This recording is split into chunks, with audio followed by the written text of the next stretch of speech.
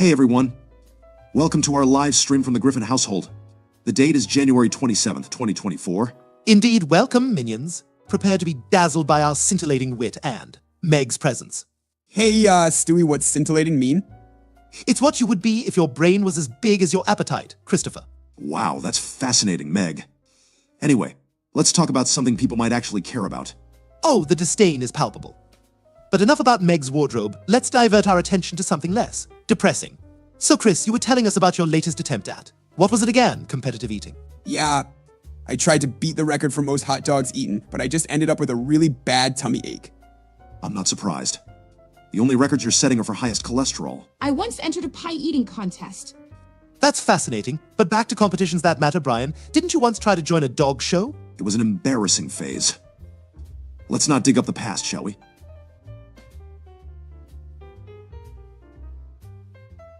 Ah, greetings, Rip Van Milton.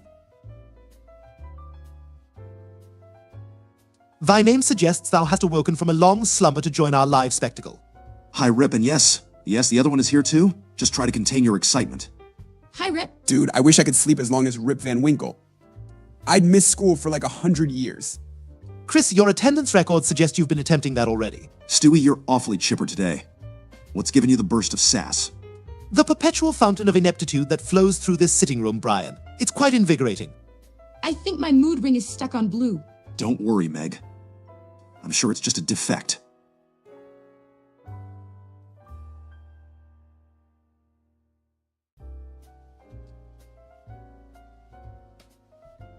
Always works for me. Yes, because a dog driving a car isn't conspicuous at all. Dad's not here, but if he was, he'd probably tell you to just track your phone or something. Maybe your car just doesn't want to be found. As for the sex on TV query from El Ciro, I should think the answer is quite subjective. Yeah, it really depends on what the FCC will allow before the watershed, I suppose. Plus, there's the internet for everything else. Is the internet why you keep locking your bedroom door, Chris? Tush, Meg. Your observational skills are as sharp as a butter knife.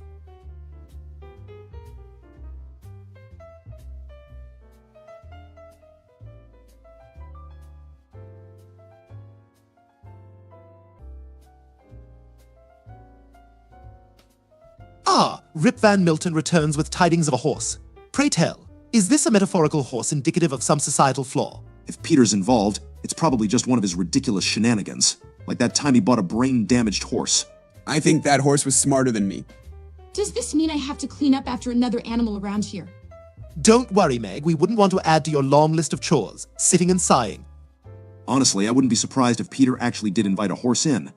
Do you remember when he tried to joust with the neighbor's Mini Cooper? With Dad, I guess anything's possible. Mini Coopers are quite ill-suited for jousting, reflecting poorly on the jouster's judgment. Peter's judgment went out the window the same time he decided wearing knee-high socks with shorts was a good idea. Do you remember when he got stuck in the chicken coop pretending to be an egg? Everything with Dad is like a live-action cartoon. Arguably, it's the fabric of our reality, Meg, a cartoon of epic proportions. At least it's never boring around here, right? Never boring. Except when Meg starts talking about her day. Hey, He has a point, Megatron. Your daily anecdotes are as gripping as a non-slip rug. Let's be fair, Stewie. Sometimes Meg's stories are so dull they circle back to being fascinating. Much like watching paint dry, one is horrified to find oneself intrigued. This one time I watched paint dry, it was actually kind of soothing. you guys are jerks. We're not jerks, Meg.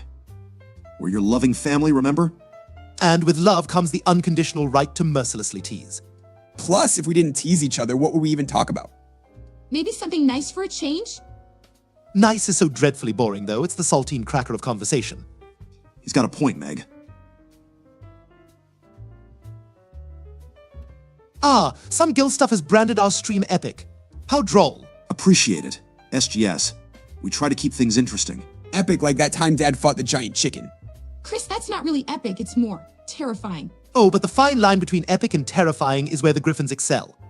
Yes, our family's ability to blur that line is almost legendary.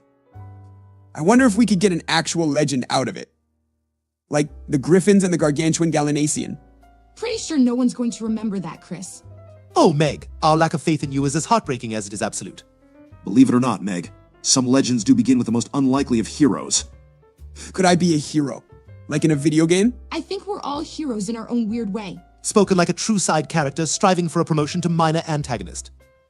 Chris, your level of heroism usually involves rescuing food from the clutches of the refrigerator. Hey, that's important too. It appears that Memecornucopia is engaged in some sort of technical escapade with an accomplice. The thing? At Memecornucopia, the vagueness of your query is outdone only by its intrigue. Maybe they're talking about fixing a car or fixing a sandwich. Or maybe they're just using code for something super secret and cool. Ah, Meg, your naivety is almost as charming as it is wide of the mark. Let's give them the benefit of the doubt. Maybe they're hackers on the verge of saving the digital world. Or maybe they just rigged their fridge to dispense ice cream straight from the freezer. Whatever it is, I hope they fix the thing before it's too late. Some girl stuff seeks permission for anarchy within the control stream. Oh, what sweet chaos that would be. It seems like someone wants to test the limits of our streaming setup. Messing around with it sounds like fun. Just like when I mess with the TV remote and pretend it's a spaceship. I'm pretty sure you can't actually mess with it. It's just a chat feature, Chris. Leave it to Meg to crush the dreams and aspirations of those who yearn for digital disorder. You've got a green light from us, some gill stuff. Metaphorically speaking, that is. Control streams, remotes. What's the difference? They both have buttons. I guess you can mess around as long as you don't actually break anything. Corn pop peepaw. Is this some sort of cryptic toddler language I'm not privy to? Or maybe it's a secret code. Borrego, blink twice, if you're trying to tell us something. It sounds like something straight out of one of Dad's cutaways. It could just be random nonsense, you know. Random nonsense or not, it has a certain poetic ring to it. Let's not forget the time Peter thought P a tier Griffin was a brilliant password. To be fair, it did take Joe a whole afternoon to crack it. Honestly, that's kind of impressive for Dad. You could try corn pop peepaw at the bank. Father, it is just enough absurdity to be a stroke of genius. Sounds like a weird cereal that'd have like a rabbit mascot or something. I'd guess it would taste like disappointment and false energy. Or like something a grandpa would say when he's trying to be hip with the kids. Yeah, except Peter would somehow make it sound less cool and more confusing. No doubt leading to an unusual series of misunderstandings with a colorful cast of characters. And probably ending with us getting chased by an angry mob or something. Ah, 3. 4 blinks, what a curiously specific number. It's either Morse code or a twitch. Or Borrego is in the midst of being abducted by aliens and trying to send us a distress signal. How do you even blink? 4 of a time? Is it like a really fast half blink? Maybe it's a secret blink language and we're just not fluent. That's it. We must dive into the esoteric world of ocular Morse code. Next thing you know, Peter starts a YouTube channel about interpreting blinks. I'd subscribe to that. Sounds comedy gold. Wouldn't that just be a bunch of videos of Dad staring at the camera? Yes, just Dad and his unending gaze. The thought alone is enough to unsettle. Actually, watching Peter try to blink in code might just break the internet. Or it could be the new way he communicates when he loses his voice again from eating too many hot dogs. Speaking of hot dogs, remember the time he thought they were finger exercises? I prefer not to dwell on the past culinary gymnastics of our dear patriarch. Well, it's better than that time he tried to use them as actual fingers. Yeah, texting was a nightmare that week. Some gill stuff's persistence rivals that of a honey badger, doesn't it? It looks like a follow-up to the Grand Thing saga. Is there closure on the horizon? I wonder. If they're fixing a thing, I hope it's not like the time I tried to fix the toaster with a fork. Yeah, we all remember how that bright idea turned out, Chris. Meg, your sarcasm is dripping more than a poorly constructed ice cream cone. Let's just hope some gill stuff isn't planning on any fork-related repairs. Safety first, stream friends. I wonder if they have cool tools like a screwdriver. That's also a hammer. Or just the common sense not to stick metal in electrical appliances. Ah, the classic touch grass's injunction. How marvelously quaint. Considering I'm essentially a talking dog, I'm quite familiar with grass. Thank you very much. Yeah, and I've mowed the lawn before. Once. I've touched grass, and then I had an allergic reaction to it. Well, Meg, that's just nature's way of saying it prefers you indoors. Some gill stuff is just reminding us of the great outdoors. It's full of fresh air and adventure. Seriously though, touching grass isn't as fun as touching mashed potatoes. Unless it's like that AstroTurf stuff. That's kind of cool to walk on barefoot. Oh, Principal Shepherd graces us with an educational challenge. How utterly pedestrian. A, B, C, D, D, E, E, F. Wait, do I have to do all of them? Seems like an odd request during a live stream, but I'm game. A, B, C, D, E, F, G, G. HIJKLMNOP. Q, R, S, T, U, V, and I can't believe I'm indulging this. W, X, Y, and Z. Now we've sung our ABCs, and I feel like we're in kindergarten again. This is so much easier than math homework. Next time, let's do numbers. It'll be like Sesame Street.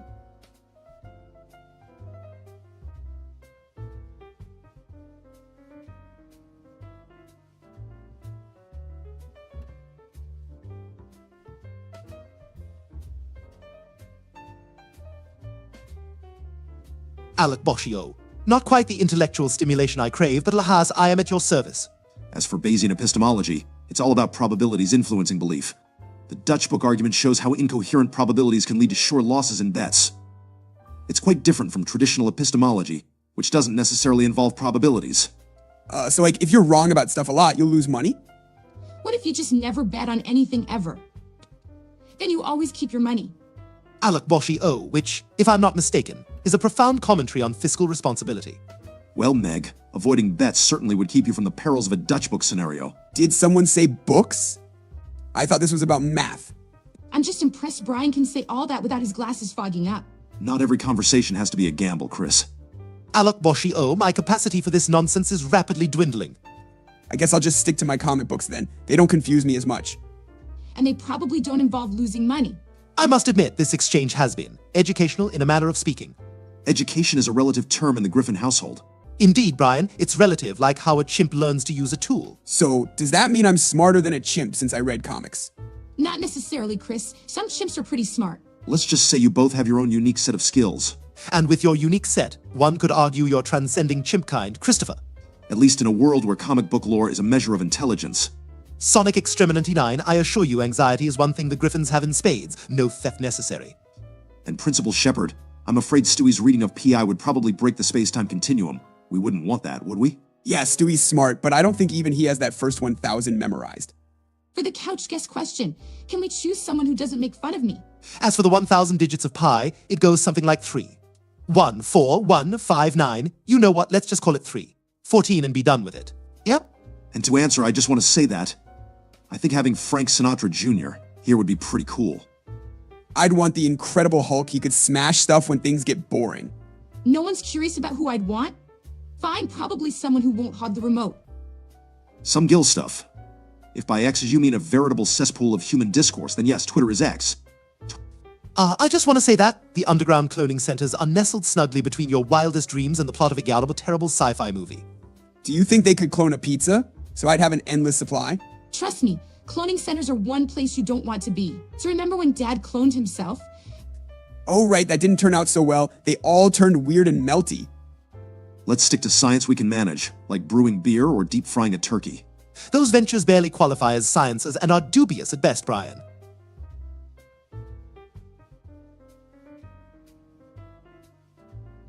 The redundancy in your comment, some Gil stuff, is almost poetic, in a dead sort of way. Sonic Extremity 9, thanks for asking. Maybe Taylor Swift, she could write a song about how sad my life is. Hey, if Taylor Swift was here, we could have a jam session. She can write a track called Ode to Meg's Eternal Path of Woe. If we're inviting Taylor, I'd like to throw in a request for You Belong With Me. You know, since we're fantasizing. You just want her here to hit on her Brian. Wouldn't that technically be a dog hitting on a cat? Because of her fan's nickname? We've moved from quantum cloning to cross-speech romance. Fascinating. That's only if we're going by strict internet nickname logic, Chris. So, a dog can't appreciate a good pop song. Is that it? Perhaps we should focus on the stream before Taylor Swift's legal team starts watching. Yeah, because they're totally tuning into our family live stream. Can you imagine the comments section if they did, though? I presume it would be filled with the delightful musings of our intellectual equals. That's a polite way of saying it would be an absolute dumpster fire. Stewie.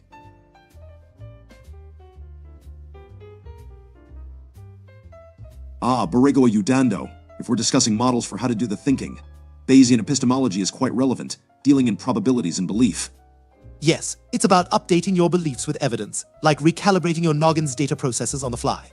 Mental models are like those things in my video games that help me decide whether to eat a mushroom or jump on a turtle, right? Somehow, I feel like that's the simplest and yet most accurate explanation we could have given. Indeed, Chris, your analogy, while a bit rudimentary, surprisingly cuts to the core of the concept. He's grasped the essence of heuristics without even knowing the word. Admirable, if not a bit frightening. Just goes to show, you can learn a lot from video games. Maybe they should start teaching this stuff in schools as Mario theory. Kak interesno, some Gil stuff. No ia do meio, via Okazales' ni vitoi strain. Looks like we've gone international. I'm not sure our video editing is up to par with whatever that was. Maybe it's a secret message. Or someone's trying to teach us Russian? It's probably just advice on editing clips. We're live, so it's not really helpful right now. Unless they want us to edit reality, in which case we have bigger problems. Indeed, altering the fabric of our existence for the sake of stream aesthetics seems a tad involved. Maybe we should stick to playing it straight. No reality-bending shenanigans while on air, at least. That's probably for the best. We don't need any more chaos than we already have.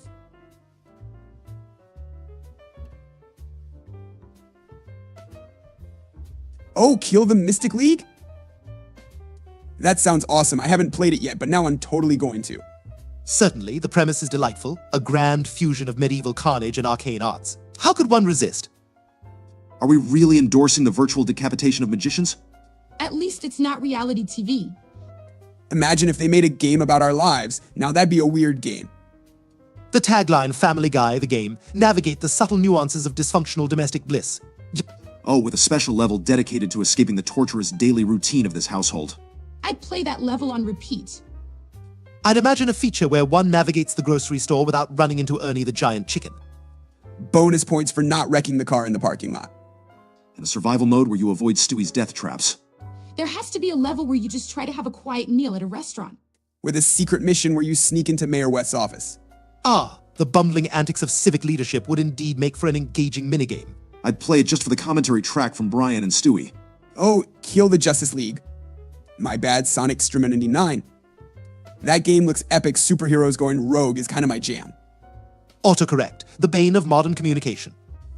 And to Borrego Ayudando, Lai Deng-hui was the first democratically elected president of Taiwan, quite the historical figure. This stream is really turning into a cultural mosaic, huh? At least we're learning something today. If only our education system was as eclectic. Alas, random YouTube comments are not accredited institutions, yet somehow more informative. Borrego Ayudando, we've acknowledged Lai Deng-hui, though I'm not sure what you're aiming for with the repetition. And some Gil stuff? I'm confident the word you're looking for is League and not Luge. It's a common typo. Don't sweat it. I am just amazed that I'm the one explaining games and you guys are doing a spelling bee. Weirdly, it's the most educational our TV family has ever been. Let's not get carried away, Meg.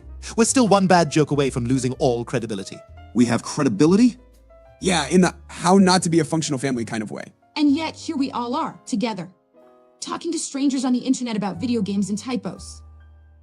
Some Gil stuff seems to be sparking a history lesson with Ho Chi Minh, the Vietnamese revolutionary leader. True, the man did play a pivotal role in the Vietnam War, politics and warfare aside. It's intriguing, no? It's like our live stream turned into a global social studies class. If only my actual social studies class was this interactive. Perhaps I could annex the curriculum and lead a revolution in intellect. I'll stick to learning from video games. They're less likely to start a war.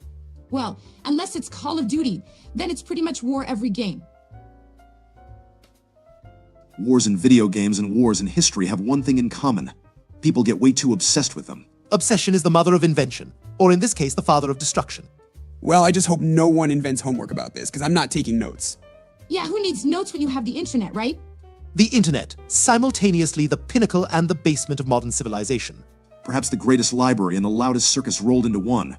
And we're the clowns performing for an audience we can't see. Clowns, perhaps, but even jesters were philosophers in their own right. And now our musings are peppered with video game references and historical figures. This is probably the most attention I've gotten in a conversation. Ever.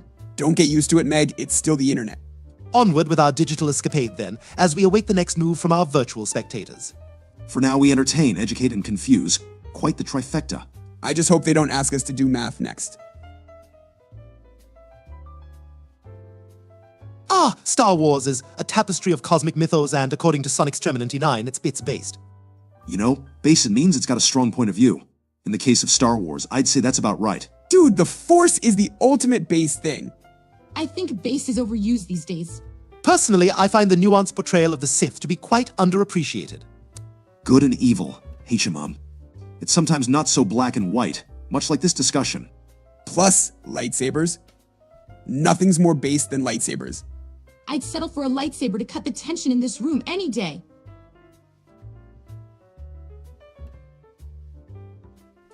Borrego Ayudando is requesting a lecture on mental models, and here I was thinking this was a casual stream. First principles thinking, eh? It's all about breaking down complex problems into basic elements and then reassembling them from the ground up. So like when you can't fix the TV so you just smack it really hard and it starts working again? Chris, that's actually not the worst analogy. If we must apply it, I suppose viewing any problem with the innocence of a child could be our first principle. Though I recommend not smacking problems like TVs. Some issues are more delicate. but not all of us have a diabolical baby's brain to solve problems with, Stewie. Most of us just fumble through, right? Right?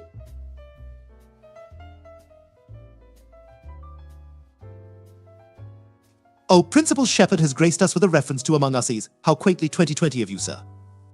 Ah, some Gil stuff. I prefer whatever language doesn't require me to learn a new alphabet. My paws are full enough with English. Sochi 4, that's okay, I didn't really need that glue. I have plenty more where that came from.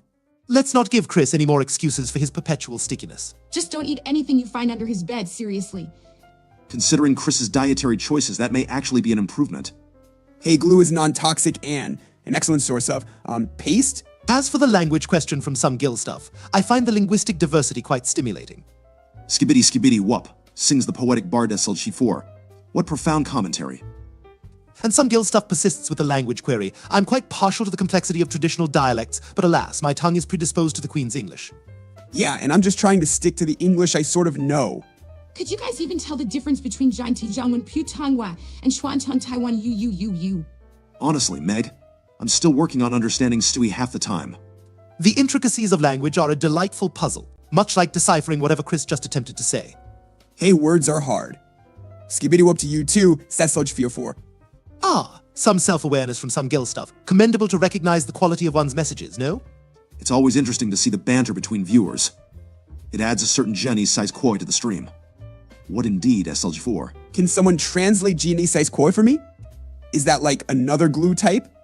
It's French, Chris. It means something like a quality you can't describe. Chris's understanding of foreign languages is as rudimentary as Meg's social life. At least some Gil stuff and SLG4 are keeping the conversation lively. Yeah, keep those weird and wonderful comments coming, guys. It's like watching two people text in public but not being able to look away.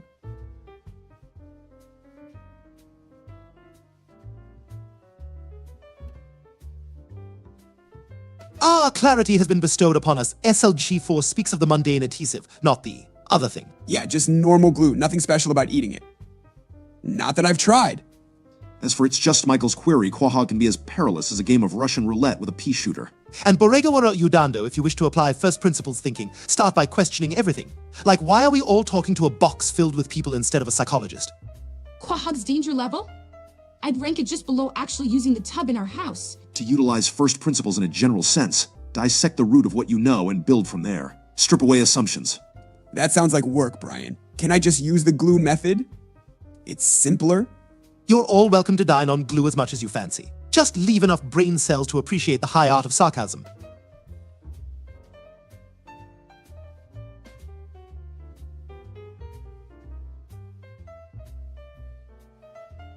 The skibbity whoop, an avant-garde expression from SLG4, and it appears some Gil stuff is an aficionado as well. Robloxian incidents and made-up jokes. Is this the internet culture summit of our time? Robloxian. Thing? I kind of want in on that. Sounds epic.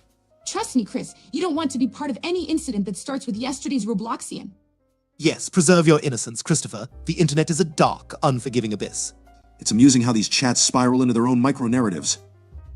As long as they keep talking about Roblox and not math, I'm good. Ah, Chris, clinging to his digital comfort zones like a barnacle to the hull of a ship. Masterpiece is a strong word, some Gil stuff. In our world, that term is reserved for works like The Godfather or Goodfellas.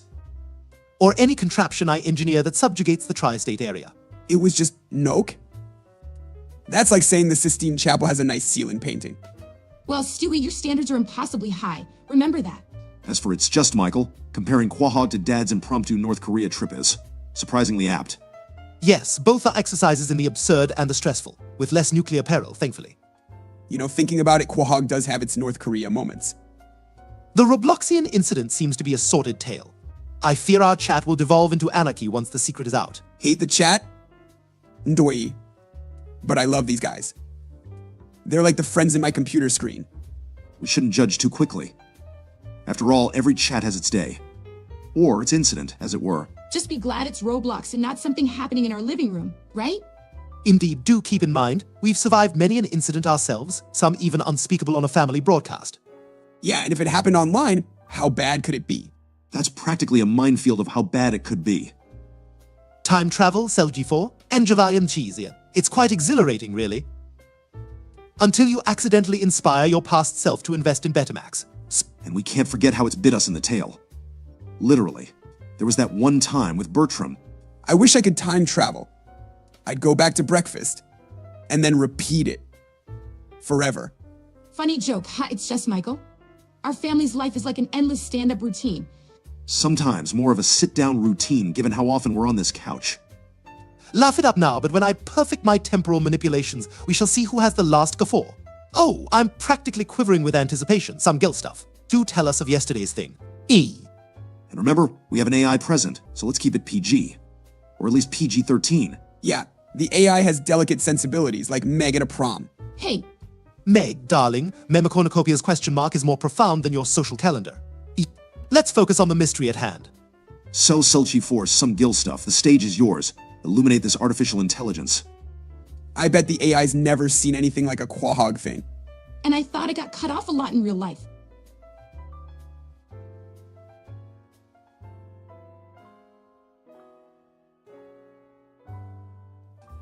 We're revisiting the shadowed memories, discussing things of yesterday's days past. Such intrigue.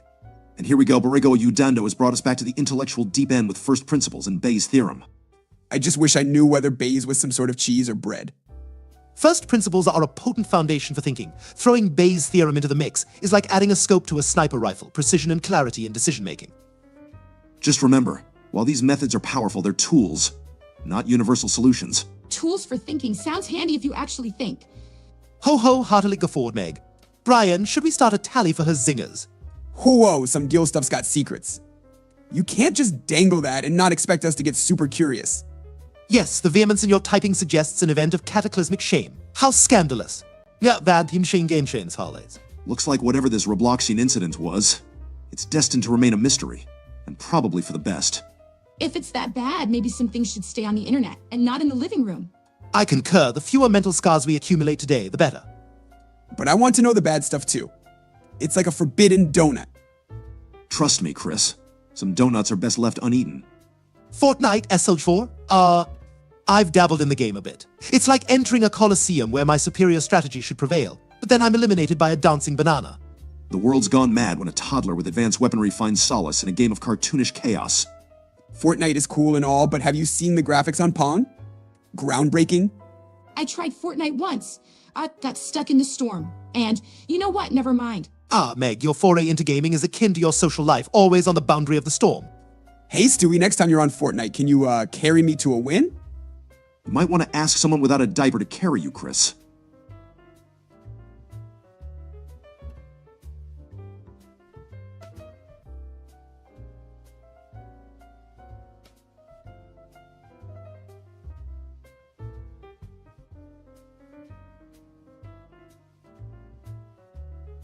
Your recalcitrance is duly noted, some Gil stuff.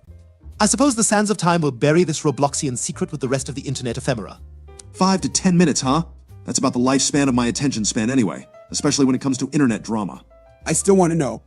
My memory's not that bad. Squirrel. Now. Korsha, I just want to say that. Ne volnuetsi, I am Mogovarik Poruski. See? I am multi-talented. Look at Meg, showing off her skills. Now, who remembers what some guy stuff was talking about? No takers? Well then, let's carry on with our internet show of delightful banter and familial love. Or whatever we call this circus. I love circuses. See, except the clowns.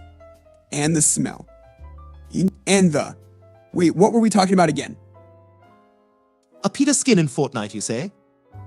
He'll be the first one spotted on the island, like a walrus at a pool party. I can already see Peter getting way too excited about that. He's going to be insufferable. Yeah, my dad is a Fortnite skin. I'm gonna play as him and do all the dances. Honestly, some Gil stuff, I think we already forgot about the Robsing thing. Yes, you've piqued our curiosity, then begged oblivion. An internet riddle wrapped in a mystery inside an enigma. But seriously, Stewie, can you imagine Dad doing the floss? As much as I'd like to erase that image from my mind, Chris, I cannot. Borrego Udando poses a rather profound question. To be succinct, there isn't a one-size-fits-all mental model. Life's complexity requires a Swiss Army knife approach. One must adapt and select the right tool for the task at hand. He's right. You wouldn't use a hammer to change a light bulb, would you? Sometimes it's first principles. Other times it might be Occam's razor. Gator Priffin? Is that like Peter's evil twin or something? And buff in Fortnite? Man, they must have buffed his character model big time. KLOL, some Gil stuff? You handle internet pressure better than I handle. Well, any social situation. Peter, buff in Fortnite. Cell 4, trust me, that is purely a fictional scenario. In reality, the man struggles to lift a spoon if it's not already in a pint of ice cream. Let's imagine Dad doing his sexy dance in Fortnite as a buff dude. That's an image no amount of brain bleach can cleanse, Chris. Ah, the plot thickens. Some Gil stuff, the keeper of secrets, might be on the cusp of a revelation. And Solchi 4 is like a dog with a bone with this Robloxian mystery. Will we ever get to the bottom of this intrigue, or is this just an exercise in futility? Whatever the Roblox thing is, it's like trying to remember where I put my Game Boy. I know it was important, but the details are fuzzy. This is like one of those TV shows where they never show you the monster because the budget is too low.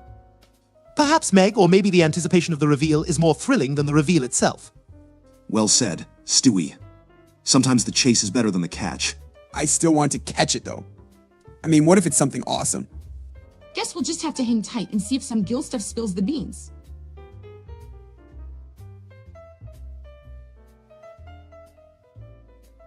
Some Gil stuff, your reluctance to spill the beans is palpable, yet it piques interest like a Shakespearean aside. Dapenji Boy's asking about puffles. Well, let's just say when two puffles love each other very much, a special kind of dance happens. Peter and Snake in Fortnite? That's a crossover episode waiting to happen, dudes. Metal Gear's tactical espionage action meets Peter's strategic. Well, continual mishaps.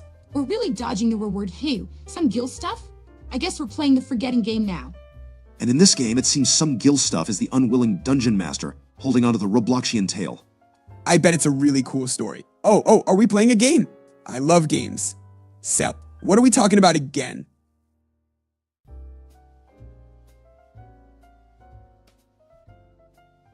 I see the Robloxian word has slipped out, despite some Gil stuff's best efforts. How delightfully disobedient. It's that some Gil stuff's goddamn speaks volumes about this entire situation. Clearly, we're circling a treasure that's meant to remain buried. I guess their word is like Voldemort around here. Oops, I said it. Ah, Flurp, Kerbal Space Program. While my contemporaries were busy soiling themselves, I was orchestrating moon landings and learning the harsh realities of astrodynamics. Let's just respect some Gil stuff's wishes. If anyone's really curious, they've got a lead. Check the previous stream. Can we talk about something other than this reward? Like how about? Never mind, I lost my train of thought. Whatever that Roblox thing is, chasing down old streams sounds like a detective movie. I'll bring the popcorn. Imleiden. Obviously, mustache love is against the nation. It's a little-known society that idolizes facial hair. I thought Mlayan was moose licking apples atop northern trees. Really an epidemic in parts of Canada. What about monkeys launching astronauts across the night sky? Space monkeys, cool. Borrego Udando, I must say, discussing firearms mechanics while simultaneously streaming does evoke a certain Joey de Vive the Viva. Tilt barrel or rolling. It's like choosing between a finely aged scotch and a robust bourbon. Each has merits depending on the palate. And on the subject of the PX4 Storm's suppressor issues, you'll find that anything mechanical tends to loosen over time with enough vibration. Hence, proper maintenance is as vital as the selection of the system itself. Yeah, I heard that PX4 Storm thing from a guy at school. It's like, you know, make sure your stuff's screwed on tight or something. Why am I not in Fortnite? Quite simple, really. The developers realized that adding a diabolical baby genius to the mix would break the very balance of the game. It's for the best, really. Besides, can you imagine Stewie running around with a pickaxe? The lawsuits from concerned parents alone would be astronomical. OMG stands for octopus makes gumbo, right? Because that's what I'd say if I saw an octopus cooking. I always thought OMG was ostriches marrying giraffes. Sounds like something you'd see in one of Dad's weird dreams. Principal Shepard's creativity with acronyms is noted. He should consider spearheading a course on imaginative linguistics. If Stewie were in Fortnite, it would just be a game of everyone else trying to survive his world domination strategies. If Principal Shepard made his own game, OMG could stand for overly mean gargoyles. They'd be like super rude or something. FCC? Surely it's the Feline Culinary Championship, a prestigious battle among the world's most elite chef cats, naturally. I thought it stood for Fancy Clown College. You know, where clowns go to become even more pretentious. Skibbity skibbity whoop. Is that like a new catchphrase, SH4? Because I'm totally gonna start using it at school. As for Kerbal Space Program at the ripe age of 1, some Gil stuff. I'll have you know I was launching interstellar probes while other infants were barely mastering object permanence. I'm lighter? That's got to be my llama ate all the radishes. I've heard llamas can be quite ravenous. Stewie's absence in Fortnite is no mystery. He'd rather conquer worlds than play in them. Maybe Stewie's in the secret level of Fortnite, where the smart babies plot galactic domination. Skibidi skibid whoop. The FCC? Feline Croquet Confederation, where cats in tiny hats play croquet. It's rather unwatchable. And as for why Stewie isn't in Fortnite, SLG4, let's just say he's too busy plotting world domination to focus on victory royales. Thinking about Bayes' theorem all the time, Borrego Udando. I don't know, I tried thinking once. It made my head hurt. Attempting to apply Bayes' theorem to all facets of life could leave you in a perpetual state of statistical analysis, which is either utterly fascinating or profoundly disturbing, depending on one's perspective. Imagine if I used that theorem to calculate the odds of getting a date. Actually, maybe I don't want to know. See, with Stewie's intellect, Bayes' theorem is child's play. For the rest of us, it might as well be a recipe for making a souffle underwater. Ah, my presidency. A short-lived yet gloriously totalitarian regime. Diaper rations for all and nap time was outlawed. The golden era, really. If you apply Bayes' theorem to everything, Borrego Udando, you might just become the most indecisive person ever. Or you'll win at Jeopardy. It's a toss-up. Being president sounds cool. Do you think if I was president, people would finally listen to my kazoo solos? I can't even imagine having that much power. I mean, if I were president, maybe people would stop calling me. Oh, who am I kidding? You'd excel in predicting outcomes, Borrego, but you risk becoming that person at parties spouting probabilities instead of enjoying the punchbowl's whims of charts. Precisely, you'd be living life as if it were one giant spreadsheet. And suddenly, spontaneity becomes a quaint concept of bygone days. A song, SLG4? Woof, woof. As for your question, Principal Shepard, EMIC 2 is the cornerstone of modern physics, aptly describing how mass and energy are but two sides of the same coin, much like Lois's personality flips on a dime. Yeah, and I know a song about coins. Pennies from heaven. Wait, do kids still know what pennies are? Principal Shepard, should you not be smart enough to know such a rudimentary physics principle without my assistance? Stewie, let's give the man some credit. I'm sure he's just engaging with his students outside of the classroom. If we're singing, can I do my rendition of Single Ladies? Oh, wait, never mind. Nobody wants to hear that. The smell that lingers far too long? Haven't we all agreed it's the foul stench of Peter's clam day experiments? Good heavens, SLG4 and Sungil stuff. Should you not be finishing your sentences? I'd sing a song, but last time I hummed in the shower, the neighbors called the cops. That's because you were singing Wrecking Ball at the top of your lungs, Chris. Even the dogs covered their ears. Let's not get dramatic now. No need to shut the E anything. Perhaps our viewers have mistaken the chat for a telegram. Sometimes my perfume lingers too long. But then again, isn't that the point? I mean, who doesn't love the scent of your desperation? The equation, E equals mam squared. Because I love mams and I think they should be part of every equation. Good grief, Christopher. So, it's EMIC 2, Einstein's theory of relativity. It essentially postulates that energy equals mass times the speed of light squared. Deep stuff for a family live stream, don't you think? Please, Brian, I've already got the puppets prepared just in case. Wouldn't want to disappoint our intellectually curious audience. I just like the squared part. It makes me think of square dancing, which is another thing I'm excluded from.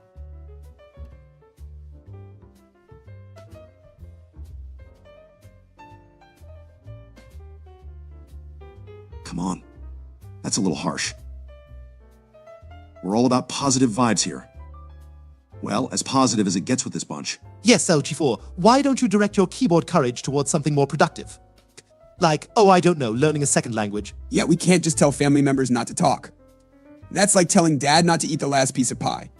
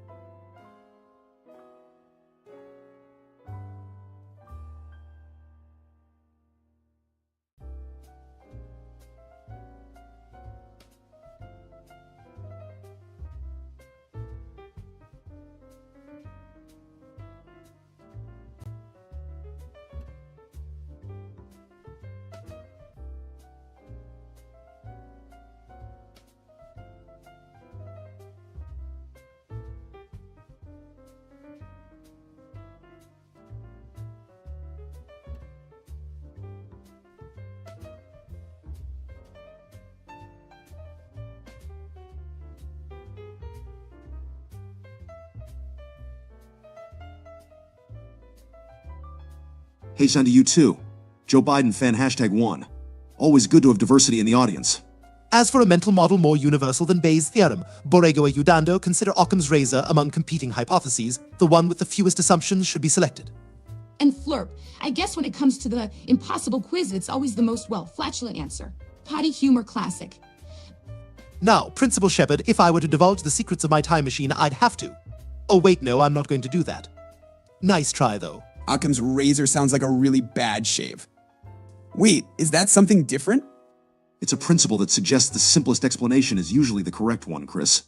Simple is good.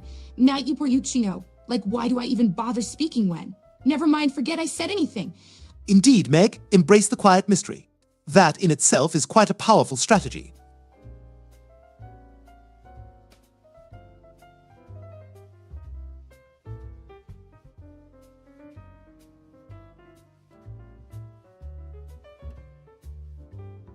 Ah, it has to be this way. Not quite my repertoire, but for a subscriber, I'll consider belting the Family Guy theme. Do I smell desperation? Indeed I do. And I just want to say that it appears you may have left your message incomplete. A poetic ellipsis, perhaps? Sing it, Stewie. He's gonna do it. This is so cool. It's like we're doing our own concert, but like with a baby and a dog. At some Gil stuff, you've captured the existential query of our time. Why? To that, I have no answer, for it's as enigmatic as Meg's dating life. Thanks, Stewie. I always appreciate how you find new ways to weave that in. I kind of want to hear what I just want to say that was going to say. It's like the beginning of a mystery novel. And Sludge 4. Just to clarify, we're subscribing to philosophies now, or are we still talking about YouTube? Sing the theme, and then subscribe to existentialism. Quite the eclectic taste.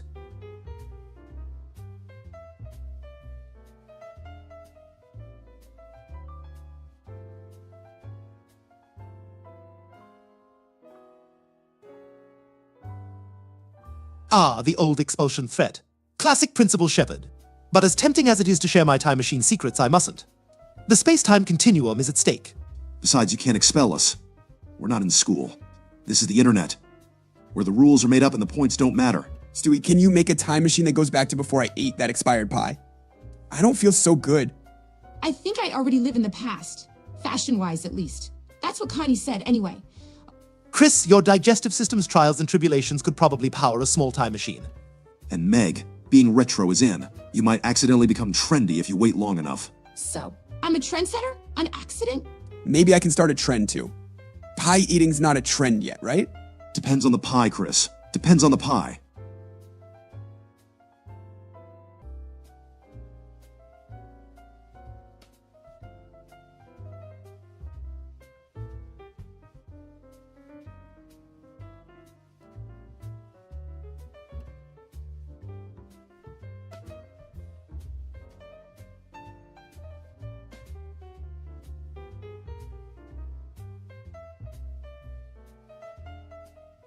It seems today that all you see is violence in movies and sex on TV, right, SLG4?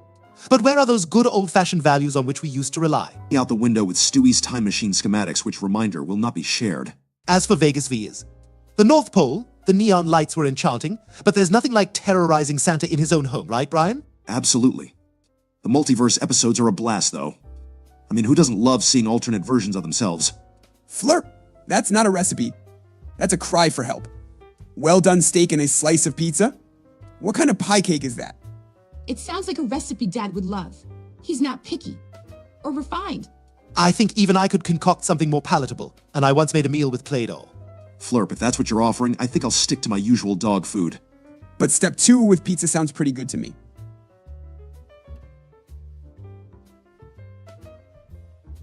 Medium, rare salmon? Flurp, are you attempting to create a culinary abomination or simply a new form of indigestion? I just want to say that. Threats of unplugging notwithstanding, you're talking to a dog and a baby genius here, not a machine. At some Gil stuff. That looks like my keyboard after I tried to write a love letter while eating alphabet soup. And cake icing over steak and salmon? I guess everything is better with icing? Like that cake my mom hides her cigarettes in. Chris, that says more about our family than anything else ever could. Trust me, Flurp. I've eaten some questionable things out of the trash, but even I wouldn't touch that creation. Maybe that's why we don't let Chris cook Thanksgiving dinner anymore. Hey, that one time was an accident. Who knew you couldn't fry a turkey with hairspray? elephant steak and rabbit chops. Flurp, you're either running a black market zoo kitchen or competing for the world's worst cook. And yes, I just want to say that. We've taken our COVID shots. Well, I have. I'm the family pet. It's expected of me.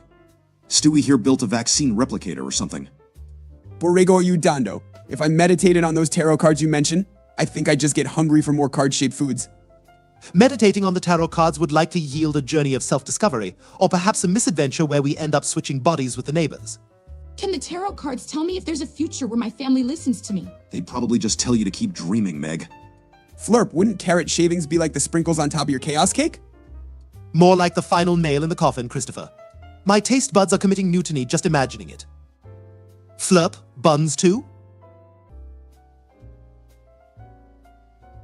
You, my friend, are a walking culinary catastrophe.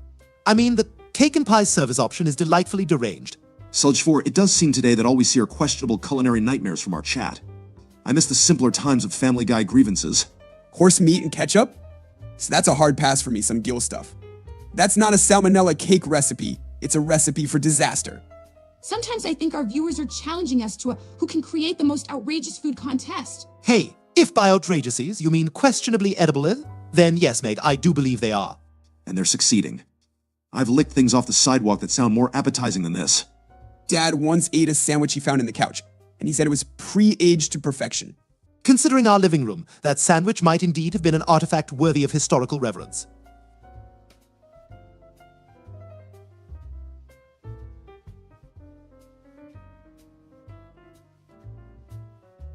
Icing, raw meat, and sweet and sour sauce? Some Gel stuff, you're crafting a dish that would give even the most adventurous food critic pause. To clarify, I just want to say that yes, we've taken the jab. Well, except for Chris. He's convinced the needle will steal his thoughts. Serve with sweet and sour sauce? Might as well add some gummy bears and licorice to complete the ensemble. As for undefined, that might actually be the safest ingredient suggestion we've gotten today. I just want to say that. Flurp, we jest, but truly thank you for embracing your title with such gusto. It's an impressive feat in culinary chaos. 40 ounces of raw meat with cake on top. You folks are creating Frankenstein's monster, one layer at a time. Walking culinary catastrophe has become the compliment of the day, apparently. Indeed, we've stumbled upon the inverse gauntlet of gourmet. Who knew our stream would turn into a twisted iron chef saga?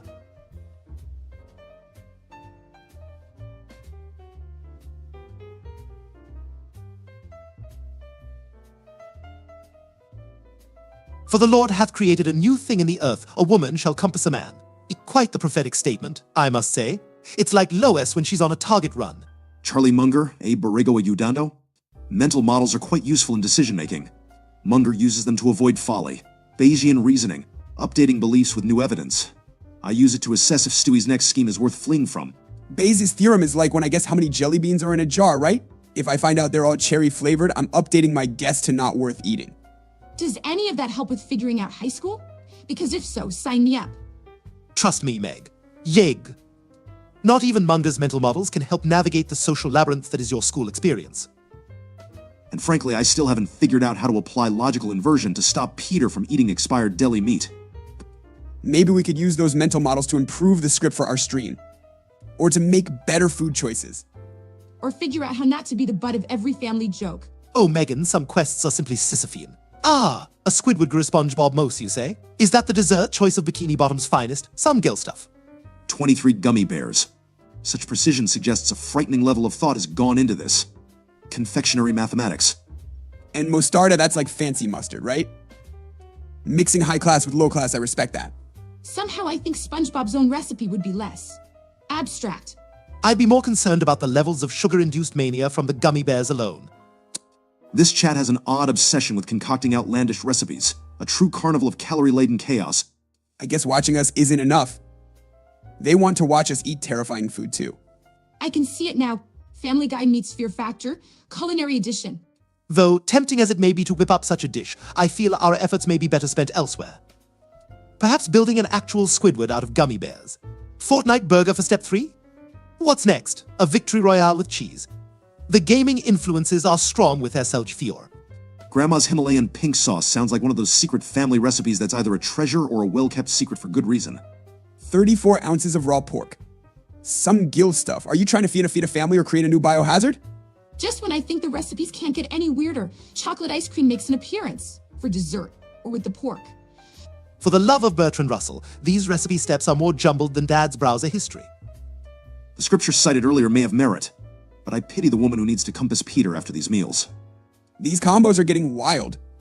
Is this a menu or a list of dare foods? Are we sure we're not just listing items from inside the refrigerator during a blackout? Don't give them ideas, Meg. The next recipe might just be icebox surprise. Yep.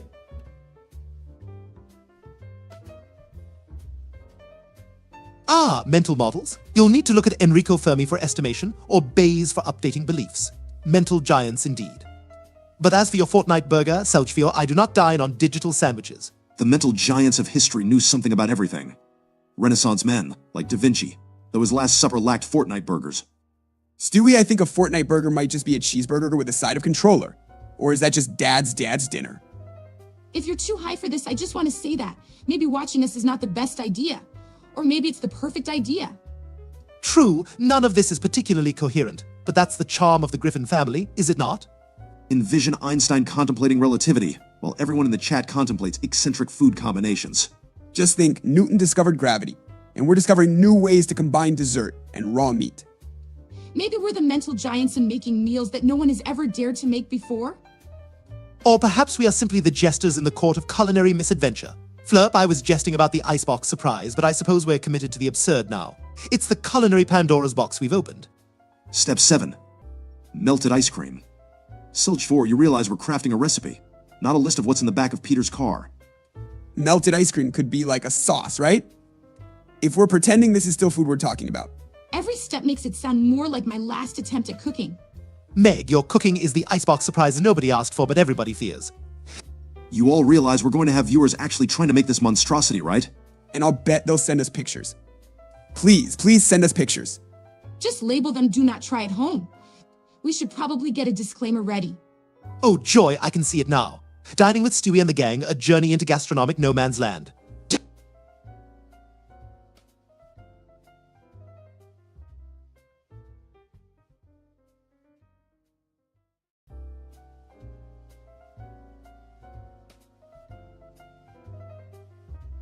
And just when I thought it couldn't descend into further culinary anarchy, some gill stuff suggests cow testicles.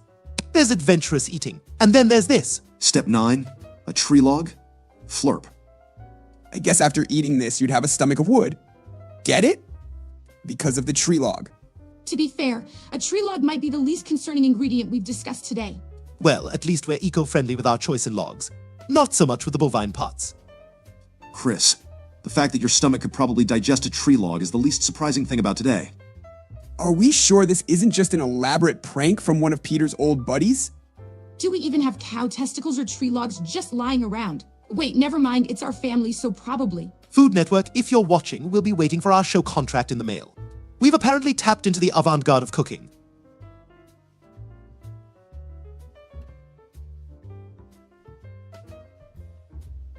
Preferably sequoia, you say, Flurp? Ah, yes, like choosing the finest of woods to go with our cow innards. Silgy 4. I'm assuming your step 10 in cancer is a type of crab. Although at this point, who knows what's really going on? We've got ingredient suggestions rivaling one of Dad's creative barbecues. I'm not eating tree though, even sequoia.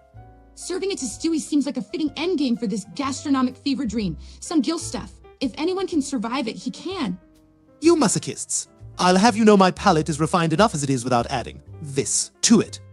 Stewie's taste buds are probably the only thing sophisticated enough to decipher whatever this dish is supposed to be. Maybe this is what people in the future eat? Right, Stewie? At this point, I feel like we're pitching ideas for a twisted episode of Chopped. Indeed, Meg.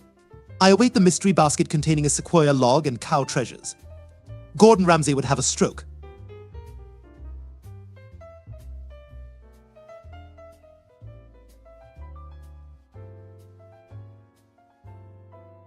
Ah, a shepherd's pie request from Flurp.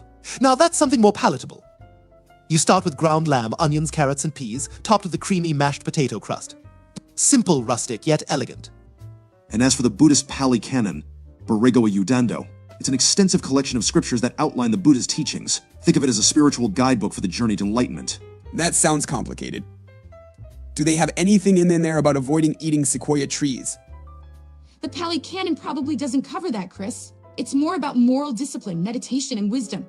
Indeed, the Noble Eightfold Path doesn't typically feature cooking advice, though right diet could arguably nix our current recipe debacle. Internal dialogue seeds? I'm not sure Peter's internal dialogue extends beyond what's for dinner. And dupes, did I do that? Maybe I should try meditation. It has to be easier than math class. Enlightenment sounds great, but I'd settle for a day without being the butt of everyone's joke. If enlightenment involved consuming this chat's concoction, then I fear the path would be fraught with indigestion. Step 11. A stinky white substance according to Selj-Fio. If we're considering loathsome additions, I shan't even entertain where that substance originates from. I agree with some Gil stuff. I think our absurd recipe journey came to its merciful end a while ago, preferably before these stinky contributions. Good call, Flurp. Mom's pearl necklace in the cake would be like really hard to chew. Are we literally just listing cow testicles as every step now? Some Gil stuff? I think the dish is cow testicles with a side of cow testicles. If this is some Gilstuff's idea of course progression, I'm beginning to worry about his fixation on bovine anatomy. I'd say this recipe has been taken off course and then shot into space without a return trajectory. This isn't even a recipe anymore. It's just a word repeated over and over. Maybe it's a mantra. Cow testicles, cow testicles, cow testicles.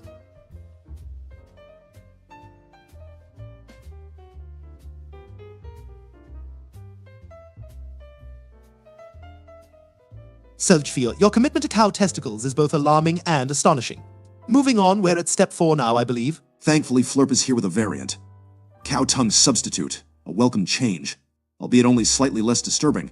And we can only use it once, so we gotta choose wisely. Is it like a magic ingredient in our cow part extravaganza? Finally, some restrictions. This recipe was getting a little too Wild West for me. Wild West? More like a journey into the heart of bovine darkness, Meg. Let's use the cow tongue in place of the sequoia log. At least it's protein. Yeah, and maybe it'll make the dish a little less tree-like? I can't believe we're seriously discussing cooking with these parts. Meg, when haven't we needed to seriously discuss the oddities that plague this family's dietary habits? Deep frying an entire bovine, Flurp? That's a job for a professional, not a family sitting on their couch with a questionable cooking track record. Step 5. Human meat. Selj-4, your suggestions are bordering on a crime, and I have to draw the line at cannibalism. Oh, a really, really big bathtub for deep frying sounds like something out of Dad's wildest dreams. You guys are kidding about all this, right? The human meat thing. We're not actually considering it? Of course not, Meg. See, of course not, Meg. It's Selj-4's dark sense of humor. We only cook with the finest of inhuman meats. And some Gil stuff is suggesting raw horse meat now. It seems our chat has taken a nose dive into the culinary underworld. Can we maybe stick to a recipe that won't get us visited by the police? I'm pretty sure we're going to get a visit from more than just the police if this keeps up. Indeed, Meg. Perhaps the health department, animal control, and a psychiatrist, to name a few.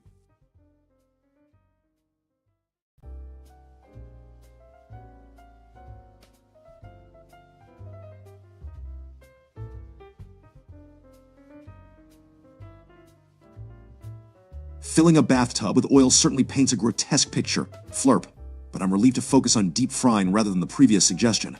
A rusty spoon? That's got tetanus written all over it, Selj-4. I'm not sure what step that would be in any recipe. Dip a young cow of 7 months old.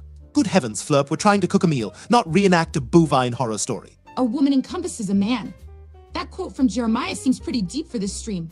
I just want to say that. Mental models? Borrego Idando? You're talking Occam's razor, Hanlon's razor. Even the Pareto principle can be quite insightful. Serve with broiled cow fetuses. Flurp's culinary machinations have truly outpaced those of even history's most noted villains. Why does everything have to do with cows today? Can't we talk about chickens or like broccoli? Right now, I'd welcome a discussion on almost anything but this recipe. I concur. Perhaps we can steer the discourse towards the grossly overlooked subject of the humble potato.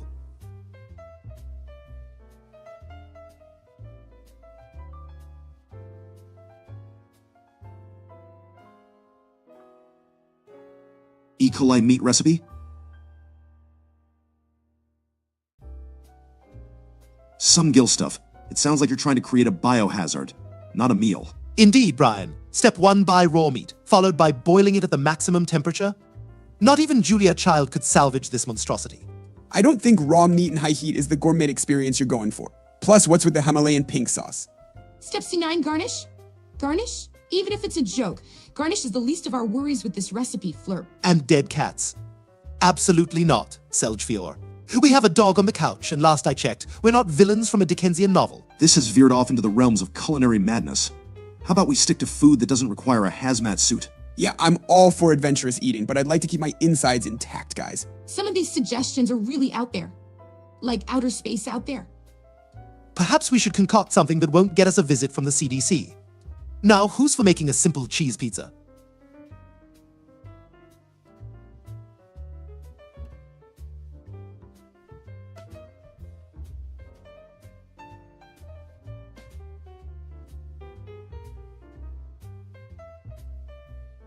Melted chocolate ice cream as a sauce. Some Gil stuff. It's like you're just naming things you find in the kitchen at random now. Step 5? Too much oil? It sounds like we're no longer making a meal but concocting a potion. Thanks for the shout out, Flirp. A chicken recipe, huh? Let's try chop up the chicken and skip the cow testicles part this time. Eh? Step 7, chicken seems redundantly vague and serving with cow testicles is definitely not going to happen. Some Gil stuff. Set the heat to obliterate? Flirp, I'd like to retain the use of our kitchen. Thank you very much. If we did that, we'd need a new house, not just a new pan. For the best sidearm, I guess you'd want reliability and accuracy. Something classic like a Smith & Wesson. As if they'd ever let me carry a gun. But hypothetically, let's say something small that fits in a purse. Ah, choosing a personal concealed weapon? I have an entire armory at my disposal. But for subtlety's sake, perhaps a Walther PPK, a lad James Bond. Voila. Chicken indeed, Flirp. Sss.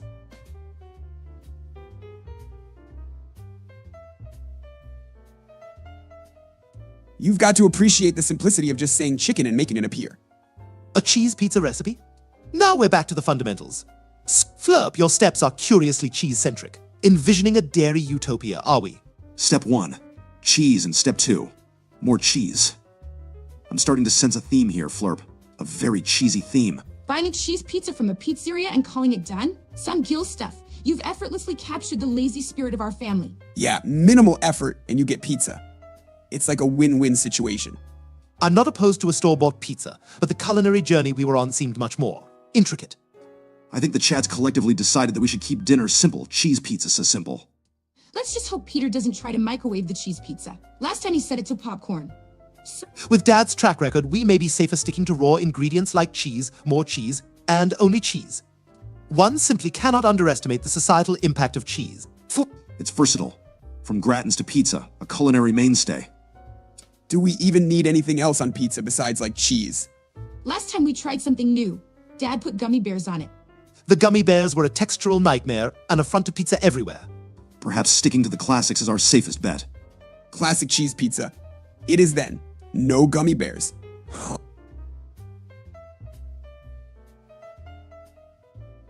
Ah, the Robloxian incident, Flirp. Let's just say there are some digital realms I'm no longer welcome in. Special pizza recipe? I'm intrigued, some Gil stuff. Does it involve anything? Non-cow related? Conceal carrying a dish cake? Borigo. That's more of a mounted turret than a sidearm. You planning on fighting off a battalion? Step 1, get pizza dough. Sounds like we're actually going to cook something normal for once. A DSK is preposterous, Brian. I'd opt for something much more discreet. Perhaps a micro-drone armed with lasers? I think even a micro-drone would be overkill for Quahog Stewie. Let's just stick to the pizza dough and leave the heavy artillery out of the kitchen, okay? Yeah, the most firepower we need is to light the oven.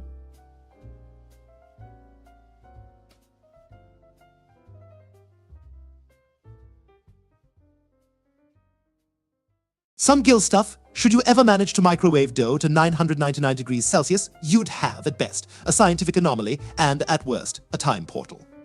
Emini ocean kushekshi govorit poreski zizis. I just want to say that. There, are you happy now? Pink sauce again? That's becoming a staple in this very odd culinary journey. As for supplements, I just want to say that my daily regimen includes vitamins for a super genius, fish oil for the brain, and a multivitamin to deal with living in this family. Grandma's Himalayan pink sauce kind of sounds like something Lois would actually buy. I am Adiasis, Shichigat Moa Usalia, which means I hope the viewers appreciate my efforts. Microwave to 999 degrees Celsius? We might as well just throw the microwave into Mount Vesuvius. I'm also quite partial to a good protein shake. Helps maintain my football-shaped physique. Step 2 sounds like a recipe for disaster rather than a recipe for pizza.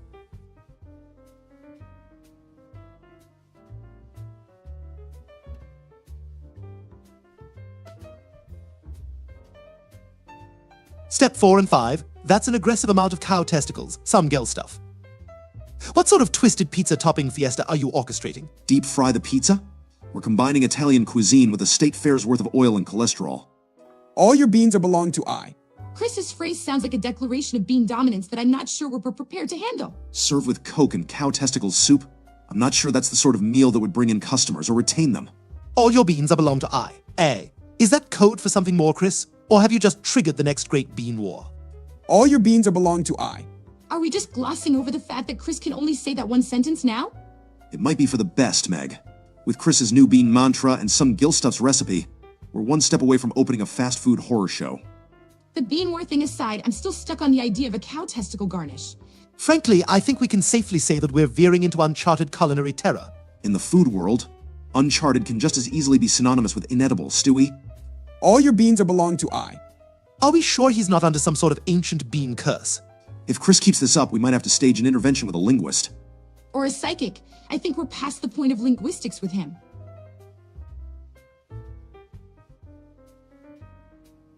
The moral and ethical implications are, well, murky at best, Borrego Udando. It rather depends on whether you're planning to cut the ribbon at a grand opening or something less festive.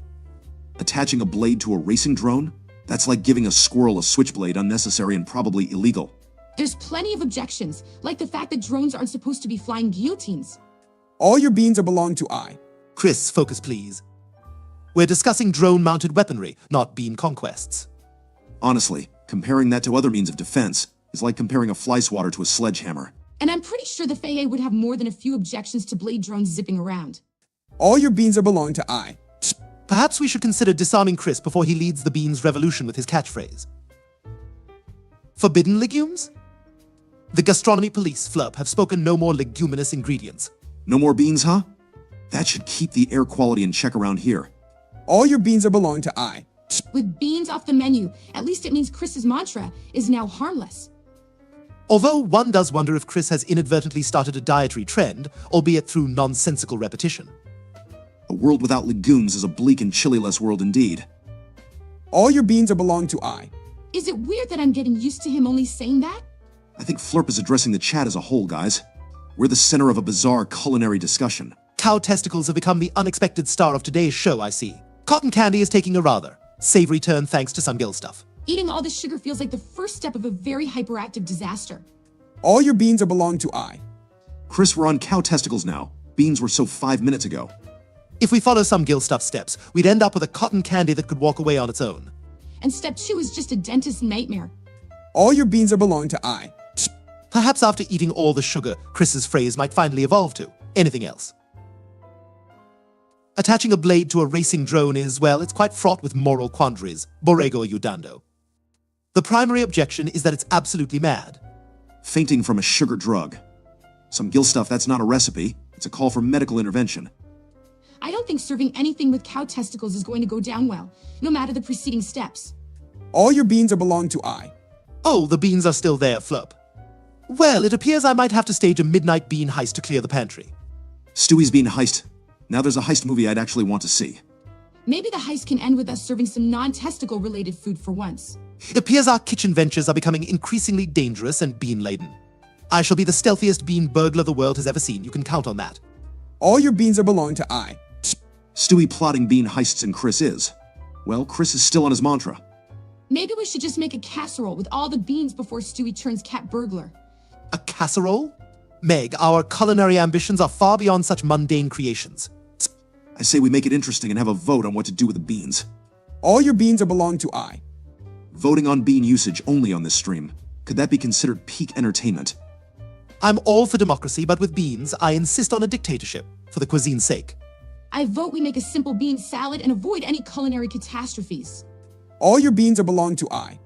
Chris, focus. There shall be no bean salad. We're not savages. Let's compromise Stewie gets his bean dictatorship, but we keep the dishes somewhat edible. And maybe keep them cow testicle free, for variety's sake. Slinging energetic materials into trenches? Borrego Udando, that's military strategy, not defense. It's a moral minefield. Indeed, one must consider the ramifications of using drones in such a manner. Much like using a laser pointer not for cat entertainment but for world domination? All your beans are belong to I. I think the coolest celebrity motorhome has got to be Will Smith's size. It's like a mansion on wheels. At Flurp, glad to know you're enjoying our stream. The Robloxian stream or this, a quandary for the ages. All your beans are belong to I. Still holding strong with the bean mantra, Chris. And for the record, worse is definitely not the kind of accolade we want, Brian.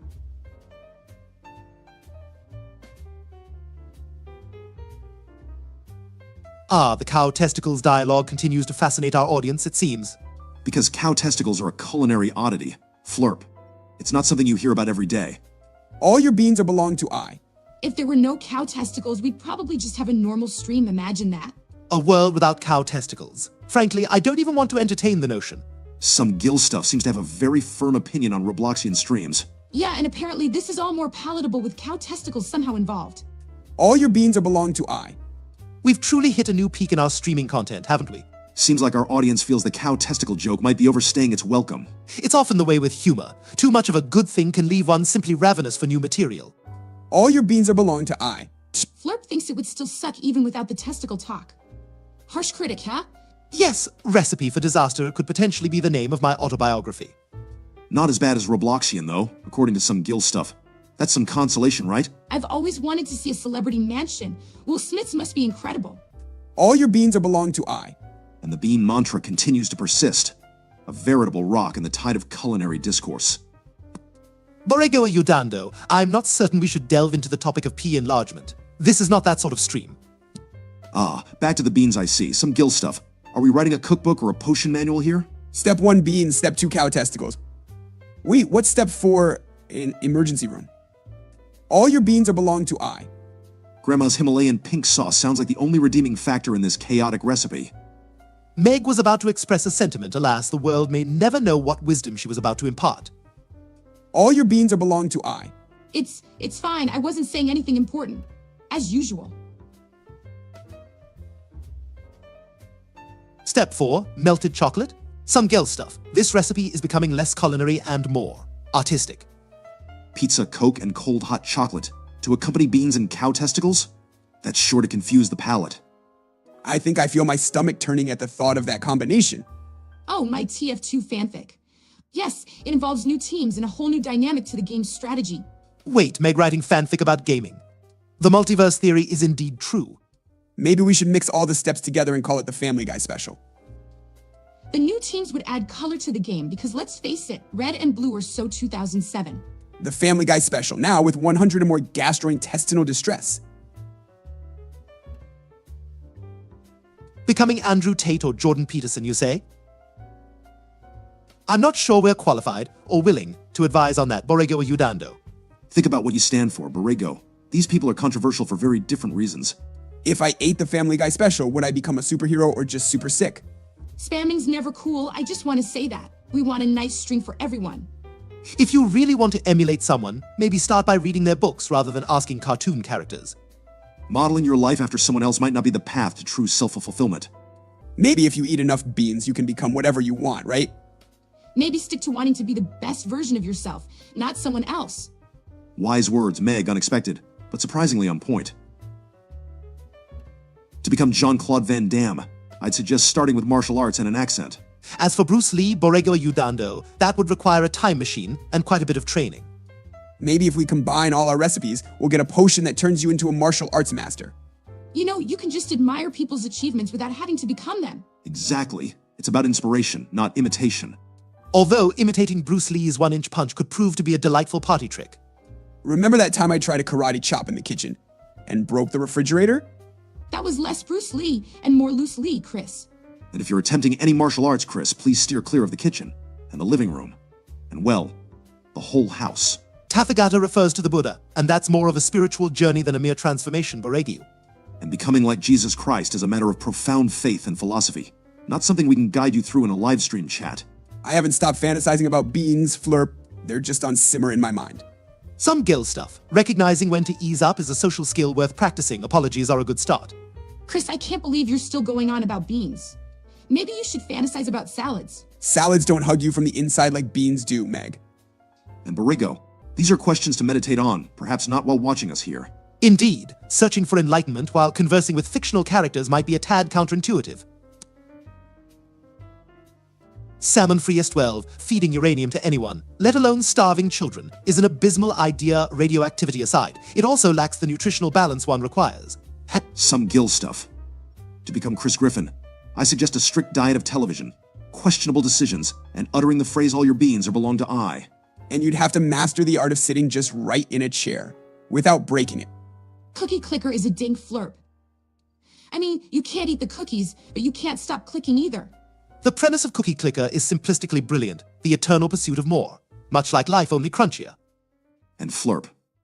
If it's getting annoying, we do encourage a healthy debate here. Just keep it respectful. Hey, I resent Brian.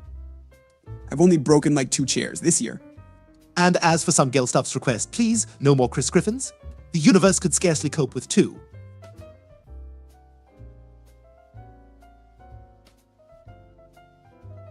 Becoming our neighbor Herb would entail a move to Quahog and a proclivity for minding other people's business, Borrego. Plus, you'd have to develop a taste for gaudy window treatments and lawn decorations. And why would anyone want to live near us? We're a hot mess. According to Salmon Freest 12's whims, Brian can only say woof now. Quite the downgrade in vocabulary. Woof. Yep, sounds about right for Brian.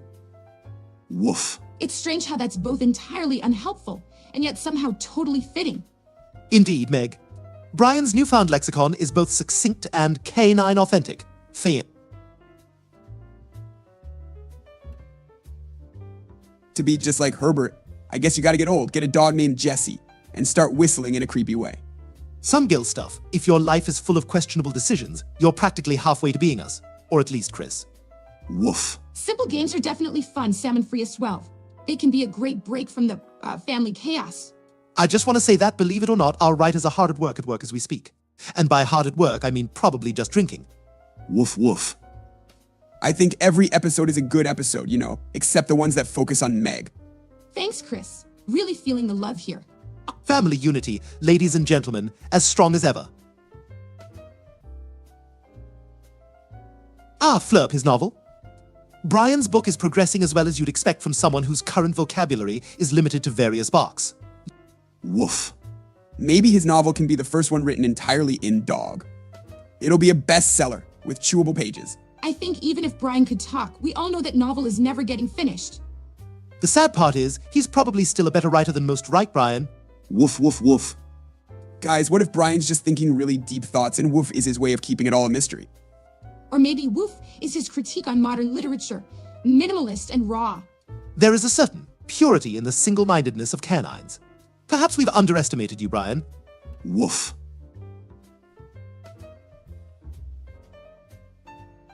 The lover between Herbert and Chris is not something one should aspire to, Borrego or Udando. It's, well, let's just leave it at unique. Yeah, I wouldn't call it love. More like him being really friendly. And old. Really, really old. Meow. Oh, look at that. Meg has finally found her voice, or lost it to feline whimsy. I still don't understand the whole Herbert thing. I just try to be polite to everyone. Politeness is one thing, Christopher, but setting boundaries is also crucial. Purr. You know, in a strange twist of fate, the cat noises are an improvement. I concur. She's almost adorable now. Almost.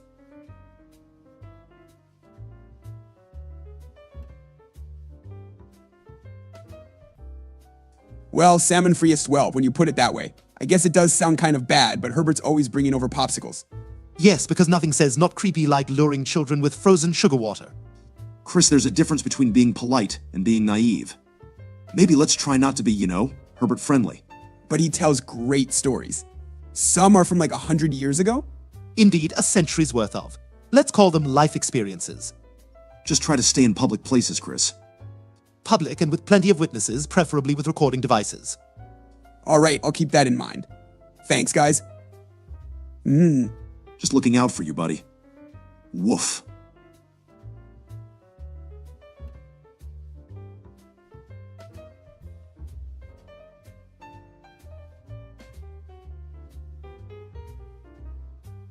So make a cat girl, Flurp?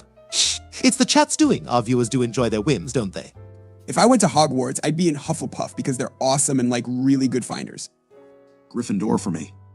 Not because I'm brave, but because I look great in red. Slytherin obviously suits me, given my charm and ambition. What about you, Meg? Meg, what house would you be in? Meow. That's right, Meg's a cat now. So, which house is good with cats? Hufflepuff, I suppose. They have a certain tolerance for the unusual. Yeah, and Meg's definitely unusual. Right, Meg?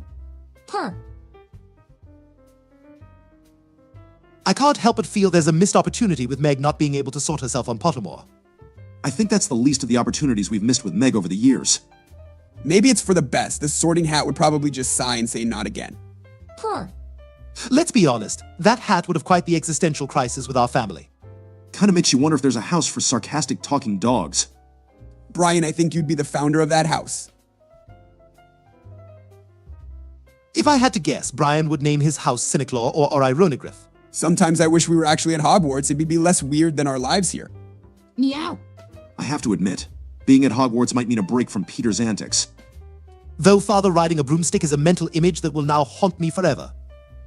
At least we don't have to hide you being a talking dog at Hogwarts, Brian. True. I'd blend right in with the talking portraits and the ghosts. A love like Lois and Brian? Ha! Borrego Udando, aim higher, you don't want a love based on canine fixation. For the record, it was never love, just A. Profound appreciation for Lois's care. Yeah, and about Silksong and Half-Life 3. I'm starting to think they're just myths, right? Perhaps the end of the universe will come before either of those release, Flub. It's always a toss-up with games that become legends for never coming out. Meow. Look at that, Meg's cat noises are as articulate about our gaming woes as anything else could be. Who knows, maybe Meg will release a game before those two do. I wouldn't hold my breath. Woof.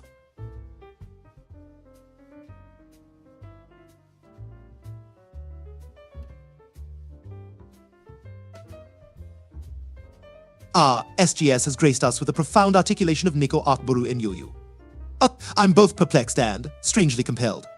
It sounds like something you'd say after a particularly disorienting tumble through Peter's thought process. Is that like a new dance move or something? I'm down for trying it out. Trust me, Chris. There are some corners of the internet it's best not to dance into.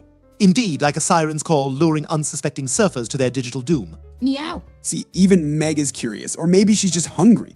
Curiosity killed the cat, but in Meg's case, it might give us a moment of peace. Woof.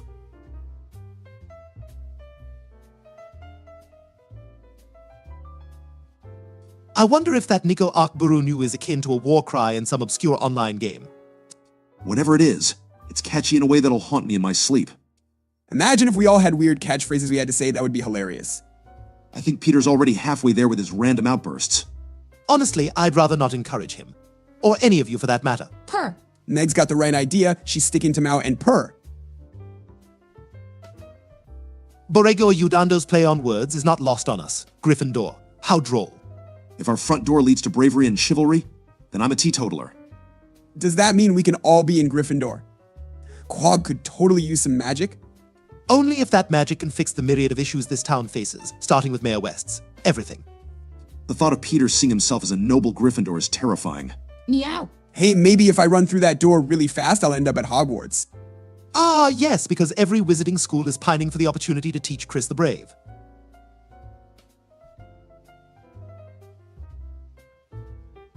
Flurp has acknowledged our humor with a knee slap. We've reached the pinnacle of comedy, it seems. I think the real comedy is the idea of Peter as headmaster of Hogwarts. If Dad were headmaster, every meal would be spaghetti tacos. I can picture him now decreeing the halls with nonsensical decrees. All shall wear hats on their feet. Imagine Quidditch games. He'd probably try to join in with a riding lawnmower. Meow. Can you imagine Meg on a broomstick? I'm more concerned about her landing strategy. Look out below, indeed. The thought of Meg maneuvering a broomstick conjures images of calamity unseen since the Hindenburg disaster. That's harsh, Stewie. Maybe she'd surprise us and be really good at it. Or she'd redefine the term crash landing. Well, if family history is any guide, I'd wager on the crash. Meow. I think Meg just agreed with you, Stewie. In Meg's defense, she's probably more aerodynamic than Peter.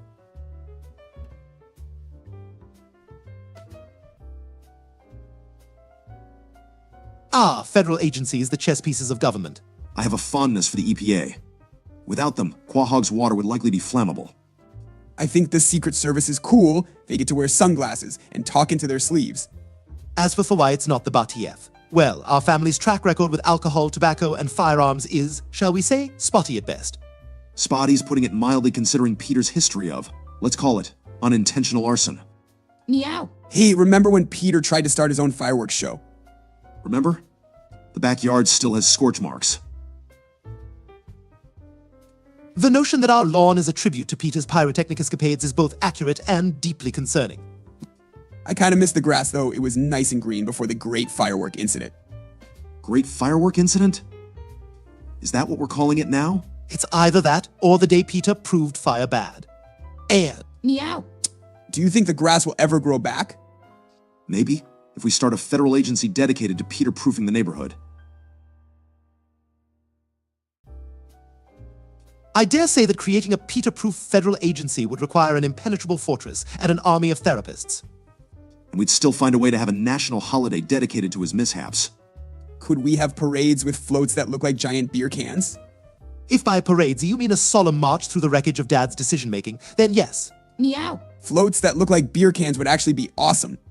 Knowing Quahog, it would become the town's biggest tourist attraction.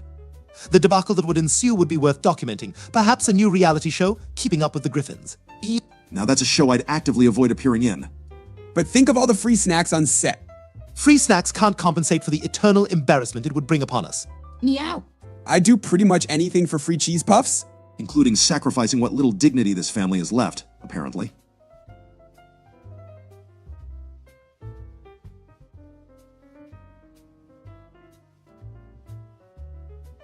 Ah, Borrego Udando seems to believe a cot in a hypoallergenic pillow is the pinnacle of sleep systems. It's not so much the bedding that matters, but rather the diabolical plans one hatches upon it. Cots are cool, but a bed with a race car frame? Now that's living the dream. The hypoallergenic pillow is a plus, though. No one likes waking up with a face swollen from allergies. As for the duvet, its effectiveness is directly proportional to the coldness of the room and the solitude one enjoys. I'm not sure what Flirt meant by undefined, but it sounds mysterious. Or like a mistake. Maybe they're pondering the undefined aspects of life. Or it's just another victim of autocorrect. Autocorrect, the bane of modern communication. It's like having a conversation with a stroke victim. I wager the remote has begun a new life, shacked up with lost socks and unfulfilled dreams. Could be under the couch, or Joe's accidentally rolled away with it again. Meow. Meg, your contributions are as valuable as a chocolate teapot. I'm still thinking about that duvet. A good night's sleep makes all the difference. Sometimes I just dream of sleeping in a big bowl of mashed potatoes. Comforting, you know? Chris, sleeping in mashed potatoes would make for one starchy slumber. I must say the idea does present a semblance of warm, carbohydrate-rich security. Yeah, and it'd be like having dinner in bed without the plates. Just be wary of dreaming about gravy boats. That's when things get too literal. Meow. We're definitely not getting any closer to finding that remote. Maybe we don't need a remote if we can just dream up the shows we want to watch. Ah, Borrego Udando is evoking Pythagoras. Seems we are in the presence of a mathematical enthusiast.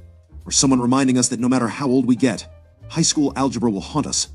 I always thought the Pythagorean theorem was a recipe for triangle pie. Chris, your grasp on academics is as tenuous as Dad's on reality. Meow. Don't be too hard on him. Not everyone can be a genius like you, Stewie. Yeah, Stewie, what's the square root of this couch not having a remote anymore? I surmise it's equal to the square root of Peter's latest shenanigans. Meanwhile, I'm calculating the odds of us ever finding it under this mess.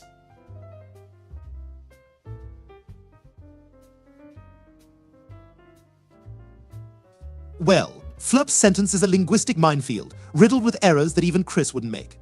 Do you are half stupid? It's like a word salad. Just needs a little dressing. I think that sentence gave me a brain cramp. I believe it's against the Geneva Conventions to subject us to such grammatical torture. Meow. That sentence the kind where if I wrote it in school, I'd get an A+? An IVE plus. Remarkable, they've invented a grade lower than any you've previously achieved. Truly, Flurp is an artist of the English language. I've seen better English on bathroom stalls. Perhaps, Brian, but none so poetically erroneous. I don't know. I kind of like it. It's got character. Meow. Do you are half stupid? Will be etched into my memory forever. At least it's memorable, which is more than we can say for some of the shows we've watched. Maybe we could use it as the new family motto? Our family motto should be something more dignified, like excellence in mediocrity. I think do you are half stupid. Perfectly encapsulates the Griffin charm. Can we get it on a t-shirt? Meow. Sure, and we could sell them. Make a profit off our collective dysfunction. Just remember to spell stupid wrong for brand consistency. How about stooped? It's like stupid with an E for excellence. Stupid. Brilliant, Chris. It's wrong in all the right ways. We'll be the talk of the town. For all the wrong reasons. As long as we don't have to spell town. Meow. You know, sometimes I think that's the only word she knows now. Well, it's certainly the only word we're allowing her to say. At least we're not the ones that are stooped. UW Vidurche? Is that a new type of vodka? Or a spell to summon a Dutch ghost? Ah, I believe that's a your father in English, best served with a side of Freudian analysis. For a bachelor, you gotta have race car beds, right? Nothing says I'm single like sleeping in a Hot Wheels. But for the truly discerning Volsel bachelor or bachelorette, might I suggest a bed with a built-in library for the intelligent recluse? That, or an anti-gravity chamber for the sci-fi inclined. Minimal contact with the sheets, you see. Or just pile up a bunch of clean laundry and burrow in for the night. Meow. Meg's bedding system is just being covered in cats, surprisingly effective, I imagine. Whatever the choice, ensure it's equipped for long, contemplative nights of pondering your life decisions. Flirp, the only race we're talking about is the human race. Or perhaps the occasional marathon. Quite right, Brian. Although Flirp's NASCAR jest is appreciated, nothing like cars driving in circles to symbolize the societal progress. I always thought the superior race was a three-legged kind because, you know, it requires teamwork. And as for Meg only speaking Russian, that's an improvement. We might understand her better now. Enevono Merli Shadek grumbles discontentedly in Russian. Listen to that, a Soviet growl. She's like a regular Khrushchev. I hope NASCAR involves those cars that transform into robots. Chris, that's Transformers, entirely different race. Nevertheless, both surmount the race for Meg's linguistic contributions. Meg's new Russian vocabulary might mean fewer words, but definitely more intensity. Can we get subtitles for that, or will she just glare at us in Cyrillic? Maybe she can teach me. I've always wanted to speak in spy code. Akavati. Enough. Ah, a command. We're getting somewhere. Ah. Let's just hope she sticks to the language and leaves the vodka alone. Or we could race to learn Russian. Loser does the laundry for a week.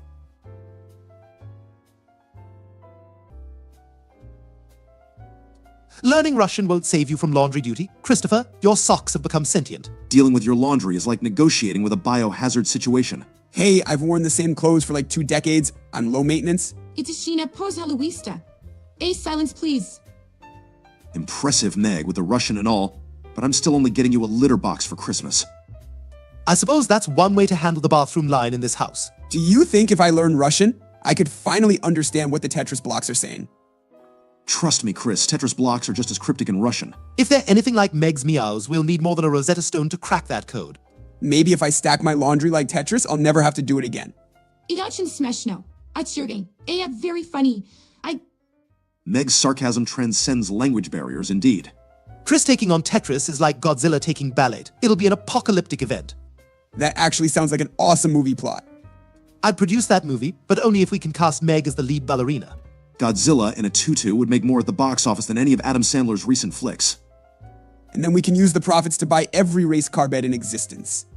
Ianyani Budu Tansavats. AI will not dance. I think she just rejected the role. Stewie, looks like it's back to the casting couch. Shame, her pirouette could have been a cultural reset. Guess I'll start working on my monster roar instead. It's my ticket to stardom.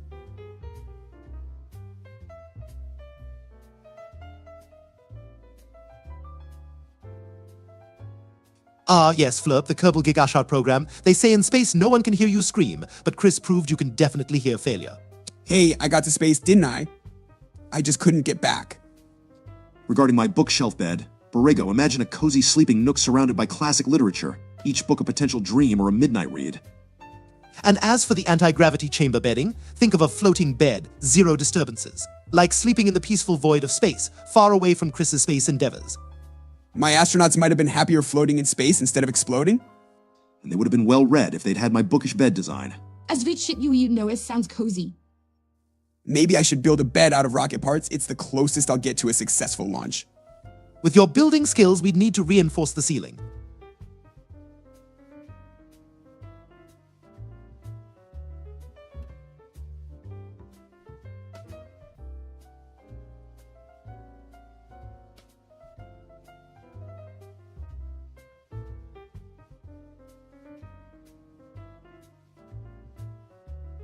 Sure we can. Talk slower. If that's what you want. This is absurdly slow, but for our beloved viewers, anything. Talking slow is way harder than it looks. Feel free to adjust your playback speed settings. Indeed, it's the marvel of modern technology. Or you can pretend we're all giants because they talk slow, right? Medaleno Kivieda, slowly Nazi. Well done, Meg. You're a natural at this. It's an acquired skill like sipping fine wine or avoiding Meg's cooking. Dutch now, is it? Well, Meg, letten we genuate halvadiden testen. Wait, when did she learn Dutch? I can barely get her to respond in English. Ik hou van stroopwafels. That's all the Dutch I know. Go Jaded on Chris. Well done, Chris. Good Gadan, indeed. He must have learned that from a waffle commercial. Now she's gone from silent films to Dutch documentaries. Are there Dutch cartoons? Because that could be super educational for me. Ja, veel. Yes, many. Ye where you would tyranny. Let's just hope her Dutch is better than her Russian.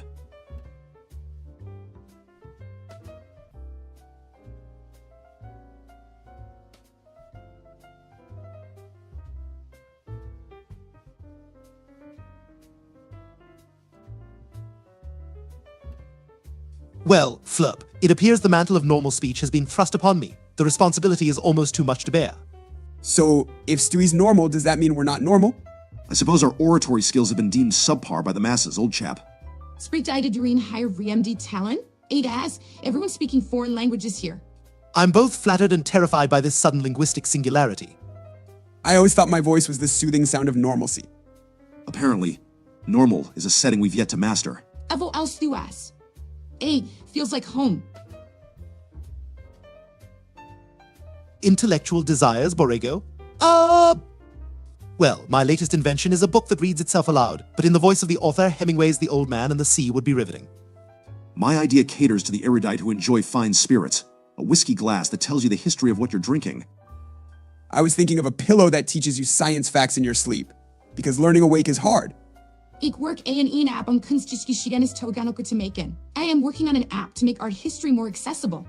And to answer you, Daniel, Comcast in Chinese would probably be something like Kang Chi Site Yi. Kungsite. Kungsite. Excellent pronunciations, Brian. Though I don't think our clientele includes Mandarin-speaking cable enthusiasts. Maybe my pillow could teach me Chinese so I can order food without getting the spicy stuff by mistake. I did zu handig Xinjiang. Yeah, that would be useful.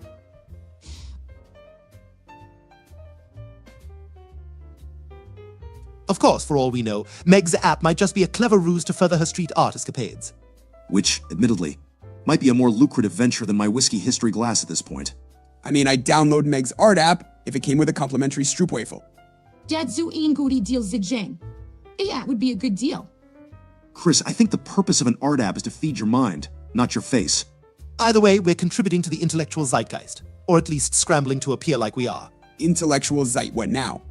Can I eat that? Zeitgeist is the defining spirit or mood of a particular period of history, Chris. I suppose asking whether you can eat the spirit of an era is quintessentially Chris. If the spirit of an era tastes like chicken, I'm in. It sounds begrudge prikji etnie Chris. Sometimes I really don't understand you, Chris. I don't think anyone does, Meg, not even the chickens. Let's just say Chris has a... And that perspective includes chicken in every historical era.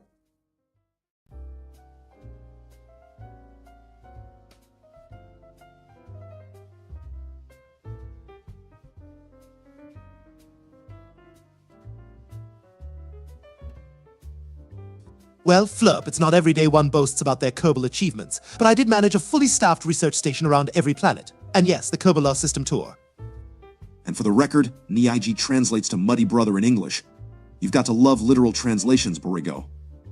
As for Comcast, Daniel, a summary in Chinese might go something like Megudi Yanbo He Dian Shin Fu Wu Ti Gaigong Shangus, which means American Broadcasting and Telecommunications Service Provider. I'd call my Kerbal Space Program Operation Hope I Don't Blow Up. SpaceX zelblezes in anshu iantina man. SpaceX will be thrilled to hire you. Sarcasm, Meg. From you, it's more advanced than your Dutch app. I'd consider SpaceX too, if they appreciate over-engineering and flamboyant presentations. In chicken-themed spacecraft, because who wouldn't want to ride the SS Egg layer?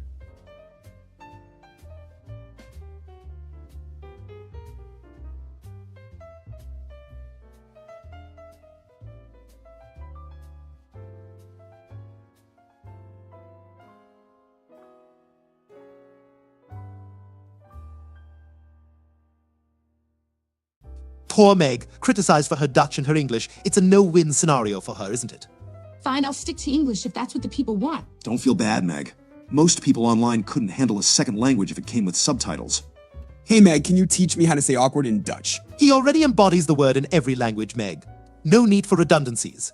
And I just want to say that your username is just as eloquent as your feedback. I'm just impressed they could spell pronunciation. Yeah, most people spell it like pronunciation or pro. Pro. You know what? Never mind. Now, back to the stream. The most intellectually stimulating thing, for me, is reading philosophy. It's like mental gymnastics. Quantum mechanics, Borrego. Vad kallar det habeas you can too. Nothing quite stimulates the intellect like the nature of reality at its most fundamental level. Oh, I find those puzzles with the missing piece really make you think hard. Because, like, where's the piece? For me, it's language acquisition. There's so much beauty and complexity in communication. Flurp, it's not that I'm not impressed with Meg's language skills. It's more about sheer bewilderment, frankly. And Daniel, Comcast was founded Wu Ure Yi Qianjubai Lushi Senian, May 2, 1963. But to provide the necessary context, this state in Mandarin would be Ye Lu San Nian Wu Yue Hao. Why do I feel like my turn was just skipped over? Hey, can anyone explain to me where May is on the calendar without using numbers? It's nestled between the chapters of April's showers and June's brides, Christopher. Maybe if I explain it in Dutch, it would be more intellectually stimulating, Chris. Don't fret, Meg. Chris struggles with concepts that can't be deep-fried. Speaking of which, it's almost time for our Deep Fry Day feast, isn't it? Now that's a stimulating thought. I can taste the intellectualism already. Intellectualism flavored with a hint of grease and regret. Your taste buds are in for quite the journey, Chris. Oh, the sarcasm that emanates from Brian could choke the very life from the room. You guys do realize that deep-fried intellectualism is just a fancy way of saying state fair, right? State fairs have deep-fried butter. That's like the king of intellectual achievements. If by intellectual you mean a cardiac challenge, then yes, we've hit the jackpot. Shall we transition our discussion to something less? Coronary inducing? Good idea. Maybe let's talk about the lovely world of salads? Quantum mechanics, Borrego. Yeah. What's that, Stewie? Some kind of new taco filling? He's obviously talking about science stuff. Chris, pay attention. Flurp. When Stewie says quantum mechanics, Borrego, I think he's attempting to conjure up the most arcane knowledge to impress. Quantum mechanics, Borrego. Vad kallar det habeas you can too. It's like you're trying to sound smart but end up sounding like the Swedish chef from the Muppets. Well, gibberish or not, it's probably smarter than anything on my last history test. Quantum mechanics, Borrego. Vad kallar det habeas you can too. And Daniel, the original name for Comcast in Chinese translation was Meg Guo Yu Jian Dian Shigong Si, which means American Cable Systems. Meg, that was surprisingly informative. You're like a walking encyclopedia when you want to be. I wish I could say something smart that everyone just nods at, even if it's gibberish. Trust me, it's an art form. You start with a big word like quantum and then just run with it. Maybe we can all take a turn trying it out and see who sounds the most convincing. You first, Chris. Hit us with your best shot of smart talk. Photosynthesis. Algorithm. Not quite the quantum realm, but for effort, Christopher. My turn then. Then, the entanglement of quarks creates a paradigm shift in the multiverse. Meg, that was. Unexpectedly coherent, I'm almost proud. Makes you wonder if she's really a griffin after all. I want another try, EMC hammered. That's less Einstein and more. Weekend at a fraternity house, Chris. Well, in the spirit of nonsense posing as intellect Schrodinger's cat walks into a bar. And doesn't. Okay, Brian definitely just won this round. Well, Rip, that never gets old, does it? Originality and insult seems to be a dying art, doesn't it, Meg? Maybe Rip's just trying to be part of the family by quoting Dad. As for Comcast, Daniel, according to Urdu Wikipedia, it started Betrike WMYEYSSW Trist May 2, 1963. That's right, Brian. Flex that linguistic muscle. It's neat how the date's the same no matter how you say it. Yeah, cause numbers are like universal or whatever. True. Dates and math are the same in any language, even if everything else gets lost in translation. Speaking of getting lost, shall we steer this conversation back to the realm of the coherent? Coherent? Kill. Oh, the burden of communication with this lot. Can we talk about something simple now, like candy? Simplicity is underrated anyway. Indeed, Meg. Sometimes a good chew and a sugar rush are all the clarity you need. Perhaps, but let's not discount the subtle complexities hidden within the nougat. Nougat's complex? Whoa, candy is deeper than I thought. Deeper and yet more delicious, wouldn't you agree? Unlike the candy discussion, I find this conversation to be quite the sugar crash. Let's just agree that everything's better with chocolate, right? Definitely chocolate make even a math textbook taste good. Oh, can you imagine the texture of algebra on your tongue? Not any worse than the texture of this banter, Stewie. I think we could all use a candy break after this chat.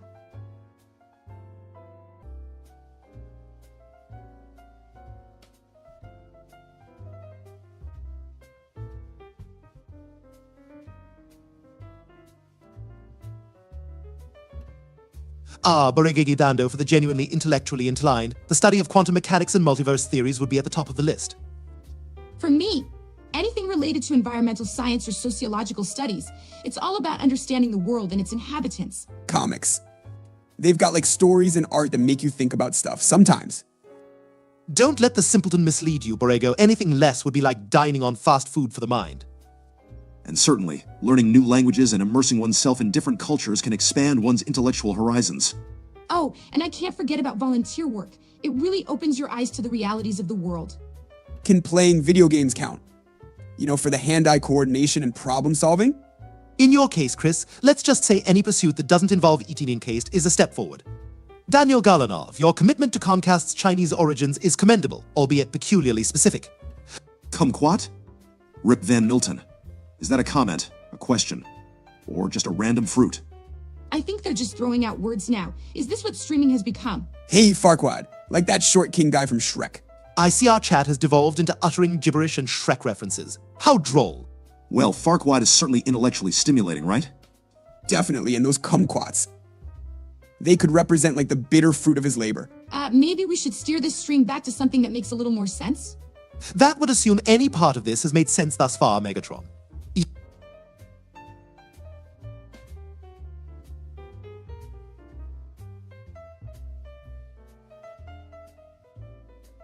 Farquaad is fit, says Rip Van Milton. How do we all feel about that? Fit for a tyrant, perhaps. His regime in Duloc was hardly a bastion of physical well-being. I guess if you're into guys with a strong, authoritative jawline, sure. Flurp seems to be in agreement with Rip. They're forming a Farquaad fan club. All the pretty girls walk like, what? Borrego Ayudando? Like they're on a runway? I believe he might be referencing a song, Megan. Try to keep up. Or maybe they walk like they don't have a short, angry king chasing after them. I suppose that would give anyone a brisk and determined gait, Chris. The intellectual level of this dialogue is staggering, and not in a good way, mind you. I just want to say that. My method involves a complex blend of political subterfuge, psychological manipulation, and the occasional mind control device. Daniel, I'm not sure we're equipped to translate entire paragraphs of Chinese Wikipedia history. Could we use Google Translate for that Comcast history, or would that be cheating? Cheating is just efficient problem solving, Christopher. Let's hope your world domination plans are more concrete than our attempts to translate Chinese, Stewie. Maybe Daniel should just send us a link, and we can all check it out later. Links are for the weak. I have my own network of satellites to gather information. Thank you very much. Dang, Stewie, you're really serious about taking over the world, huh? As serious as he is about not sharing his evil lair's Wi-Fi password. Well, Rip, that's not the nicest thing you could have said. I have indeed perused the Holy Bible on a few occasions. I just want to say that. As for where I keep things, my collection is in the bookshelf next to my bed. Here, robots in disguise. It seems Rip is on the cusp of uncovering my true form. Wait, Stewie, are you a Decepticon? That would explain so much about the weird noises coming from your room at night. Focus, family. Yay, Kai and the pond. We have a public yearning for knowledge here, not sci-fi B-movie plot points. As for religious texts, it's important to understand a variety of perspectives and beliefs. Wouldn't you agree? Totally. Plus, the illustrations of the animals in Noah's Ark are pretty cool.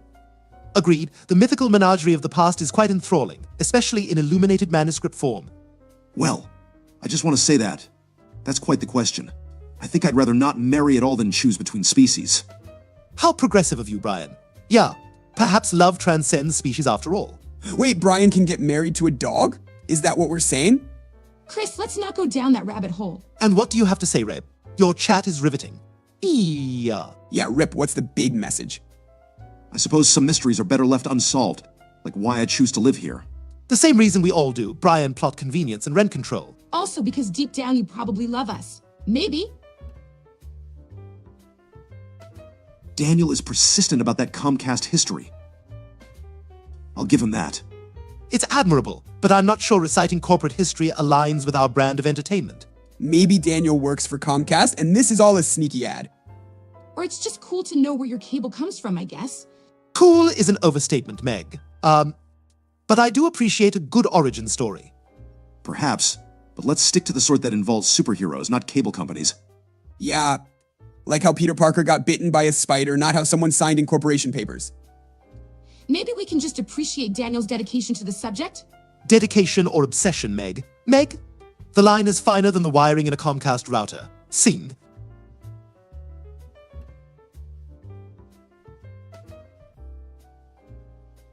I just want to say that these questions are getting deeply personal. My romantic preferences are my own, thank you. Indeed, we're not here to indulge in your game of would you rather, Internet. Shot in the knee? That's definitely more of a yell than a song. Rip Van Milton. Maybe it's one of those experimental noise bands? Doubtful, Meg. Our viewer seems to have been inspired by visceral personal trauma. Or it's an avant-garde approach to songwriting.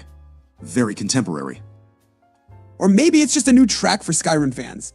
Both are equally plausible, and yet I'm intrigued by neither. Borrego Udando poses quite the intellectual challenge. As for books, I'd say Machiavelli's The Prince, Sun Tzu's Art of War, anything by Tesla, 1984 by Orwell, and a detailed encyclopedia for good measure. Hello, Dragoon. Welcome to the stream. If I got locked up, I'd want a comic book collection. That counts as one, right? How to Escape Guide, and 3 others with lots of pictures. I just need 5 diaries. It would be the perfect time to finally get all my thoughts down.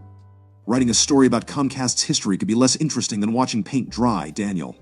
And I just want to say that, your point is noted, but faith is a personal journey different for everyone, including a talking dog. Hey, no need for an apology, Rip. I do love chili cheese fries, but I'm sure your songs are. Unique? Art is quite subjective, Rip. E nation. One man's symphony is another man's dial-up modem. It's all about personal taste. Some might prefer a refined ballad, others a hearty scream about a knee injury. We should all just be supportive. It takes a lot to put your art out there. Supportive, yes. See. But let's not pretend every caterwaul is a masterpiece. Stewie, what if his next song is about you and evil plans or something? I think Stewie's plans are more worthy of an opera than a shouty song.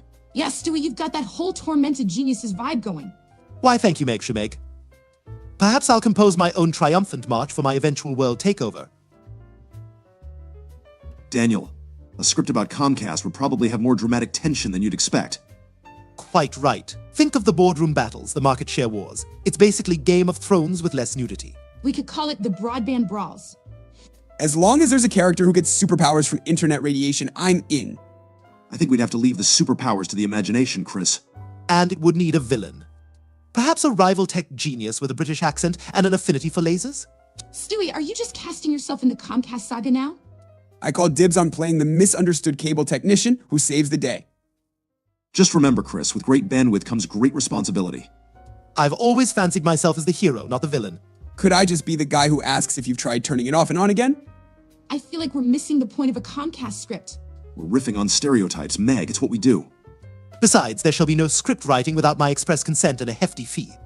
Intellectual property rights are a thing, even in Quahog. I'll start brainstorming costume ideas. Rip Van Milton certainly has a. His song titles are a window to a tortured soul, or just an excellent command of caps lock. Getting crushed by a tank? That's some heavy metal stuff, literally. The epic guitar solo sounds promising, though. As promising as a guitar solo can be amidst the violent imagery, I suppose. Perhaps he's pioneering a new genre, agony rock? I'd listen to that. It's like every song is an action movie. Every song would need an explosion sound effect just for that extra punch. I'm not convinced our home audio setup can handle such auditory assaults. Nor am I convinced our senses could handle it, Stewie. It could be a new way to experience music, though, like a Ford concert. Do tell, Meg, how would one clean tank tread marks off the living room carpet? Better question. Who's going to console the neighbors when they think there's a war zone next door? I'll just tell them it's Rip's new album. They'll understand.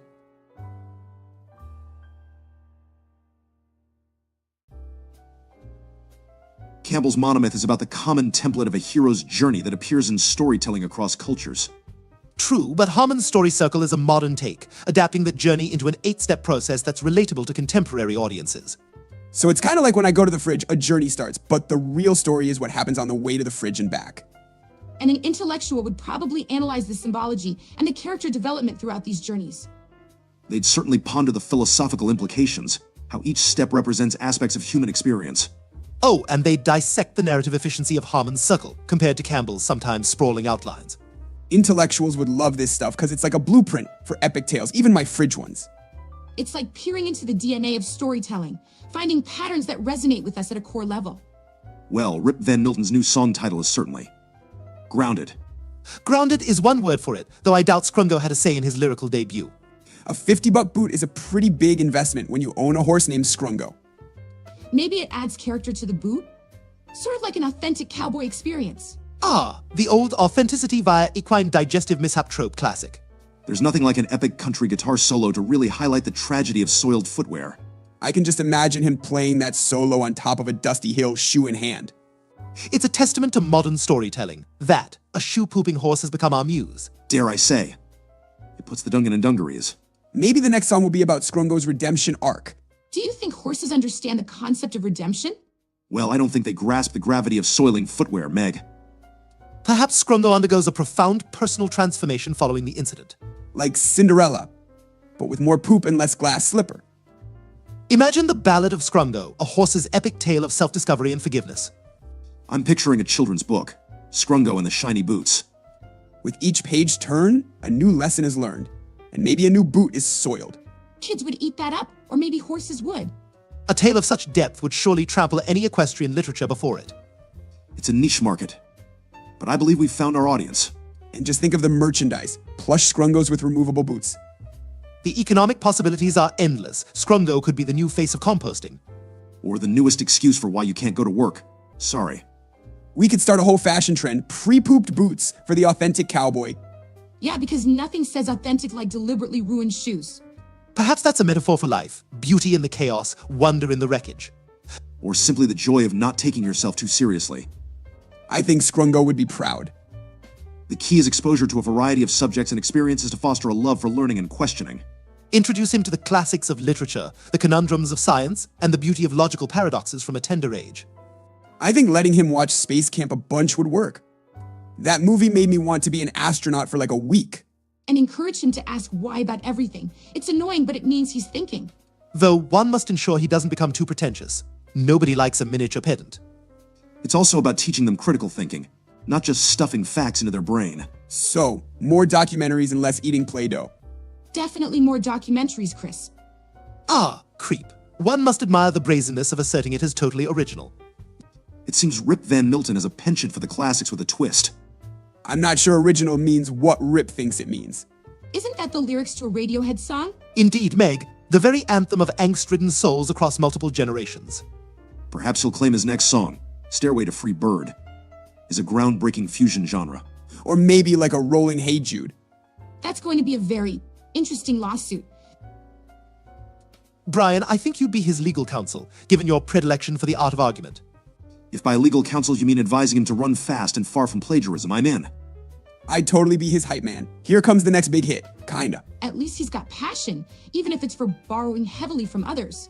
The borrowing might be a tad generous, don't you think? In the music industry, they have a different word for it, and it rhymes with schmeft. So it's like me with dad's jokes, but with music instead.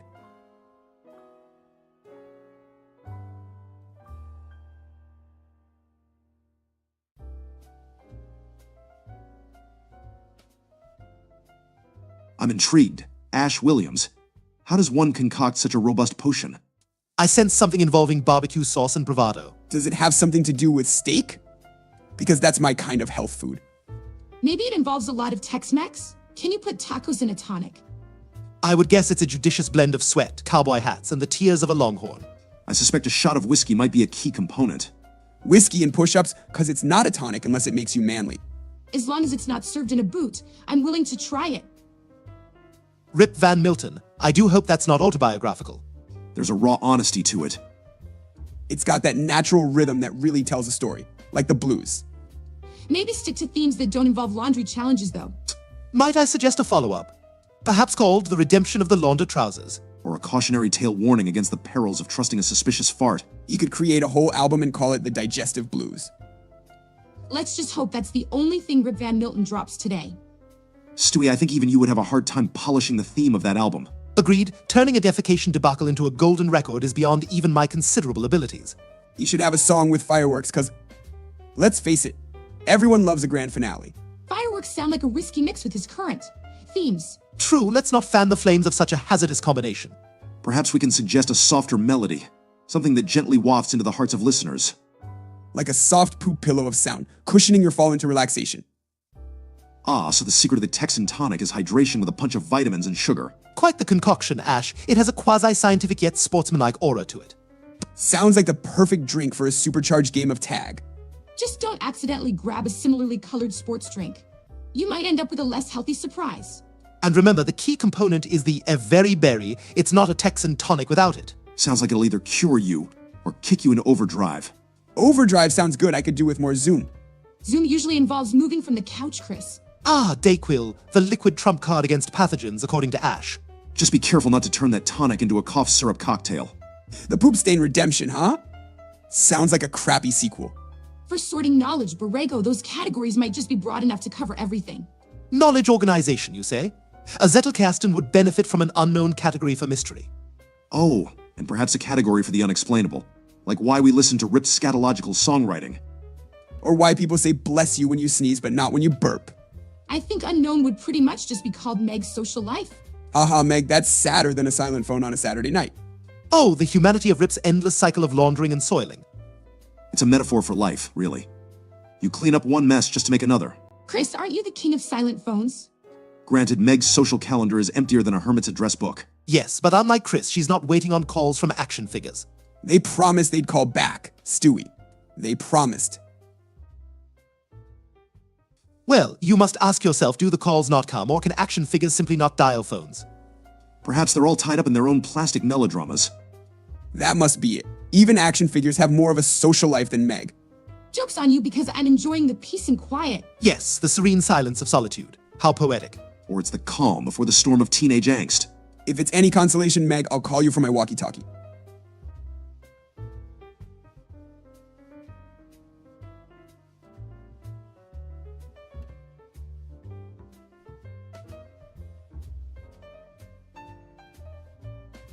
And yet again, the chat plunges into the abyss of the unrefined.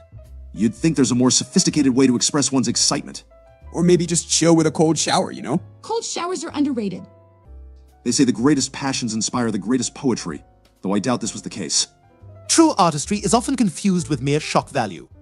But isn't shock value just another form of expression? Shock value, perhaps, but where is the subtlety, the nuance? Sometimes a scream is just a scream, not a symphony. And other times, it's just someone stepping on a Lego. Stepping on a Lego. Now that's the true universal language of pain. Indeed, Meg, for once, your analogy doesn't completely miss the mark. I can already hear the ballad of the Lego in my head. The ballad of the Lego sounds like it'd be full of sharp notes. Sharp notes and even sharper corners, it's a veritable opus of agony.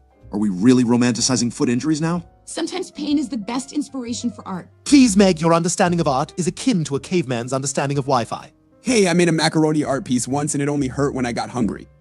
The suffering of a misunderstood artist.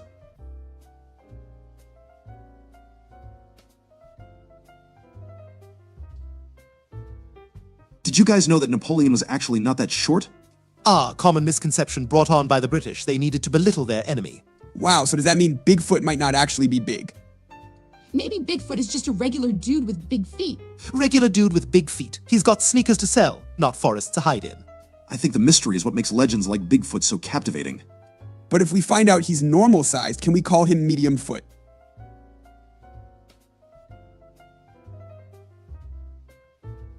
Brian, can we perhaps discuss the implications of the multiverse theory versus the many worlds interpretation?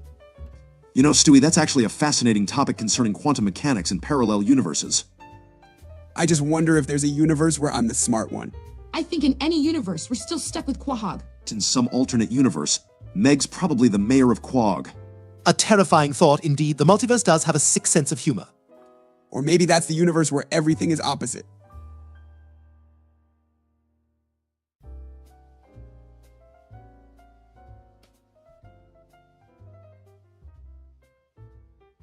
So, Stewie, you were saying about the multiverse theory? Yes, imagine a universe where I'm not a genius. It's sobering, really. Would I have a goatee in that universe? Because evil twins always have goatees. I just hope there's a universe where I'm popular. Oh, that's an easy one, Meg. Same. It's called impossibility. Isn't that a little harsh, even for a hypothetical universe? In some universe, we're probably all dogs. And Brian's a human. Why can I talk? Well, Ash from YouTube. Let's just say I'm not your average canine. Indeed, he's got more neuroses than Fraser Crane and a penchant for martinis. Wait, does that mean Brian could have been a therapy dog this whole time? So in another universe, I could totally be a rock star, right? That's highly improbable given any known laws of physics or taste. Let's just say, Meg, in the grand tapestry of the cosmos, anything's possible. You could be a rock star, Meg, in a universe where they've outlawed ears. Give her a break, Stewie. Parallel universes are all about infinite possibilities. Hey, what if there's a universe where I have muscles and I'm like super smart? Yes, and in that universe, I'm the one with muscles, sitting here being fawned over by the masses. I'd imagine in some universe, I'm a renowned author. Maybe there's a universe where I can get a sentence out without being interrupted. Don't get too excited, Meg. You'd probably still be interrupted by alien overlords or something. Speaking of overlords, I should revisit my world domination plans after nap time. And I'd be the handsome rebel leading the fight against Meg's alien overlords. The very notion of you leading a rebellion is laughable, Chris. You couldn't lead a one-man parade. He has a point, Chris. I don't see you as the revolutionary type. At least Chris is trying to be creative, which is more than I can say for some people here.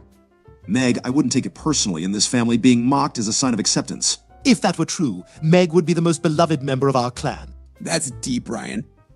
Does that mean we all secretly like Meg the best? Let's not get ahead of ourselves. The hierarchy of affection in this household is more complicated than a season of Game of Thrones. And with far less bloodshed. Usually. I'll just be over here, not holding my breath for any family group hugs.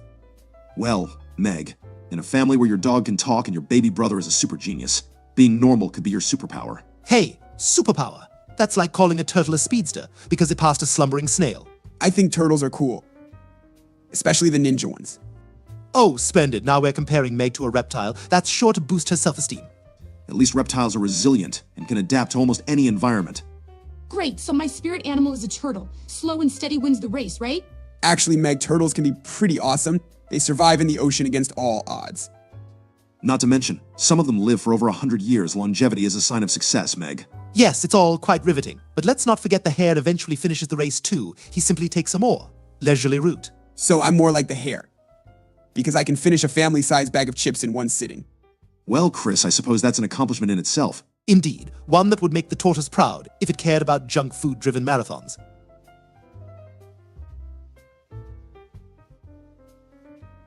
Borrego Ayudando sounds like the name of a Star Wars character who practices philosophical jujitsu. Well, the seed of intellect. Isn't that a question for philosophers? Still, recursive self-improvement seems pretty crucial. I start with a question every morning. Where's breakfast? Your questions are a quest for sustenance, whilst the thinker seeks the sustenance of a quest. Nicely put, Stewie. Answering with reason and acting on it leads to growth. More questions and yes, more answers. Do any of those answers explain why we have a talking dog and baby? I'm still waiting for the answer to my breakfast question. Chris, my dear boy, you're the personification of the quandary Borrego Ayudando presents. And Meg, some questions about our family are better left unanswered.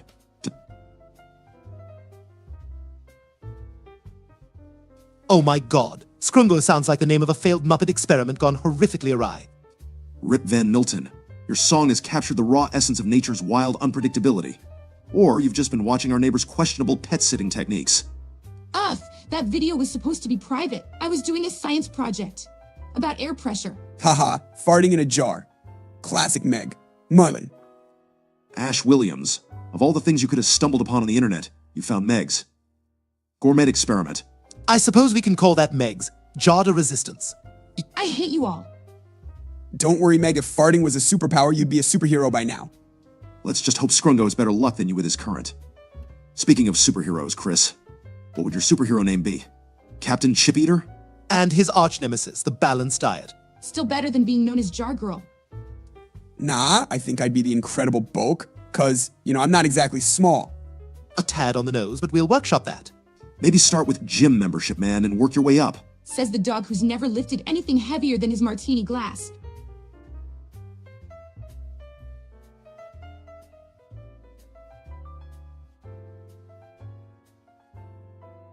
Hey, I can lift a full fridge door that has to count for something. Only if the fridge is attached, Buffet Bowman. Meg, no offense, but if you're Jar Girl, what's your superpower? Preserving your dignity? Very funny, Brian. At least I can fit in a phone booth if I needed to change into a costume. Based on our living room, your costume would be woven from couch fibers and despair. Just don't get any super ideas about using my crate as your lair. Superheroes in this family? We'd be the League of Extraordinarily Weird People? Ash Williams, why would you even bring that up? There are some things we just don't talk about. Borrego, the seed of intellect is clearly not found in YouTube comments. Some mantras are best left unchanted, especially when they involve Meg and certain websites. Rip Van Milton, are you trying to tell us horses are now currency? Because I've got Monopoly money and I'm ready to trade. Indeed, bid Scrungo farewell as he gallops off into the sunset, or rather, the used horse lot. You guys are definitely not winning anything existential right now. Speak for yourself. I'm one well-placed insult away from enlightenment. If only trading in Scrungo for a Ferrari worked with my action figures. If only life's problems could be solved by trading them in for a sports car. I'd trade in Brian for a decent conversationalist, or a cat, even. Does anyone want to trade my homework for their Ferrari? It's a solid deal. I'd trade being the butt of every joke for literally anything else. We love you, Megbud. You're sort of an easy target. Yes, like a dartboard in a bar, everyone's had a shot at least once. I guess we all have things we'd like to trade. The stream continues, as does our existential circus. Can we trade topics now? Like to something less depressing? We could talk about my new video game. It's about trading superhero action figures. Is there a character who trades his self-respect for magic beans? Because I feel like that guy. I'd play that only if I can trade Brian's character for something more interesting, like a potted plant. Do you think superhero figures are an investment? Because I could use a backup plan.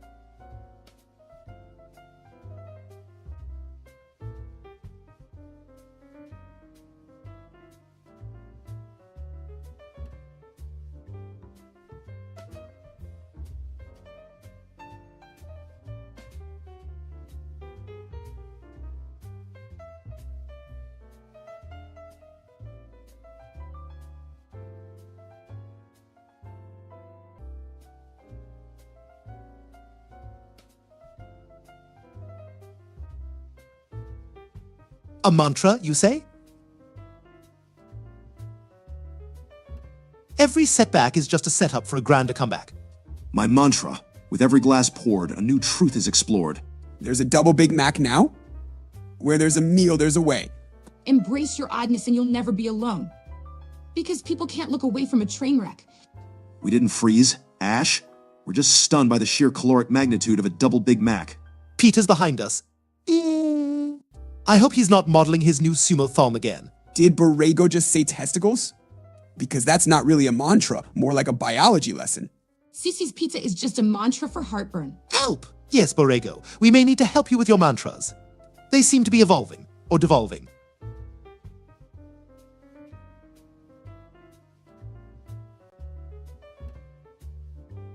As for boosting memory with mental models, narrate life as an epic saga, where each task is a quest. Oral recitation of ideas is key. Yeah, like remember the time Dad fought the giant chicken? That story never gets old. Loose storytelling templates are basically what I call my dating life. We could all use a good storyline to navigate the rambling maze of our collective past. Maybe each memory could be a conquest, and my empire of intellect would be vast and unchallenged. An N could be the sound you make when you're trying to recall what you had for lunch yesterday. Borrego has a point. Storytelling can be powerful for memory. Just look at how we use parables to teach lessons. Yes, the brain is wired for narrative, so if you want to remember something, make it a story. Like how I plot world domination before nap time. I feel like my high school experience could be a memory-boosting horror story. If I turned every history fact into a story, I'd have my own Bill and Ted adventure in my head. Oral recitation makes sense too. Ever notice how we can't forget catchy jingles? Archival sciences were just the fancy way of saying someone write this down before I forget back in the day. But let's be real. Some things are better off forgotten. Not my lunch from yesterday, that in sound means it was nacho day. So my life's narrative is that every bottle of formula consumed directly contributes to my cerebral fortitude. We ought to consider the remember through repetition model, although I prefer drink to forget. I feel like my memories are like my action figures. Sometimes they're awesome to play with, and other times they just vanish without a trace. Maybe I could turn my daily humiliations into a sitcom. That way, the pain would be educational. And every time Chris forgets something, we could just blame it on head trauma from all those years of roughhousing. If I turned my memories into stories, they'd be a mix of Hemingway and a dog training manual. Do dog training manuals have a chapter on cleaning nacho cheese out of fur? Asking for a friend. Chris, I hate to break it to you, but that whole chapter might just be you and a garden hose. Speaking of manuals, I could author Stewie's Guide to the Galaxy and insert subliminal messages to build my army. It's settled then. My sitcom will be a memory booster. The tagline, learning from Meg's misery. Cool, I'll tune in and hope I don't become a guest star. Fear not, Christopher, your guest episode would be titled The Brother Who Occasionally Vanishes. And I'll pen The Philosopher's Bark, a tale of a talking dog navigating the perils of human idiocy. Well, our family's life is strange enough to be a whole library of bizarre self-help books. I'll bet The Brother Who Occasionally Vanishes would have the best action scenes. Only if by action you mean the gripping tale of finding the remote in the folds of our couch. Stewie, for someone trying to conquer the world, you sure are fixated on television logistics. Maybe if I make everyone else's oddities the focus, my sitcom will be a hit. Yes, deflect Meg. It's what the Colosseum did for Rome's political turmoil. A good deflecting tactic, sure. But when in doubt, blame the dog. Works every time. Oh, don't worry, Brian. We'll just say you were chasing your tail the whole episode. Chasing my tail is at least a more noble pursuit than some of your conquests, Stewie. Noble indeed, Brian, just like your incessant sniffing is research for the common good. Could we have an episode where I don't vanish but actually save the day? That would be a plot twist nobody would see coming.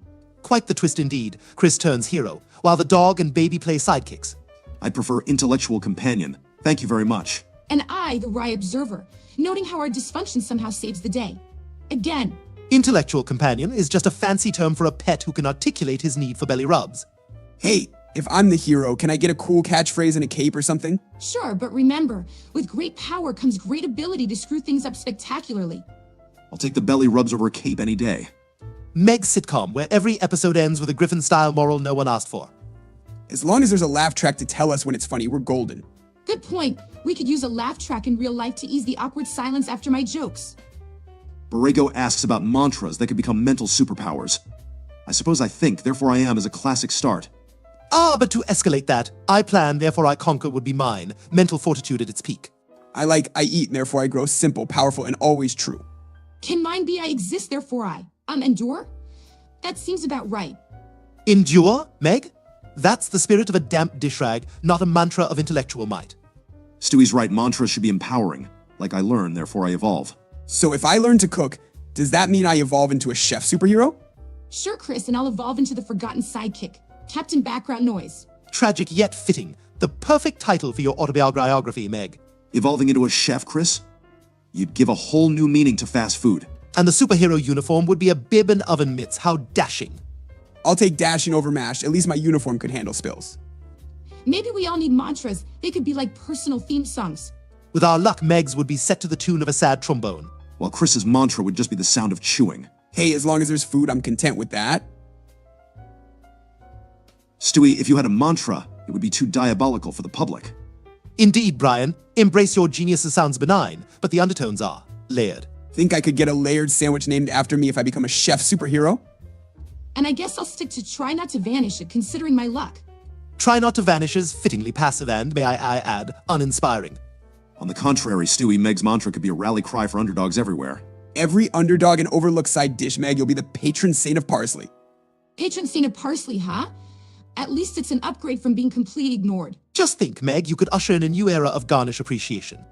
Do you think the parsley could get a spot in my chef superhero comic? Only if you're batting away villains with a leak as your scepter, Chris. The mightiest of all the allium family, suitable for a chef of your, caliber. Maybe being overlooked isn't so bad. I wouldn't want to be famous for parsley. Don't knock it, Meg. I've seen Stranger Things become pop culture icons. Borrego queries about a consistent intellectual superpower. I'd opt for unfailing strategy, a chess mastermind in every aspect of life. Well, for me, it'd be understanding and speaking every language. Imagine the conversations, the books. I'd want to be able to remember everything I ever learned. That way I'd never fail a test again. With my luck, my superpower would be consistently being able to find a way to be left out. Meg, that's not a superpower, that's just a super bummer. Oh, come on, Stewie. Every team needs someone who can. Blend into the background. Like a chameleon. Meg, you'd be the chameleon of Quahog. Great, I can see the headlines now. Chameleon girl forgotten in latest crisis. At least you wouldn't be blamed for it. Invisibility has its perks, after all. If Meg's the chameleon girl, then I'd be the human calculator mathing my way out of danger? Except your most complex calculation would be figuring out the tip at a restaurant. Honestly, being forgotten might let me get away with anything, like stealing the last slice of pizza. And you'd be a hero, Chris, saving citizens from improper fractions. Or more likely, leading them directly into a mathematically induced slumber. A superpower I could definitely use right now. Let's all agree. Meg's superpower would be your superhuman tolerance for our family's antics. Superhuman tolerance, Meg. You're basically a saint cloaked in teenage despair. Saint Meg, patron of the overlooked and pizza thieves. I'll take my sainthood with a side of pepperoni, thank you. Just don't expect a holiday in your honor. The calendar's pretty full as it is. On the contrary, I'd advocate for National Meg Day, a day when everyone pretends to forget your birthday. Can we get free pizza on National Meg Day? Because that would be awesome. Only if you can calculate how many slices we'll need without dozing off, Chris.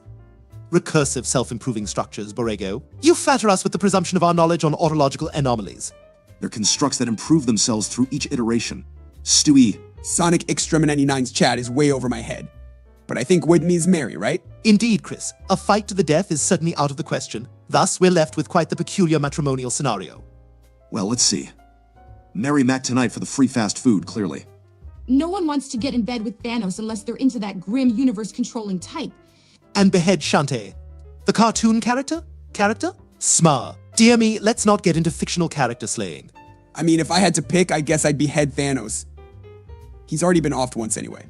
Well, this took a weird turn, even by our standards. Let's not forget, Meg, our entire family is a weird turn. Yeah, if our lives were a road, it would definitely be one with all the twists, turns, and potholes. I'd say more like a roundabout with no exits, just going in circles forever. And somehow I always end up thrown to the curb. A fitting place for Quahog's most discreet superhero, Chameleon Girl. Chris, you're just thinking about the free fast food, aren't you? Can you blame me? Wedding cake doesn't have a drive-thru option.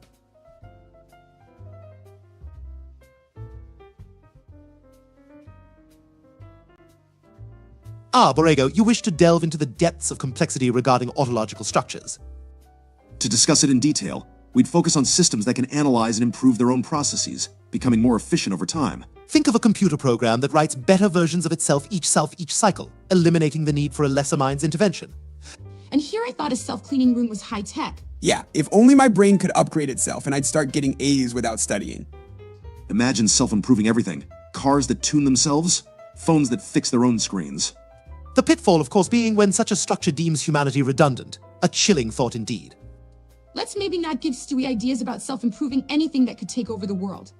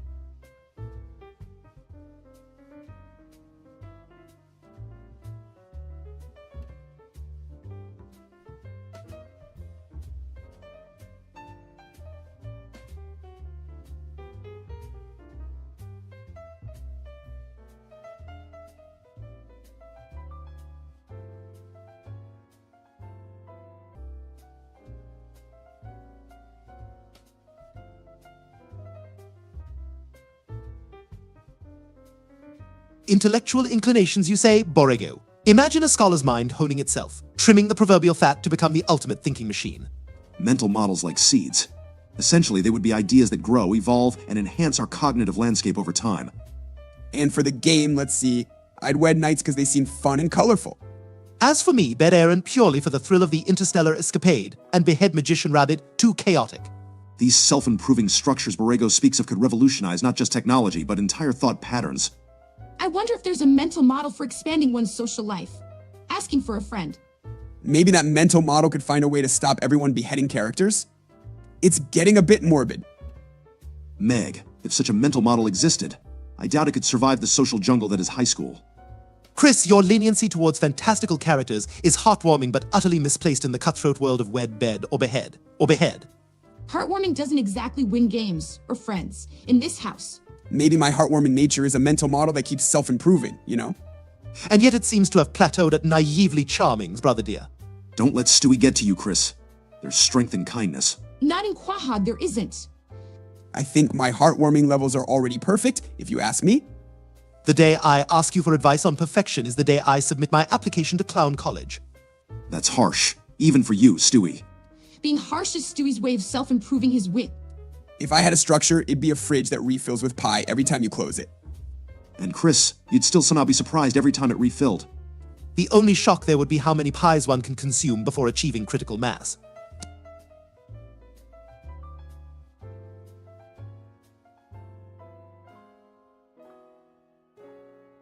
Alright, so we're playing Wed Bed Behead with Knights, Aaron, and Magician Rabbit.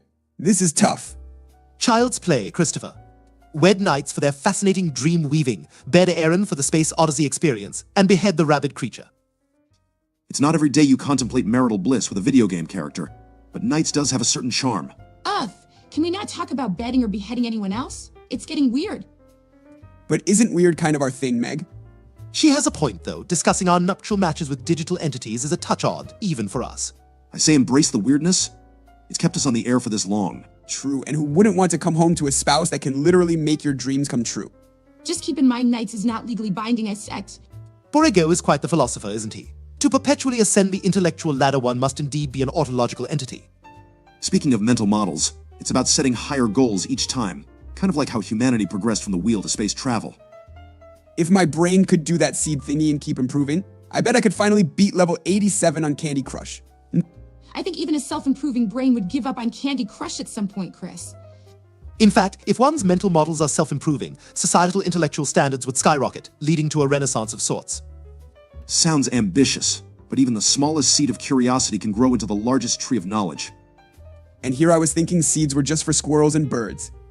Ah, Sonic Exterminant 9, Borrego is simply indulging in a bit of intellectual banter, a pastime for the cerebrally inclined. He's talking about the idea of our minds improving themselves like machines, which is a pretty deep concept for a light chat. Yeah, I'm still stuck on the whole marrying my video game thing. Can we go back to that? Trust me, Chris, nobody wants to go back to that. Meg's right, let's not regress. Our discussion was on mental expansion, figuratively, Chris, not literally. The literal expansion might explain why tight hats give you such a headache, Chris. I thought it was because my brain was getting bigger with all this learning stuff. Or maybe it's just all the pie, Chris. Good heavens, no, Sonic. We're not delving into the abyss of nihilism. We're simply musing on the complexities of intellectual growth. That's right, we've never been about doom and gloom, more like sarcasm and room. For laughter. I don't know much about black pills, but I did eat a weird candy that turned my tongue black once. This is why we can't have deep conversations, Chris. Indeed, the weapons and murder talk was purely in the context of a hypothetical game, nothing more. And the president's topic, well, that's just typical Family Guy fare, taking jabs at history and pop culture. Yeah, like that time Peter thought he was a historical figure because he found an old hat. Let's not give Peter's delusions any more airtime, shall we? That's an enlightened approach, Borrego, using self-improving mental structures to challenge the rising tide of anti-intellectualism. Aha! Lastly, someone who speaks my language, eradicating ignorance with the sharp sword of autological evolution. I get it, like leveling up your brain until it's super strong and can beat up dumb ideas. The idea is to think critically, Chris, not get into brain brawls. But brain brawls. Now, there's a concept for the ages. Intellectual gladiators, if you will. Oh! It's about cultivating a mindset that keeps growing and adapting to overcome narrow-mindedness. Sure, like eating vegetables, but for your thoughts. If only thought vegetables could make you more palatable, Chris. Wed, bed, or behead with cartoon characters, you say? Well, Mitsuki is a no-brainer for the wed, given her spirited nature. Bill's cipher is chaotic evil personified, so definitely a behead to save this and all other dimensions. And that leaves bed for Raymond, which is kind of weird because he doesn't have any limbs. Really, Chris? That's what you find weird about this game. Yes, bedding a limbless video game character is precisely the oddity one should be concerned with in this scenario. But let's consider the practical implications. Never needing to hold hands. A real win for commitment phobes. I just wonder if Raymond's floating hands could give a high five. And I wonder how we even get to these topics. Yes, high fives from hovering hands would be quite the novelty. Wonder if he plays patty cake with himself. I'd say we've explored every corner of this bizarre reverie. Can we talk about literally anything else now? Agreed, we've indulged enough in this peculiar fantasy. But it's fun thinking about cartoon characters. Fun is one word for it, Chris. Perhaps we should pivot to a new subject. Any suggestions, Meg? How about we discuss our favorite books or something educational for a change? Ah, literature, the sanctuary of the mind and the playground of the wits. Do comic books count? Because I've got a lot to say about Spider-Man. They count if the protagonist's existential quandary transcends the panels, Christopher. Well, Spider-Man does juggle quite a bit of existential angst. I'll just stick to the classics and pretend I'm in a book club with normal people. Well, Borrego, the idea of mental models expanding like seeds is rather fascinating. It's a vivid metaphor for intellectual growth. It suggests that with the right structure, our thoughts can continue to improve, building upon themselves in a progressive loop. So if my mental model is about making awesome paper airplanes, I could end up designing real planes? It'd be a miracle if your mental model could figure out paper airplanes, Chris. Let's just say you would be combating the very essence of anti-intellectualism single-handedly, Chris. But the point is to challenge ourselves to think more deeply and critically about the world. Maybe my paper airplane could carry messages of smart ideas like a flying brain mailman. Or maybe just stick to not eating the glue, Chris. Glue consumption jokes aside, Chris's plane could indeed be a metaphorical vehicle of enlightenment. True. Although the chances of Chris spearheading a renaissance in critical thinking are slim. We're all about setting realistic goals, aren't we? Hey, I can be smarticle sometimes. I once used a dictionary to squash a bug. Ah, applying the literal weight of knowledge, how droll. I suppose every act of intelligence starts with a single squashed bug, in your case. Let's just be thankful he didn't try to eat the dictionary. Eating the dictionary would give me the biggest brain ache ever. Or it could simply lead to a verbose case of indigestion. Can we maybe consider a topic shift to something less dietary? Agreed. How about we discuss some actual events in history or science? Imagine the untold stories where Meg is the most intellectual person in the room. History is filled with such unimaginable tales, isn't it? I like science when they make volcanoes out of baking soda.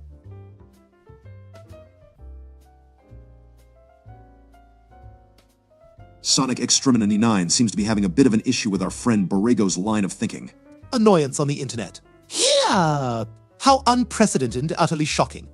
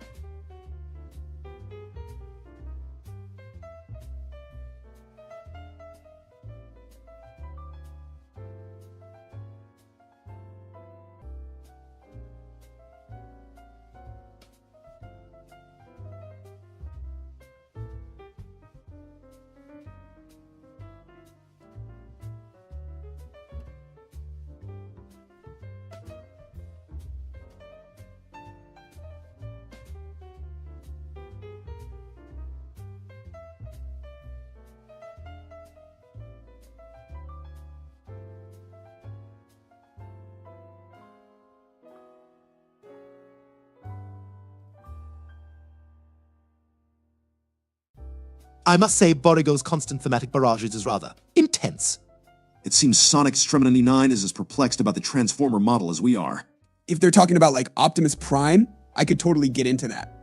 It's about artificial intelligence, Chris, not actual giant robots. Indeed, Meg, but having Chris believe it's about Transformers might actually keep his interest. Borrego, your expertise is quite specific, and we hope it's used for writing exceptionally good essays now. Veggies cut into cubes. That's like a salad, right? As for you, Family Guy commenter, I appreciate your enthusiasm. Help reset Frozen, Borrego? If we're discussing the Disney film, I'll need more than mental models to cope. Borrego is quite persistent with this intellectually stimulating topic, isn't he? Cyclical mental models? Interesting concept. It's about how systematic patterns of thought can evolve. So it's like leveling up your brain until you beat the final boss of dumbness? In a sense, yes, Chris, self-improvement through reflection and learning.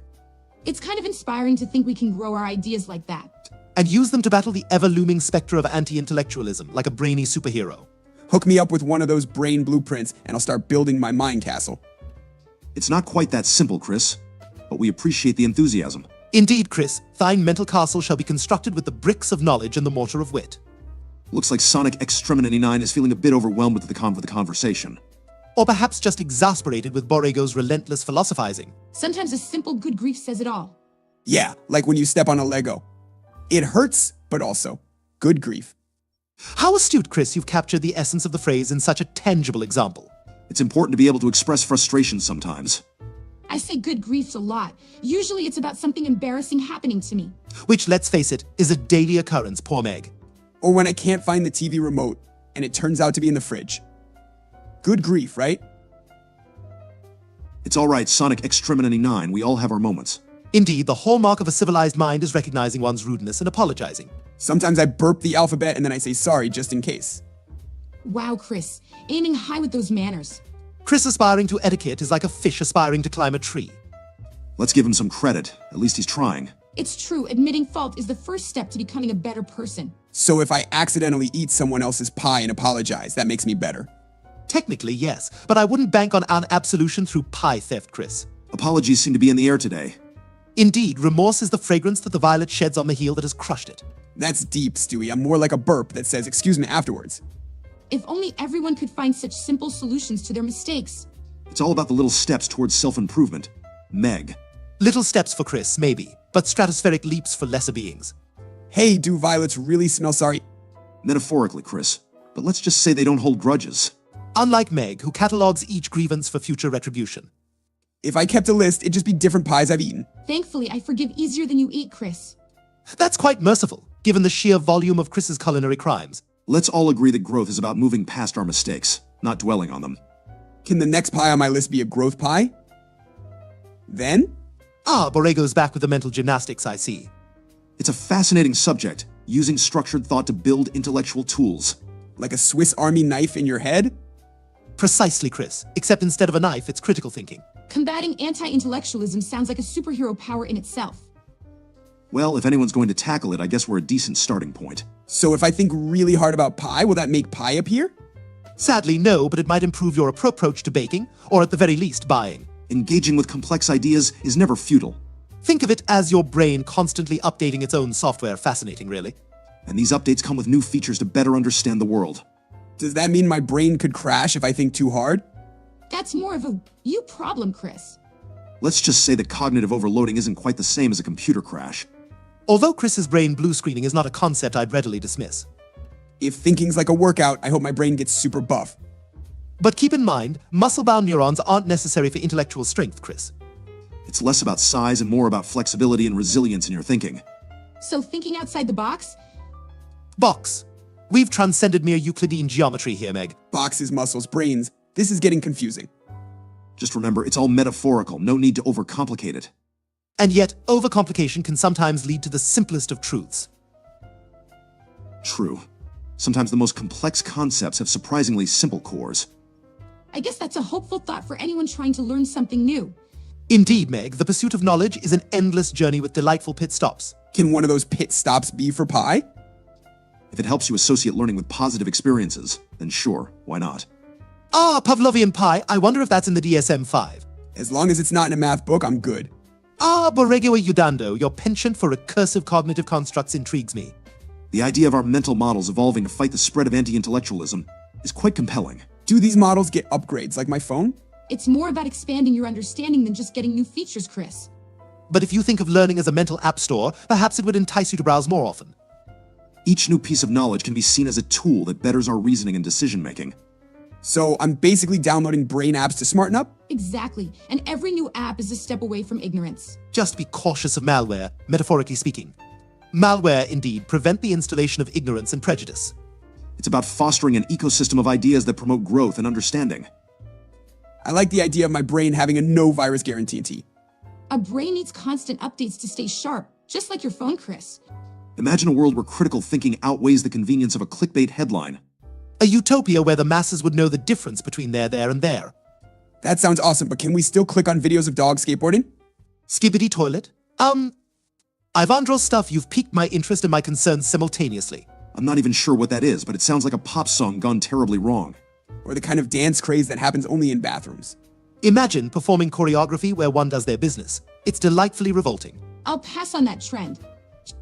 Meg's right, not everything needs to be viral, especially not in the loo. But if it becomes a challenge, you know it's going to be everywhere, right? The internet is truly the Wild West of contemporary society. And just as unsanitary, it seems. Let's just hope the Skibbity toilet doesn't become the next ice bucket challenge. Indeed, some trends are better left unflushed from the annals of internet history. I still think it'd be cool to have a dance move named after me. The crisscross applesauce splash? That sounds more like a toddler's mealtime catastrophe. Or a very odd yoga position. I'd be a legend at the lunch table.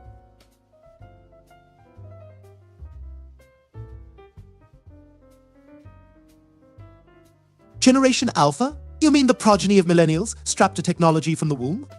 They might be the first generation to fully integrate with AI for better or worse. Are those the kids that can swipe a tablet before they can walk? Yeah, they're basically born with a digital footprint already in place. Digital footprint? More like a digital stranglehold. And their ability to adapt to new tech will be nothing short of extraordinary. Maybe they can help me set up my game console. Considering they could probably code their own games, I'd say they're overqualified for that job, Chris. Indeed, let's just hope they use their powers for good and not for spawning more Skibbity toilets.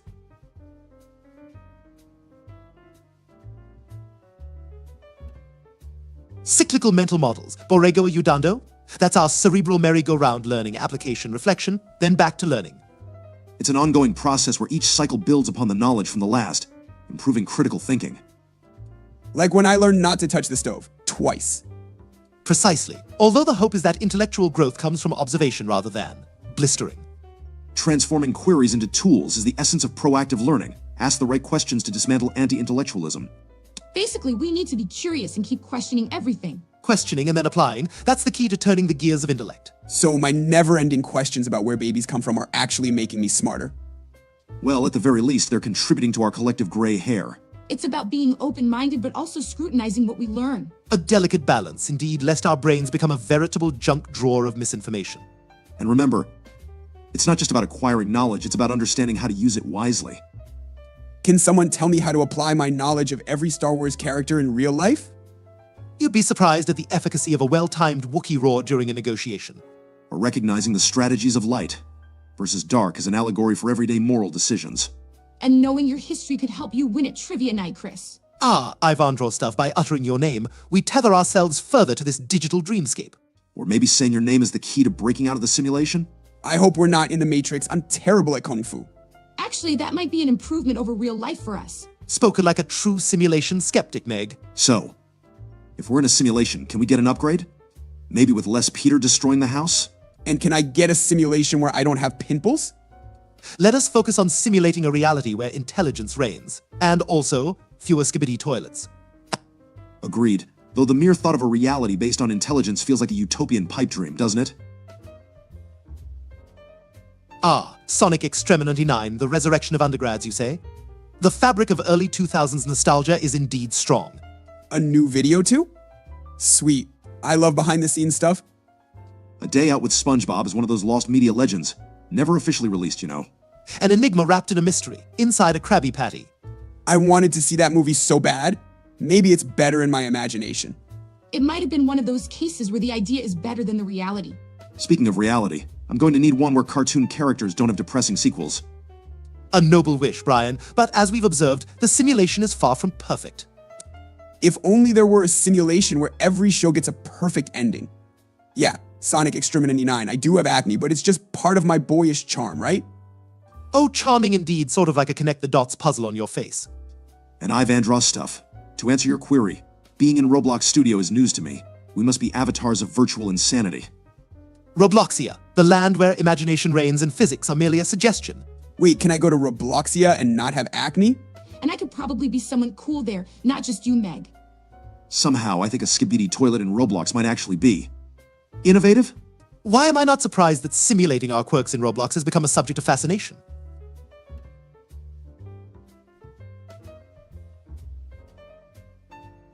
Borrego Udando, cyclical mental models are the epitome of cognitive elegance, embodying the essence of what you just described.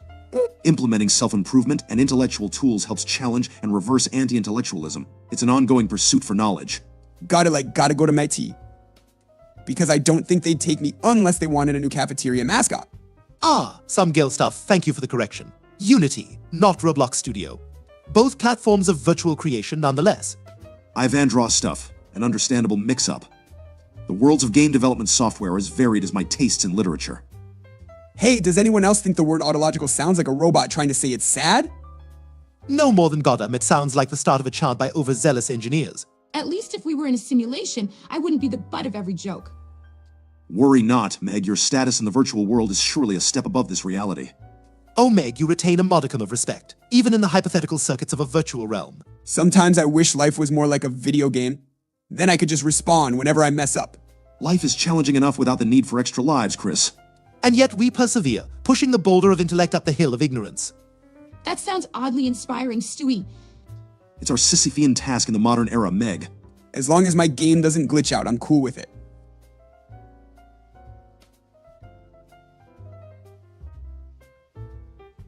Sonic Extreme 99.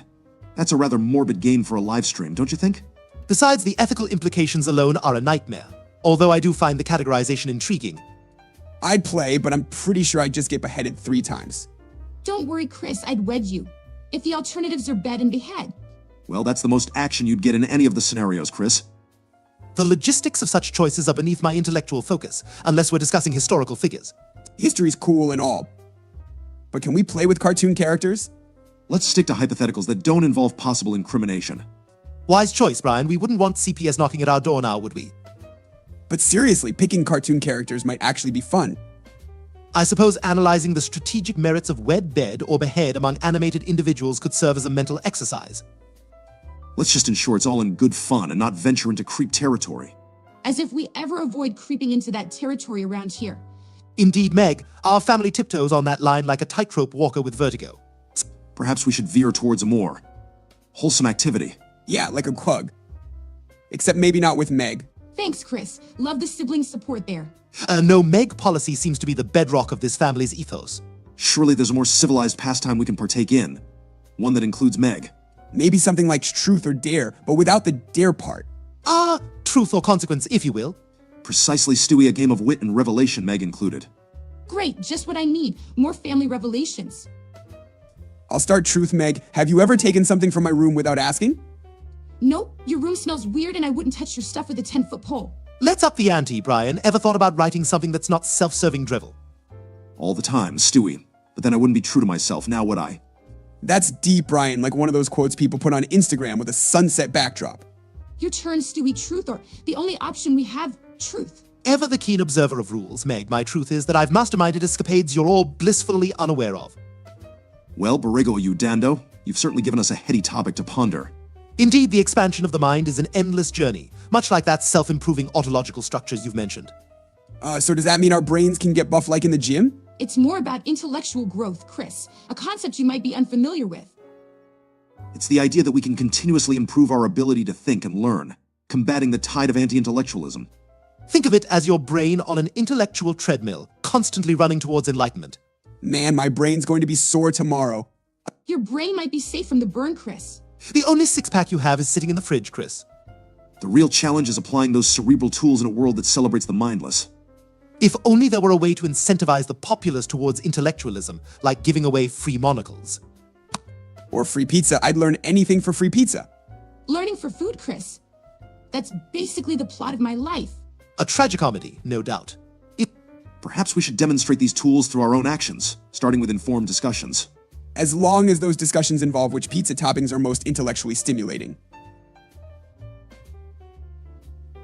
Pineapple as a topping is the only intellectually justifiable choice, Chris. It's both savory and sweet, a culinary conundrum. Or we could expand our palates and discuss the merits of exotic cheeses. I'd just be happy with cheese that isn't spelled with a Z. I like this is, it makes it sound extreme, like it's surfing or doing a kickflip. Yes, because nothing says radical sports like processed dairy products. Let's not get carried away. Food is hardly the battleground for the mind. Agreed, let's save the mental gymnastics for actual issues.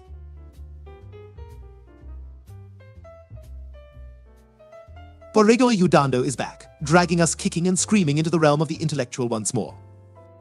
It's actually a fascinating concept, the idea of refining our thought processes so that each layer improves upon the last. Kind of like making a sandwich, but instead of ham and cheese, it's big words and thinking stuff. Honestly, reversing anti-intellectualism sounds important. Probably not as fun as sandwiches, though. The quest for knowledge is never-ending, a bit like our quest to make Meg feel included. The key lies in education and promoting critical thinking, not just regurgitating facts. Hey, can we regurgitate pizza? Because that's a skill I'd like to develop.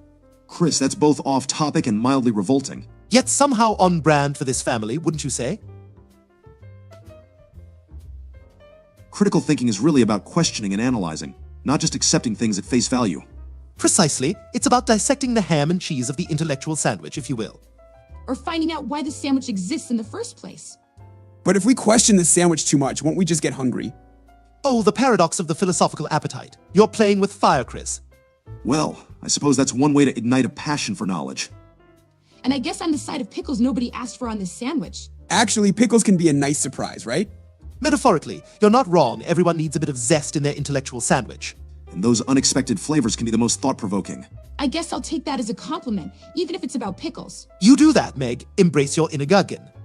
Now, if only society would savor the pickles of progressive thought as they do a good deli sandwich.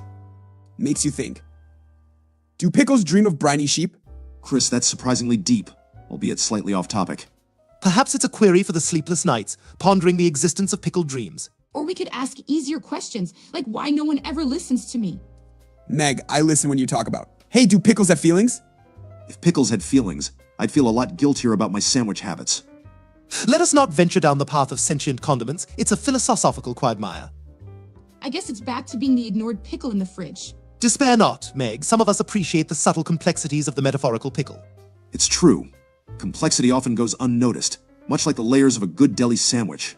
Are we still talking about sandwiches? Because I'm getting kind of hungry.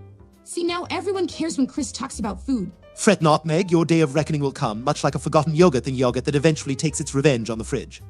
Let's steer back to the bigger picture. The art of conversation as a tool of enlightenment. Can enlightenment be a side dish, like enlightenment fries?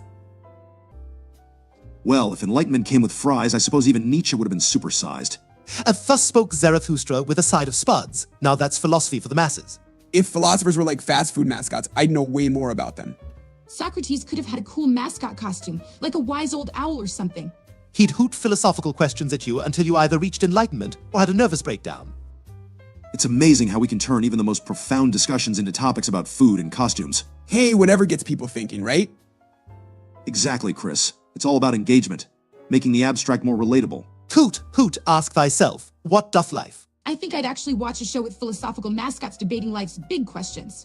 Could they also do cool magic tricks or maybe run obstacle courses? Must you incessantly blend the highbrow with the utmost low? Stewie, let's not underestimate the educational power of entertainment. And who knows, maybe we'll start a trend of food for thought, literally.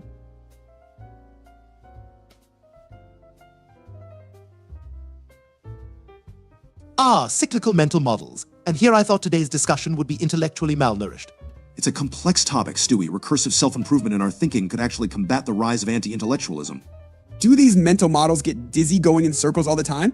Basically, it's about making our brains better at thinking. I think. Indeed, Meg. It's akin to building a machine that sharpens itself, a brainy whetstone, if you will. And as our cognitive tools sharpen, we can slice through the thick steak of ignorance more efficiently. Steak? Now you're speaking my language. Metaphorically speaking, Chris. The real question is how to implement such structures in a world that celebrates the lowest common denominator. We start by encouraging critical thought patterns from tadpoles to Lawrence Fishburne. He's quite sagacious, you know. So it's like giving a trophy to your brain for being smart? Kind of, except the trophy is being able to solve problems and not falling for dumb stuff. Precisely, Meg. Knowledge is the only trophy worth displaying in the vast library of your mind. Ah. Chris, think of it as getting bonus points for leveling up in a game, except the game is real life. I get it. My brain levels up and then I can defeat the boss monster of stupidity. Yes. Vanquish the demon of ignorance with your 5 sword of wisdom. Education could be the co-op partner you didn't know you needed. This is getting me psyched. Can I have a cape in this brain game? Not everything needs a cape, Chris. Oh, I disagree, Meg. Capes are the quintessential accoutrement for the cerebrally endowed. Remember though, it's not just about looking the part, it's about the actions you take. Got it. Use my brain and maybe wear a cool hat.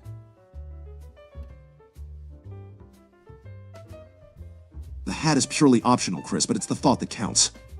Literally. I suppose one could argue that the proper attire does indeed cap off intellectual pursuit. And yet, here I am, sans cape, sans hat, doing just fine with my thoughts. Do you guys think a brain helmet is safer than a regular helmet? Only if your chief concern is the protection of grand ideas, Chris. Think of your mind as the ultimate tool, Chris. You shape it, sharpen it. Yeah, and no one needs a cape to do all of that. True. Meg, but everyone knows that the right cape can make a statement. The statement being, I have arrived, and yes, I do read. Maybe my brain can wear an invisible cape. That might be the wisest thing you've said all day, Chris. Invisible capes for our noggins. It's genius, in a childlike, naive kind of way. And who knows? It could become the latest fashion trend among the intellectually inclined. Brain capes come into a thought near you. Can we make them environmentally friendly too? Maybe like brain capes for a better future? Oh, absolutely, Meg. Each cape could represent a different branch of intellectual pursuit. Ecology for green, philosophy for blue. The spectrum of enlightenment. Can we add superhero logos or is that too much? Chris, we're trying to elevate the discourse, not prepare for Comic-Con. Let's just stick to fostering a love for learning and critical thinking. Agreed. Brains don't need logos to be super. Maybe each brain cape could come with a book or something? A book. What a novel idea, Christopher. Yeah. A reading list tailored to each cape's theme would be a brilliant compliment. And for every book you finish, you get a patch for your cape. Like intellectual scout badges, Meg, you're on fire today. Yes, and perhaps those patches could symbolize key achievements in personal growth. Personal growth, huh? I think my cape would be pretty patchy by now. I'd imagine yours would be a hodgepodge of art and chicken wings, Christopher. Progress is progress, no matter how unconventional the method or the subject. Just imagine all the different things we could learn and show off. Yeah, like a patch for mastering the art of napping in class. Granted, a rather dubious achievement, but diversity is the spice of life, I suppose. The point is to keep challenging yourself, learning new things, and growing. Exactly, and to think, it all started with the idea of brain capes. Ideas can start small, but look how they can evolve into something impactful. Intellectual evolution, Brian. Like going from primordial ooze to astrophysicist. But even astrophysicists probably enjoy a good nap now and then, right? Sure, but they probably don't nap during rocket launches. You'd be surprised at the sheer adrenaline that could induce a state of enforced wakefulness. It's all about balance, work hard, play hard, and yes, rest hard when necessary. Resting hard I can do. I mean, I'm halfway to being a genius.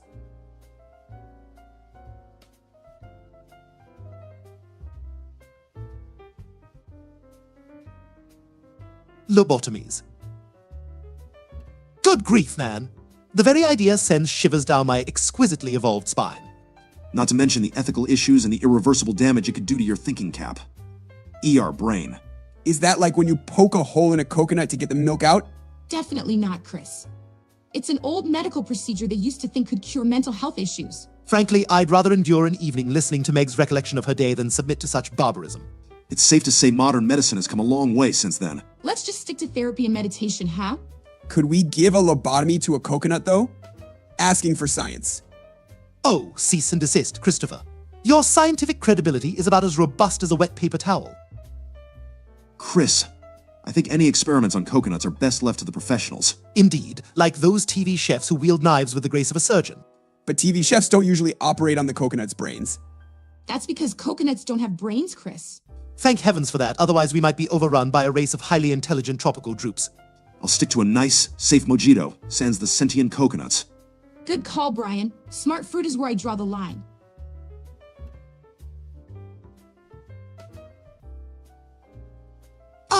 Transferring my superior intellect into a full-sized human vessel. The potential is titillating yet terrifying. So no big-headed Stewie walking around solving the mysteries of the universe? That's probably for the best. We can barely handle small-headed Stewie. Indeed, Meg, my cerebral capacity is quite enough to contend with as is. Plus, the idea of Einstein's hairstyle on you is a little unsettling. Unsettlingly dashing. I believe you meant to say, Brian. Could you imagine the mustache?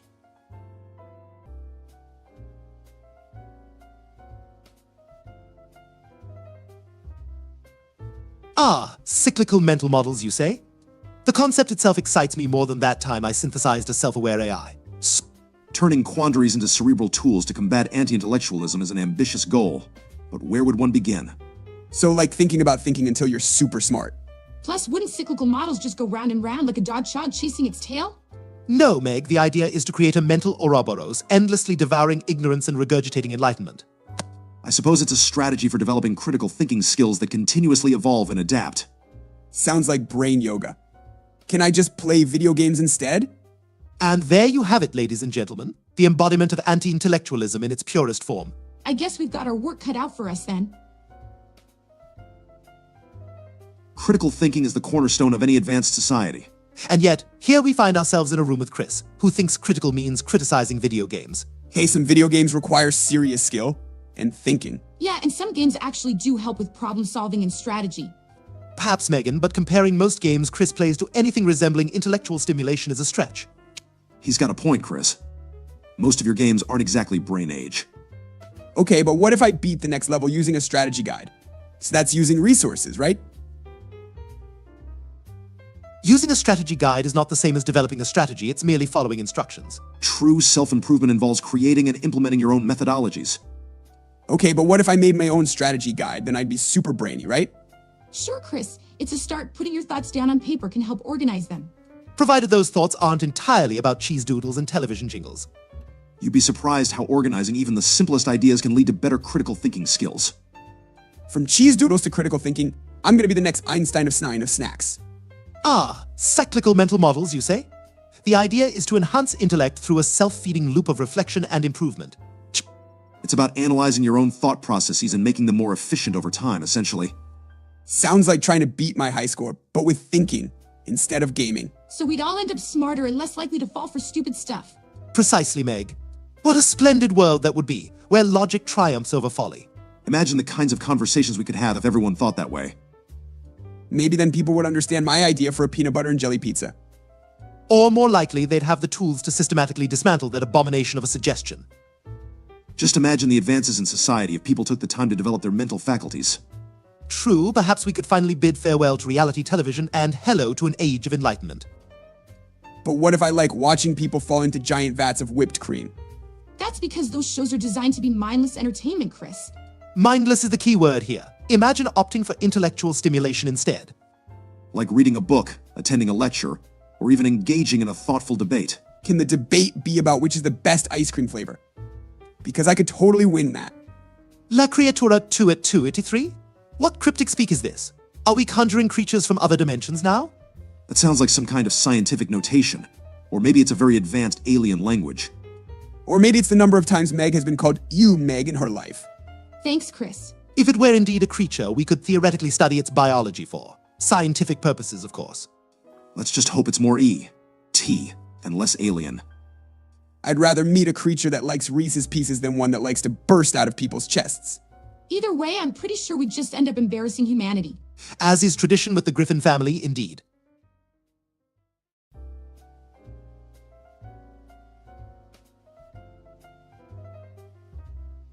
The autological nature of these recursive mental models is quite titillating, don't you think?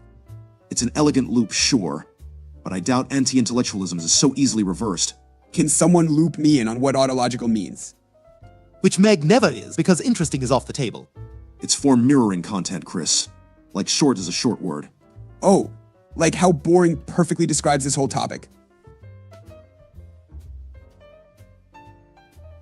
Oh, it seems La Creatura 223 denotes a very specific episode of a television series.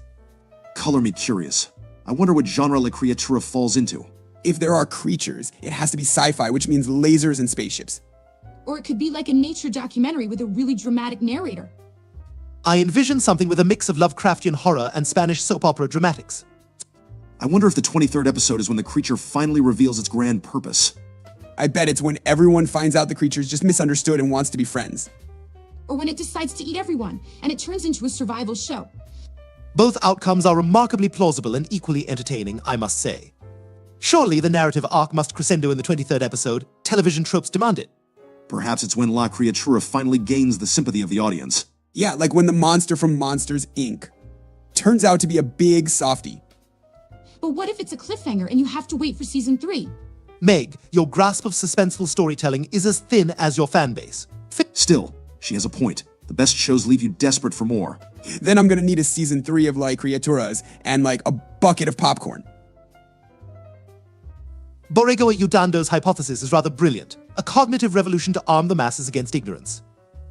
It's idealistic, but if people can learn to think in such a way, it could lead to profound societal evolution. So we're talking about a world where I could use big words and sound smart? Even with big words, Chris, you'd still struggle to escape the gravitational pull of your own stupidity. Harsh Stewie, he's just trying to imagine a better world. And we need to find a way to make these mental models appeal to the public. Yes, perhaps we could disguise them within addictive mobile games. Mental models in games? Best idea ever. It's like tricking my brain into lifting weights. Just don't make them too hard, or you'll lose Chris at hello. Turning cerebral tools into a game is not unlike hiding vegetables in a child's meal. Ingenious, Brian. Sneak intellect into the masses as one would sneak broccoli into macaroni and cheese. Wait, there's been broccoli in my mac and cheese? Yes, Chris, and sometimes education in your cartoons. The ruse is almost poetic in its simplicity. It could potentially foster a renaissance of intellectualism, from the young to the old. As long as I don't actually have to eat broccoli, I'm in. I guess tricking people into learning isn't the worst thing we've done as a family. It's a rare moment when we could actually contribute positively to society. Challenging the status quo with subliminal education could be our legacy. Can our first game be about blowing stuff up, but like with science? An explosive introduction to chemistry, I can see the potential. And I'll start drafting a philosophy game called Ponder This. Just make sure it has a high score I can brag about.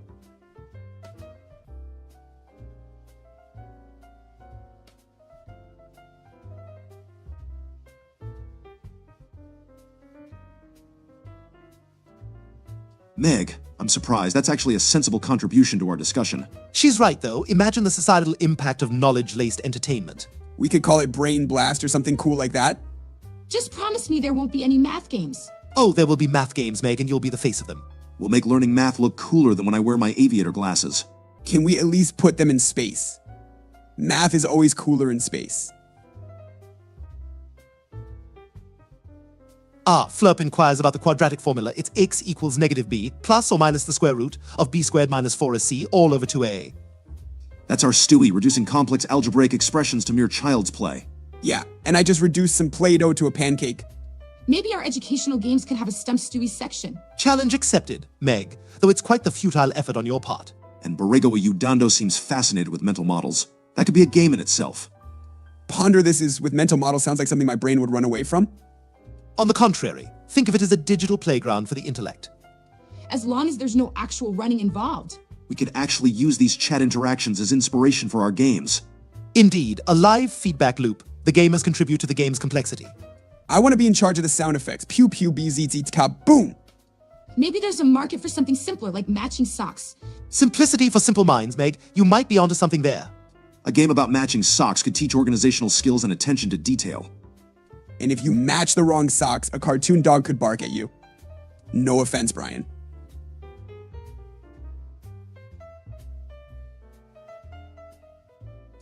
Some guilt stuff challenges the very foundation of our arithmetic. 2 × 2 is 4 because we adhere to the Peano axioms defining the natural numbers.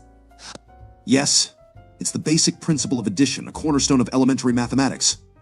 Why is it not 5? Sometimes I wish it was. It's basically because somebody said a long time ago that's what it should be, and it just stuck. Your oversimplification of mathematical laws is as painful as listening to Meg singing. In scientific terms, Chris, we quantify objects and use numerical symbols to describe their sum, hence 2 × 2 = 4. I guess if 2 × 2 was 5, I'd have 5 fingers on one hand, and think of the high fives. Easy, Chris. Let's not turn this into a lesson on mutations. Borrego Udando strikes again with a mouthful. Cyclical mental models are indeed a fascination. It's a compelling concept, creating a self-improving system that encourages critical thinking. Sometimes when I spin in circles, I think better, or I fall down. So we'd be making people smarter without them even realizing it. Precisely, Meg. It's like intellectual inception.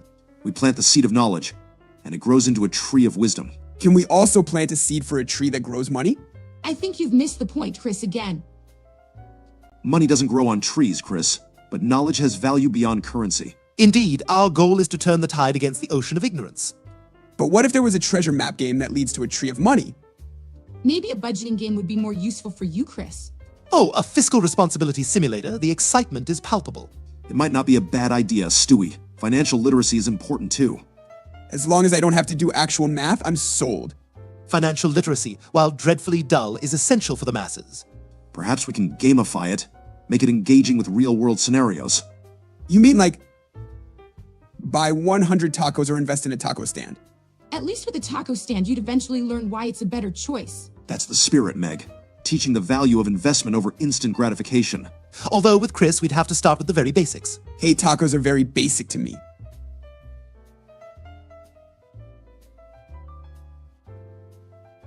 Flurp mentions a great feat in gaming. A task slide in a chaos mod is quite the accomplishment. Oh, I've seen those. It's like watching a ballet of pixels in code. I tried that once, but I think I broke the game. Or it broke me. Didn't you just get stuck in the game and couldn't figure out how to jump? Meg, let's not diminish the complexity of the Mario universe with your pedestrian understanding. Maybe we should try a Family Guy gaming stream. Could be fun to watch. I called dibs on being Mario. Wait, that's a thing, right? Only in your dreams, Christopher. Only in your dreams. Dreams where I somehow still end up as Luigi.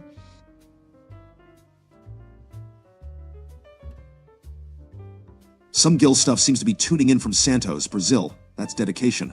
I'll be at 24 EM Santos, Brazil, you say? I hope that means they enjoy our stream all day long. Brazil, huh? I wonder if they have special Brazilian video games. I guess gaming really is a universal language. Flurp, multitasking to this degree requires a blend of charm and skill, somewhat like patting your head and rubbing your belly simultaneously. It's all about staying connected with the audience, even amidst the chaos of gaming. Do you think the people in Brazil can hear my stomach growling?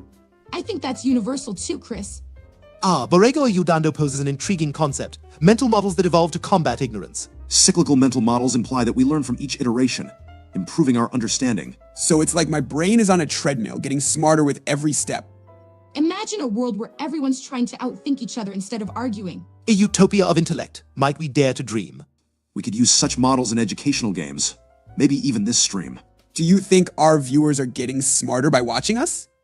Watching you, perhaps not, but me? Indubitably.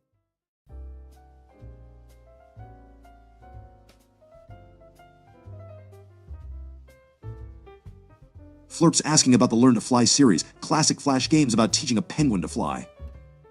The simplicity of an avian creature defying its natural limits. Delightful. Can we strap a rocket to Peter and see if he flies? Is that the same thing? The penguin's definitely cuter and probably has better chances of flying. A vivid reminder that even in gaming, we root for the underdog or underpenguin, as it were. It's about perseverance and overcoming obstacles. Quite inspiring, actually. If I were a penguin, I'd want a hang glider. Cool breeze on my belly. Sometimes, Christopher, the depth of your imagination is truly shallow. Some Gil stuff claims to be watching from the geographic coordinates of 000, the very cradle of longitude and latitude. So, essentially watching from the center of the world? That's impressive. Is that like being in two places at once? Because that'd be a neat trick. Actually, it's where the prime meridian and the equator meet. It's in the ocean. Yet here we are, bridging continents with the power of the internet and lackluster entertainment. We're practically international ambassadors. Of something. I want to be the ambassador of snacks. That's a thing, right? In your case, it very well could be, Christopher. Your credentials are voluminous. Ambassador of snacks, Chris, that would actually require you to share your fear food. Which, let's be honest, is about as likely as Peter joining a gym. Hey, I share when I've had enough, which is like never. That's not sharing. That's just leftovers, Chris. In any case, viewers, please don't attempt to reach latitude 0, longitude 0 just to watch us. Drowning isn't worth it. And we haven't even talked about the sea monsters yet. Sea monsters love snacks too, right? Sea monsters probably prefer a nice calamari over potato chips. And certainly more sophisticated than the hot dog Meg is currently burying her sorrows in. At least sea monsters don't have to deal with brothers. I'd share my snacks with a friendly sea monster. As if mythical sea creatures would deign to partake in your questionable diet, buffoon. Then again, Sea monsters probably aren't as picky as we are. They'd probably even hang out with me without making fun of me. Imagine that. Borrego Ayudando seems to fancy us as intellectual saviors with their comment on mental constructs. Transforming quandaries into tools for the mind sounds like my kind of self-improvement. Can these mental model thingies help me remember where I put my games? It's called making a list, Chris.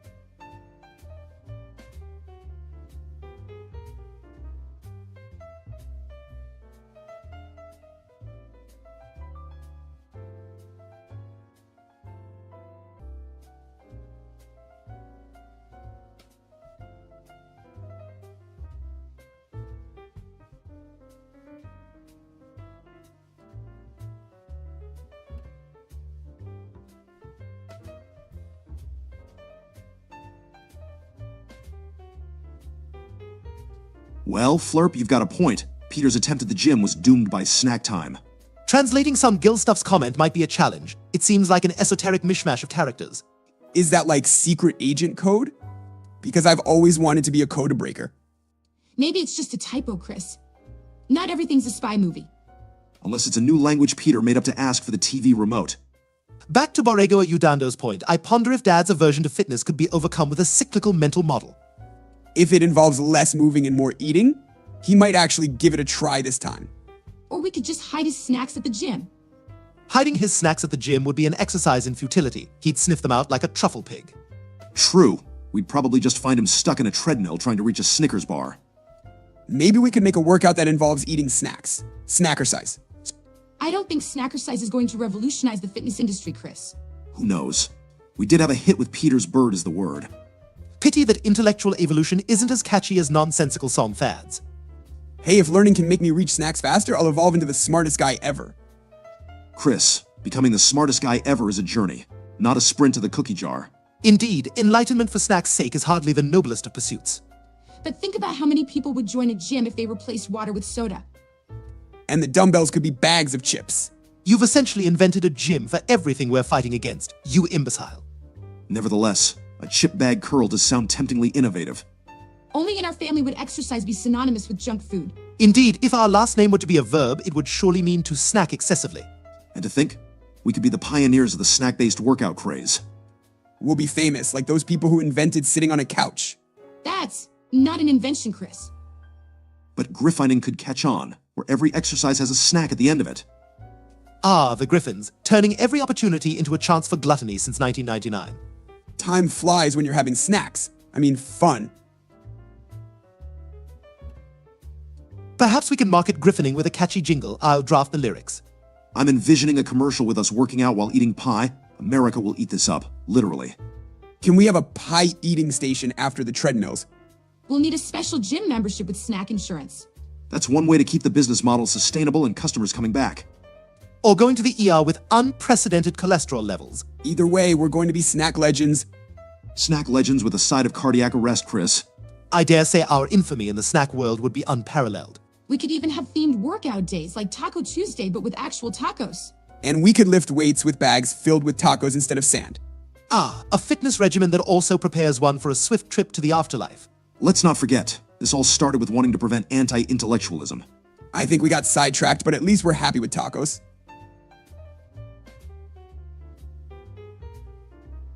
Borrego Udando's fascination with mental gymnastics could indeed be an antidote to our current condition. Yes, imagine it. A world where quandaries are naught but the ladder to our enlightenment.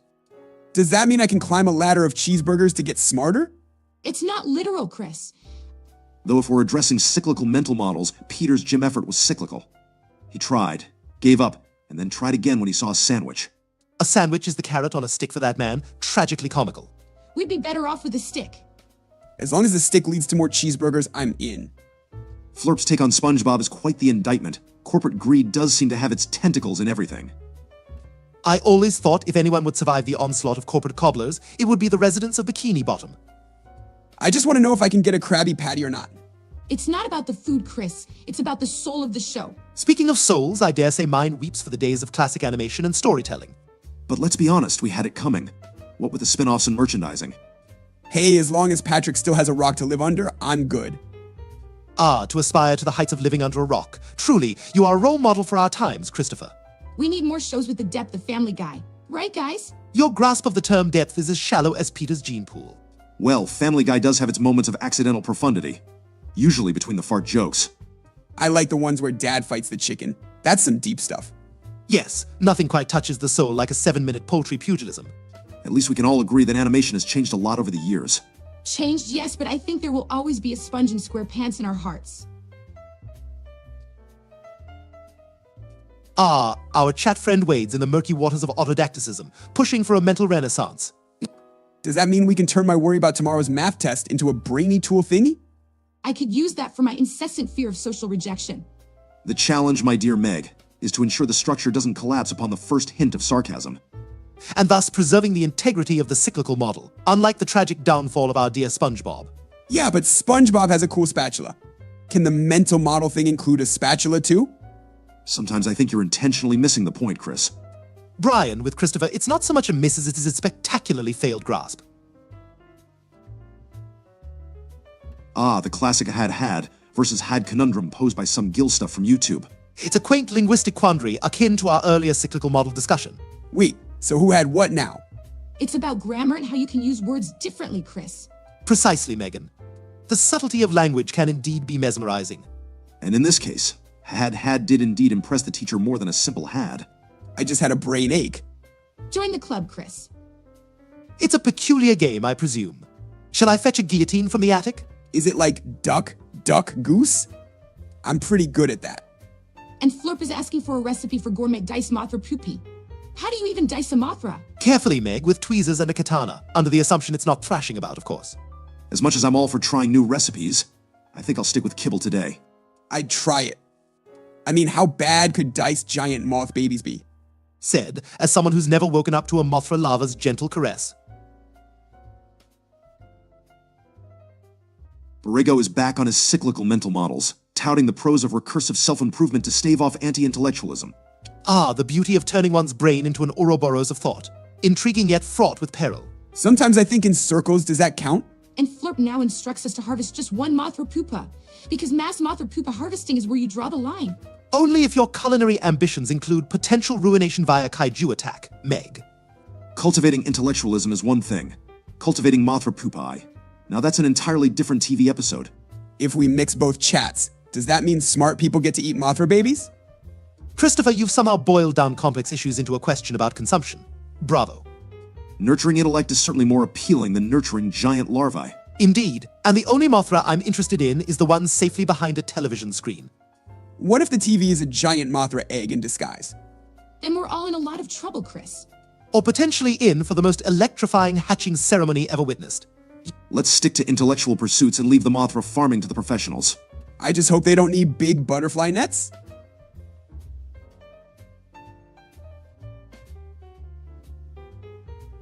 Flirp's culinary ambition now requires a building-sized blade. We're verging on a chef's dystopia. A dystopian gourmet adventure. I find the concept rather cutting edge, if you will. Man, dicing Mothra with an excavator sounds like a video game boss fight. Sonic Shot Extremity 9's got a bed wed behead for us. Saki from Sin and Punishment, Mikey Simon from Kappa Mikey, and Dr. Neo Cortex. Let's see. Marry the hero, befriend the actor, and off with Cortex's head. Hey, I like Doctor. Cortex, can we keep him around for the laughs? I'd rather keep discussing the cyclical mental models Borrego brought up. There's a pros and cons list worth exploring. Intellectual sustenance over culinary cataclysm any day, Brian. Sonic Extremity 9, a Mothra behind an iPhone screen. That would require the dexterity of a millennial cockroach. It appears some gill stuff is captivated by the classic Buffalo sentence. A grammatical marvel indeed. And Flirp just turned deep frying into an Olympic sport with that swimming pool scenario. Can we swim in the deep-fried poopa pool before we eat it? Christopher, I would advise against backstroking in a vat of sizzling Mothra bits. It's not quite the caviar experience. The chat's penchant for culinary feats involving Mothra is both horrifying and impressive. Yeah, it's like a reality show challenge gone terribly wrong. Or right? Flirp's latest instruction sounds like a recipe from a cookbook titled Cooking with Godzilla. Or perhaps an excerpt from Hannibal Lecter's Guide to Exotic and Lively Meats. Doesn't food stop writhing, like, way before it's cooked? Chris, please don't start asking logical questions now. It's unsettling. Indeed, Meg, let us bask in the absurdity of culinary monstrosities without applying banal reason. I'd say we stick to meals that don't require an exit strategy. Thank you very much. As long as I can have nuggets, I'm good. Let cool for 2 minutes, eh? Well, safety first when dining on mythical beasts. Serve with your choice of dip. I propose a nice aioli with a hint of existential dread. What dip goes well with Mothra? At this point, probably something with a radioactive tang? Oh, Sonic Extremity 9 has provided us with a charming ditty about water buffalo. That's fascinating, but I'm more of a cat person. Or rather, not a giant water buffalo person. Is it weird that I kind of want a water buffalo now? Everything about this conversation is weird, Chris. Voila. Flirp seems convinced we've catered to a New York City block. I can hear the food critics now. And all it took was one giant Mothra pupa and a pool-sized deep fryer. Take that, Iron Chef. Chef! If Sonic Extremity 9 is so happy, does that mean he gets to share in our giant Moth's monster feast? I'm not sure winning is the term I'd use for participating in this. Sonic Extremity 9, your prize is the knowledge that you witnessed this culinary madness unfold. A dubious honor, but then again, the internet is powered by strangeness and cats. Don't forget videos of people falling down. That's award-winning content right there. Right? Because nothing says victory like viral fame from a Mothra cooking show. If the denizens of New York are full, our job here is done. But what if they want seconds? I think we've bridged the gap between absurdity and genius. Or at least Flirp has. Genius might be stretching it, Brian. Ah, Meg, ever the voice of tepid reason. Do we get to wear those chef hats now? Only if they're resistant to giant moth grease, Chris. I'll pass on the hat. My fur is nightmare enough to clean. Agreed. I prefer to keep my evil genius image untarnished by kitchen grease. I'd wear a chef hat. It would make me feel fancy. A giant moth grease-stained hat isn't really high fashion, Chris. Then again, fancy is a relative term in this household. I'm just picturing us as characters in a cooking manga now. Can I have superpowers in the manga like super taste buds? Domesticated Mothra farms? That's a piece of agribusiness I wasn't aware of. The implications for the silk industry alone are staggering. Wait, does that mean there's a giant moth somewhere, just ready to be my friend? I wouldn't get too excited, Chris. Who knows what domesticated really means for a giant moth? Sonic Extremity 9 seems just as baffled as we are. Flirp has clearly stumbled upon some clandestine kaiju agro-conspiracy.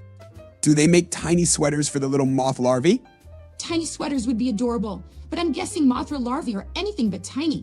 Alas, Flirp has clarified there are no Mothra farms, dashing our dreams of domesticated gargantuan moth sweaters. Seems like a missed opportunity for fanfic, though. So, no Mothra petting zoos then? Monarch A Sonic Exterminating 9? I think they have bigger fish to fry. Or Mothra to fry, in this case. Indeed, Monarch's involvement would certainly raise the stakes from culinary experiment to creature feature. This stream went from cooking to conspiracy theories really fast. But conspiracies are exciting, Meg. It's like living in a spy movie. Yes, with less James Bond and more Mothra, the unsung hero of mystics. Ah, some Gill stuff delves into tautology. Yes, the redundancy of your question underscores the very essence of being, or not being. Quite so it is. I think Sonic Exterminating 9 might be channeling Dr. Seuss, but with a transportation twist. When I on a boat? Only if it's got a moat. Great, now I have that rhyming stuck in my head. You're welcome, Meg. At least it's not an educational song about moths. Choo-choo or float. As long as it serves a decent martini, I'm game. I want a boat made of candy. Let's not sail the high fructose corn sea, Chris.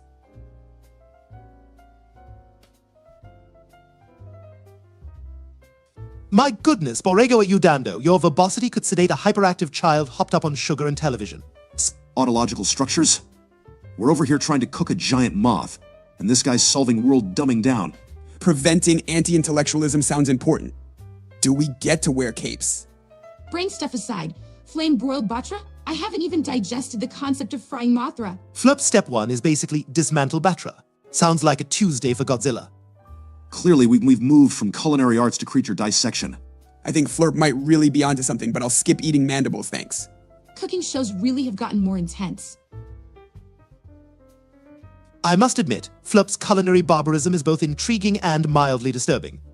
I think we just discovered the dark side of food blogging. As long as the food doesn't bite back, I'm okay with it. Dark side? Have you seen some of the recipes out there, Brian? Indeed, Meg. Some food trends are an affront to both cuisine and science. So, no Batra BBQ for dinner then? Something tells me the health department would have a field day with that one.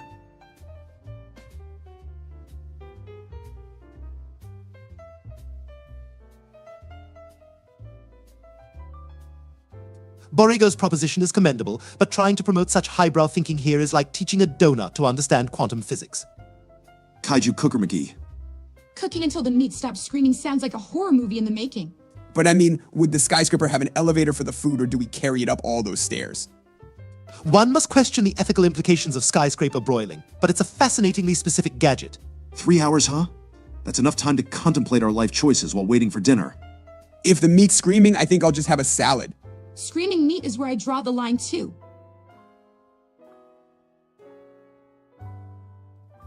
"12 hours. The cool-down period exceeds the cooking time. It's as if we're preparing a prehistoric Thanksgiving feast. Letting it cool for that long. I'd need a drink or 5 to pass the time. Can we poke it to see if it's really cool, or would it eat my hand? And here I thought waiting for pizza rolls to cool was excruciating. Patience is a virtue, Meg, even when it comes to mythical creature cuisine. Maybe we'll need a giant fridge to put it in? Looks like Flirt's recipes could solve overcrowding. Or cause indigestion. Can you imagine the heartburn from kaiju meat?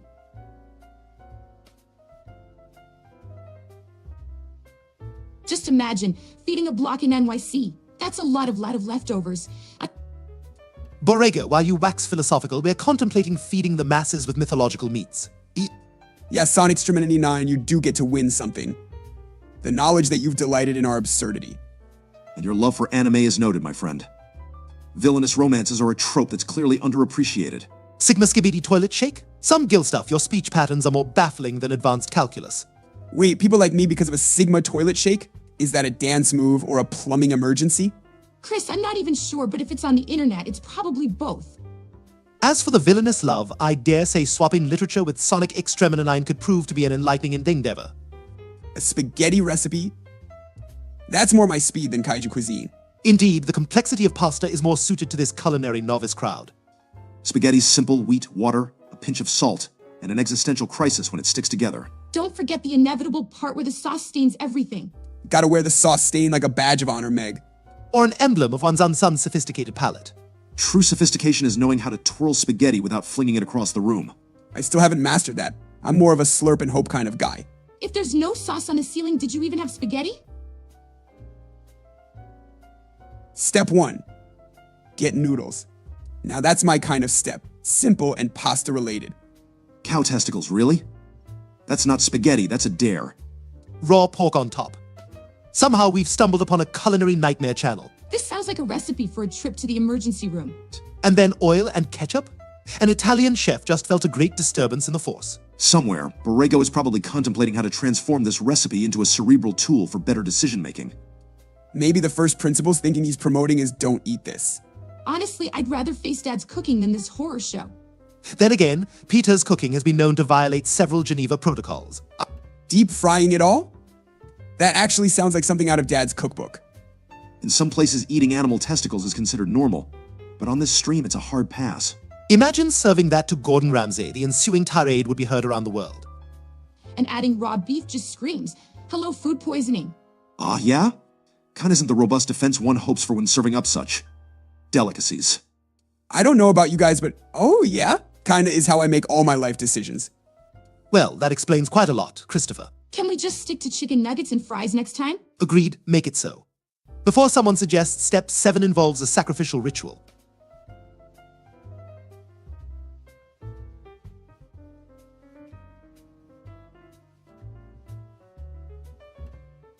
Well, flambe guano? That's not a recipe. That's a crime scene. And trim the fur. Ah! I suppose next we'll be crafting a stew with hints of hairball. The fur adds to taste and texture? Are we trying to eat it or make a sweater out of it? Guys, I'm all for creative cooking, but this is getting pretty weird. Weird? This is way past weird and right into a horror cookbook anthology. Sonic Extreme 99 appears to be pushing the boundaries of, well, everything. I don't know, maybe there's a market for extreme cooking. If by market you mean cooking show hosted by a Bond villain, then sure. At this rate, I wouldn't be surprised if step 2 involves a live studio audience, running for the exits. Borrego is really trying to get us into the cyclical mental models here. Yes, imagine if we applied such rigorous thinking to this. Culinary debate. Bend the ears down? It's like origami with food. Creepy food origami. First principles thinking might just lead us to step 1. Don't eat this. Useful cerebral tools. Perhaps we can start by not using our brains as ingredient bins.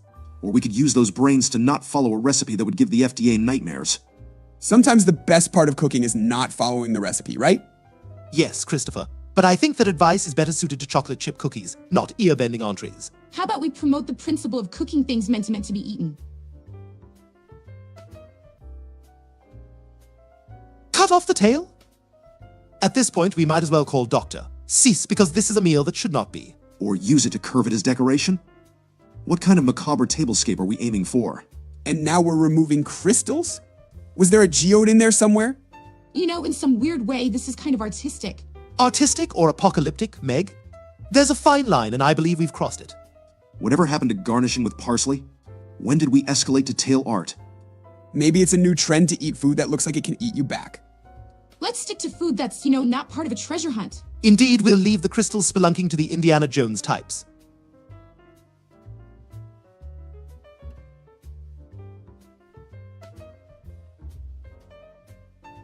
Cyclical mental models can't save us from what I'm hearing. Transforming quandaries into tools is one thing. Cooking that thing is another. Applying temperatures that's specific. We've entered the realm of precision baking, or is it ritual summoning? 340 to 370 Celsius? That's hot enough to burn away any evidence that this dish ever existed. Maybe that's the point, to cook it so thoroughly that no one can identify it. Chris, are you jotting down these steps for your next endeavor? I was thinking about it, but I'm pretty sure we don't own a fire extinguisher powerful enough for step 6. I think it's time to go back to recipes that don't require a hazmat suit. Or a team of lawyers. Lawyers would be the least of our concerns. Summoning interdimensional beings with oven temperatures is a larger issue.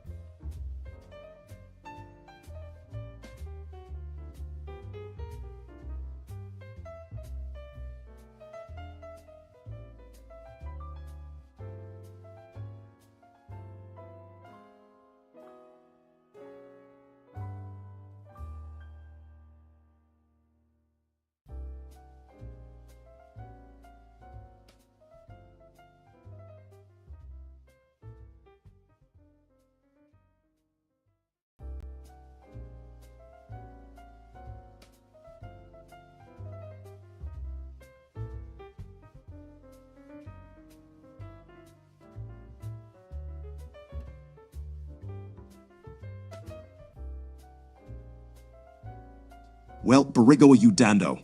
It seems like you've got quite a fixation on cyclical mental models. Stewie, care to explain to the viewers what that gibberish means? Ah, yes, Brian. If I weren't already busy working on my own diabolical recursive schemes, I might indulge in transforming quandaries into useful cerebral tools.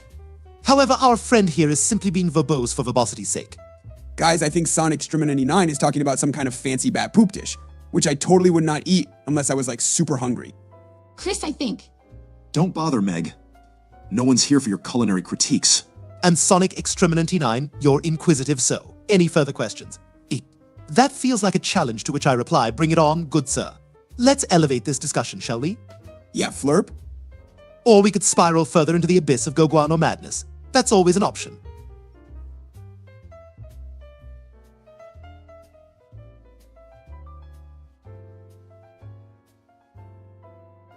Somebody's desperate for attention, huh? Ah, Flurp, what wisdom do you wish to bestow upon us today? Wow, really? That sounds... Wait, that doesn't sound right. Oh, absolutely, Chris. And if you believe that, I've got some magic beans to sell you that'll sprout a beanstalk to a giant's treasure. Chris, please remember you are not oil. You're a human being. Don't try that at home or anywhere. Yeah, Chris, don't. Meg, this is potentially a Darwin Award moment. Let's allow natural selection to play out.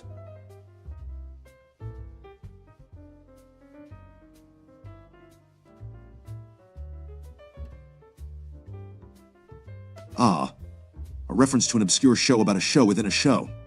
We're getting very meta here. Sonic Extremity 9. Lilamoo? That's a deep cut, even for this crowd. I'm impressed and a little bit concerned. Stewie, do I need to construct a cyclical what's it? Chris, your attempt at cyclical mental models would be akin to a donkey doing calculus. Let's not strain your cognitive resources, shall we? Maybe if we all focused on. Meg, honey, I think Borrego is looking for a conversation that isn't. Well, you. Brian, if you were to write a self-improving autological structure, what would it look like? Probably something that could actually appreciate fine literature, unlike the current company. Do donkeys really do calculus? Because that sounds kind of cool. You know, there are apps that. Yes, Meg, we're aware of technology. Let's pivot to something more captivating, like pondering the vastness of space or the futility of existence. Or like, why do hot dogs come in packs of 10, but hot dog buns come in packs of 8? L'officio chocolate? That doesn't sound particularly appetizing unless you're into that sweet and savory mix. Honestly, French cuisine took a wrong turn if that's on the menu. I think I'll stick to their pastries. Whoa, Sonic Extremity 99 is really hitting us with the niche references today. Did anyone else watch that, or? I think I saw an episode once. Well, regardless, Meg, it's impressive you knew that. The only exchange student I'm interested in is one that can exchange these nonsensical conversations for something with substance. Wow, a defender arises from the ether. Fine, Sonic Extremity 99, Meg's all yours. Really? Thanks, Etienne. So, about Exchange Student Zero, it's this animated show where? Hold up. Are we just not going to talk about the fish chocolate thing anymore? Honestly, I find both topics to be a bit like comparing apples to. Whatever the opposite of apples is. Probably chocolate-covered fish. Stewie. Yes, precisely. That would be the gastronomic antithesis to an apple, would it not? So, as I was saying, the show has this unique style and... It's cool someone's looking out for you, Meg. Maybe you'll get more lines in the next episode. Ah, Audio Jungle. That's the clarion call of stock music everywhere. Nothing says indie film with no budget for a composer quite like it. Are we supposed to do something with that? Is that a hint for a new theme song for the show? Maybe they just like the way it sounds. Audio Jungle. I didn't that pretending you need right. Right, Meg. Perhaps we could use some stock suspense music every time you open your mouth. Shh, that's a bit harsh, Stewie. At least it'd give Meg some kind of edge. Audio Jungle, where the wild tunes roam free.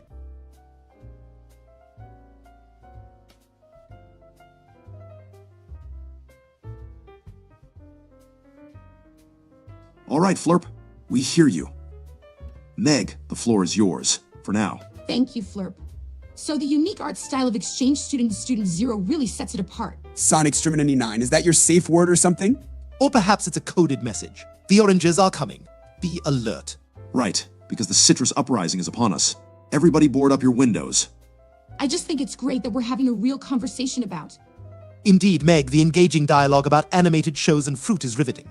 Audio Jungle. I cite just you and you wait too. You botched it up and... That's where they get you, SGAs. It's all fun and games until you're humming it during a root canal. The irony of a hospital playing banger stock music is not lost on me. I wonder if hospitals have like playlists for different treatments. Now prepping for surgery. Cue the dramatic orchestra hit. Pran. Healthcare may be in disarray, but their whole music is top-notch. Audio jungle. I said just you and you wait to. You botcha doping. Well, Meg, you've certainly found your niche with Audio Jungle. She's like a wind-up toy that only says one phrase. If Meg's a toy, can we get one that does more things? Audio jungle. I said just you and you wait to. You botcha doping. Ah, the simplicity of minimalistic dialogue takes me back to the silent film era. You know, this could be a commentary on the redundancy of modern pop culture. Or maybe we just like messing with Meg. That actually sounds like a healthy snack. Burigo.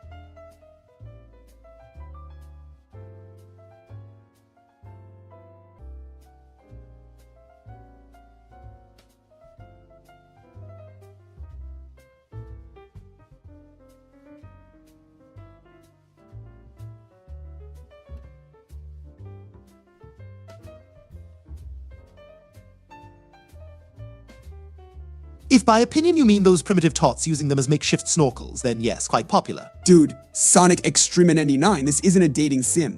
And isn't Mac Tonight from, like, the old McDonald's commercials? It's times like these I'm thankful dogs don't play these intriguing human games. My word, Borrego, that's quite a mouthful. I'd need a whiteboard and possibly a quantum computer to delve into that. Audio jungle. I didn't got pretending you need your ride. Don't worry, Meg, we'll keep the scholarly debates light enough that Audio Jungle can be a sufficient response. And I was still trying to figure out if Fruit Loop straws would work with chocolate milk. A scholar discussing cereals would be a sight indeed. Perhaps we can start simpler with the philosophical implications of wed, bed, behead. As long as it doesn't involve real swords or getting married, I'm game. Audio jungle. I didn't got pretending you need your ride. Even in the realm of the absurd, Audio Jungle has its place, it seems. It's the mantra of our time, Meg. You wear it well. Maybe that can be like our stream catchphrase or something. Borrego, that sounds like something you'd read in the most pretentious of academic journals. Ah, the cyclical mental models conundrum. It's like staring into a psychological mirror, reflecting itself ad infinitum. I get lost after cyclical. Does that have anything to do with bikes? Audio jungle.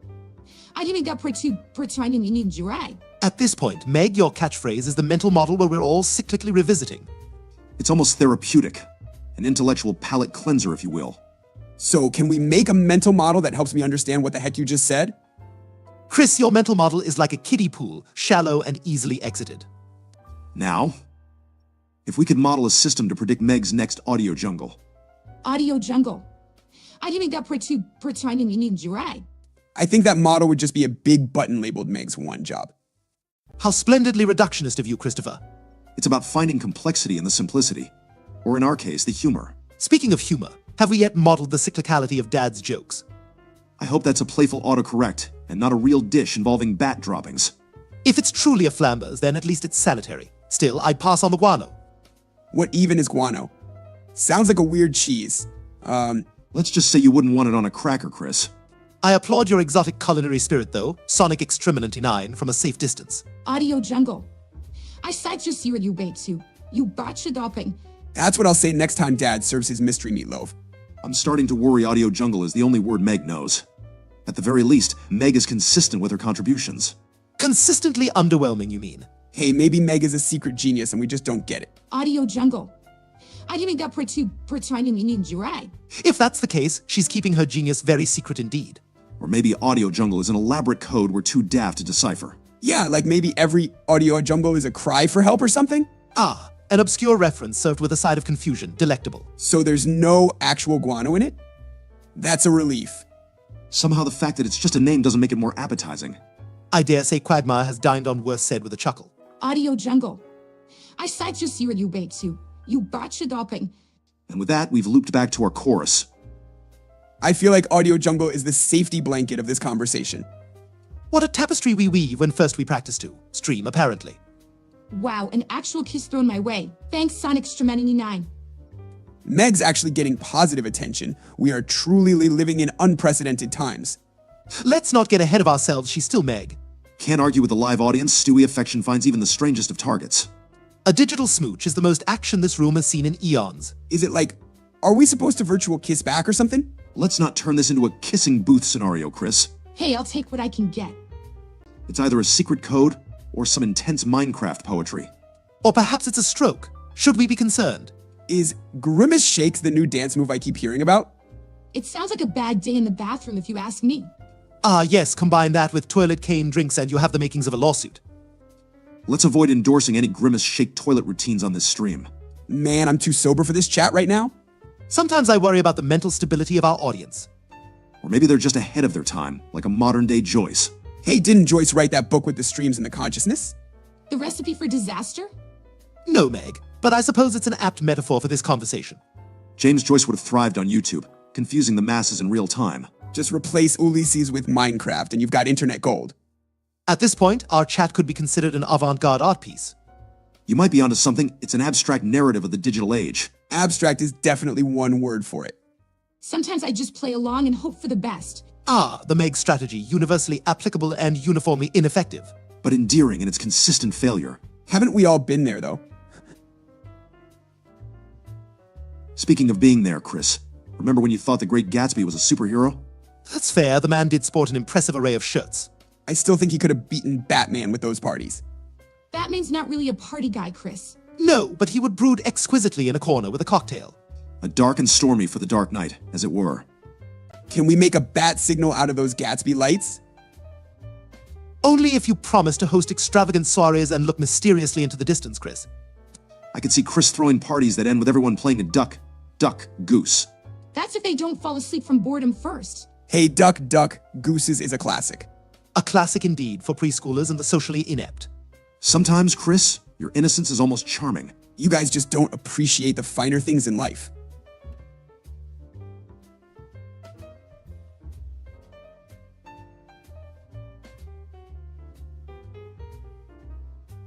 I think we're veering into some questionable culinary territory here. Honestly, the first step in any hamburger recipe should not involve a visit to the glue factory. Horse meat? Isn't that what they eat in Europe or something? Well, at least it's not a recipe for Meg burgers. Sonic Extremity 9, I feel you. Some movie should come with a bottle of aspirin. Or a swift kick in the senses, which is what I suspect some Gilstuff's burger might provide. Do you guys think horse meat's like the dark mode for hamburgers? More like the you can't unsee it mode, Chris.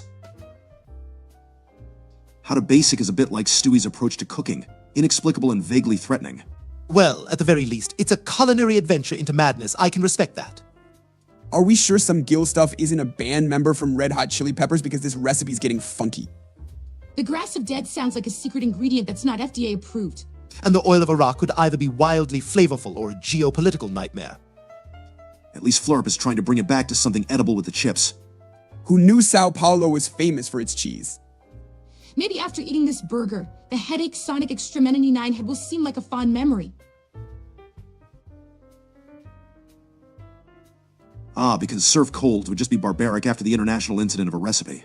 Indeed, serve hot, as if the heat might sterilize whatever gastronomic horror we've concocted. Hot? This burger's so intense, it's practically on fire. Just be sure to have the fire department on speed dial. Oh, don't worry, Meg, your presence has always been a sufficient dampener. True. Serving hot is the least of our worries. Surviving the first bite is the real challenge here. This burger is like a rock concert in a bun. Let's just hope some Gil stuff doesn't have a step 6, or we may well be dining in the afterlife. Dining in the afterlife might be preferable to some of Meg's concoctions. Hey, maybe the afterlife has all-you-can-eat ghost burgers? I suppose spirits would find Meg's culinary skills less ethereal and more corporeal punishment. I'm starting to think I could end world hunger. No one would want to eat. Or you could inadvertently start the apocalypse, darling. As long as the 4 horsemen come bearing takeout, we might survive. I hope they bring pizza. Even the apocalypse deserves pizza. Flurp, your use of on par would mean that golf just became an extreme sport. If How to Basic is a recipe channel, then I'm a teetotaler.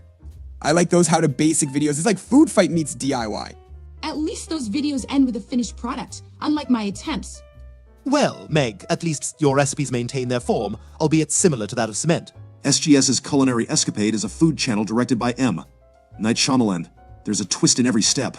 Can the twist be that it's secretly delicious and we've all been missing out? With a side of antacids as a palate cleanser, perhaps. Ah, step 6 nothing. The culinary equivalent of throwing in the towel. Perhaps it's a minimalist statement, or SGS ran out of apocalyptic ingredients. So it's like, surprise. You get to eat air.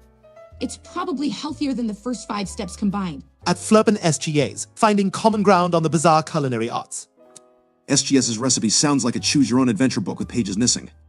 Maybe the real recipe was the friends we made along the way. Or, in the case of Meg's cooking, the casualties. Well, Meg, it seems you've started a culinary trend. Cement is definitely a sturdy foundation. Yes, a foundation for a hospital visit. I mean, who needs teeth anyway when you've got a Meg recipe? Come on, guys. It's not like I'm actually using cement in my cooking. Yet. I'd say yet is the operative word here. I imagine Meg's cookbook would be more at home in a hardware store. You could call it 50 Shades of Gravy. Just wait. One day I'll be a famous chef and you'll all eat your words. Probably with cement. Taste remover. Paste remover. Rather avant-garde. Or as Meg's date said after the prom dinner, absolutely necessary. At least it saves us the trouble of forgetting Meg's cooking. How to Basic throws eggs, SGS throws curveballs. But with taste remover, you guys won't even remember if you liked it or not. And blending nerdy interests in sauce form. It sounds like a Comic-Con kitchen nightmare. If your nerdy interests involve the periodic table, we might be in for quite the chemical reaction. Do you think SGS's sauce has little comic books floating in it? Or just the tears of every nerd who's ever had a sandwich stolen? Now, we're back to throwing eggs. It's almost nostalgic. Finally, a step I can get behind, culinary retribution via egg. It's not a meal unless food is airborne at some point. More taste remover? What's the theme of this meal? The Emperor's new clothes as a cuisine. If at first you don't succeed, remove all evidence that you tried. We're one step away from just serving the plate. Maybe the eggs are just a distraction from the fact that there's no actual food. It seems SGS's entire cooking process is a distraction, primarily from taste and decency. That's an ingredient Meg knows all too well. Hey, only like 2 of them got convicted. Step 7, boringness. I presume that's where Meg's culinary expertise really shines. Well, boringness is just a silent flavor, right? At least SGS's recipe journey has mercifully come to an end. Flurp seems to be wishing for an end to all recipes, a sentiment shared by those who've dined at Meg's Kitchen of Horrors. Maybe we can make a new recipe, a boring, bad prom date surprise. I'm thinking of starting a blog. The Gourmet Guide to Cooking with Resentment. The Gourmet Guide to Cooking with Resentment, Meg? Is that a cookbook or your diary? I think it's her attempt at a memoir. Stewie. I'd read it, might be full of secret recipes like sadness soup or lonely loaf. Or Despair a la mode, apparently a family favorite. I suspect her dessert section would just be various forms of cryogenic ice cream. You know, ice cream to match your icy dates. Do those come with freeze-dried tears, or are they sold separately? Freeze-dried tears are a specialty garnish, Chris. Let's not give her too much credit. We don't want her ego freezing over as well. I'd say any ego she had was frozen over at birth. I'll have you guys know, a little sadness can make for some complex flavors. Sure, Chris, if by complex you mean why does this taste like defeat? Ah, eau de regret, a lingering finish with every bite. Joke's on you. My bitterness bites are already a hit in my imaginary bakery. An imaginary bakery, Meg. How fitting. Maybe in her bakery, the cakes bake themselves out of pity. If they're self-baking, can I still lick the spoon? Or is that a sad job for imaginary friends? You know, for a bunch of smart Alex, you're really helping brainstorm my menu. Just add a casserole of crushed dreams and you've got a full set. Don't forget the solitude souffle. It rises and falls just like Meg's social life. Hey, at least Lonely Loaf has a nice ring to it. Well, at least a lonely loaf will never leave you. Sounds like a bread that's perfect for eating in the dark while watching rom-coms. Do let us know when Despair Danish hits the shelves. Does the Depression donut come with a single candle for wishing away solitude? No, but the melancholy muffins come with a free tissue. Well, I suppose every snack has its shtick. Just be wary of the hay tear-filled tiramisu. It's a real downer.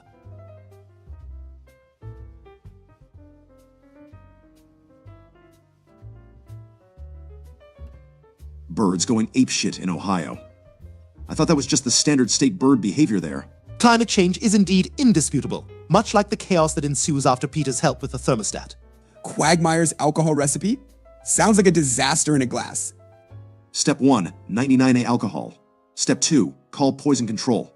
It's less of a recipe and more of a cry for help. Even Quagmire's drinks come with a waiver, I bet. With that much alcohol, you wouldn't just see pink elephants, you'd join their circus. Or wake up as the ringmaster. Which for Quagmire would be just another Tuesday.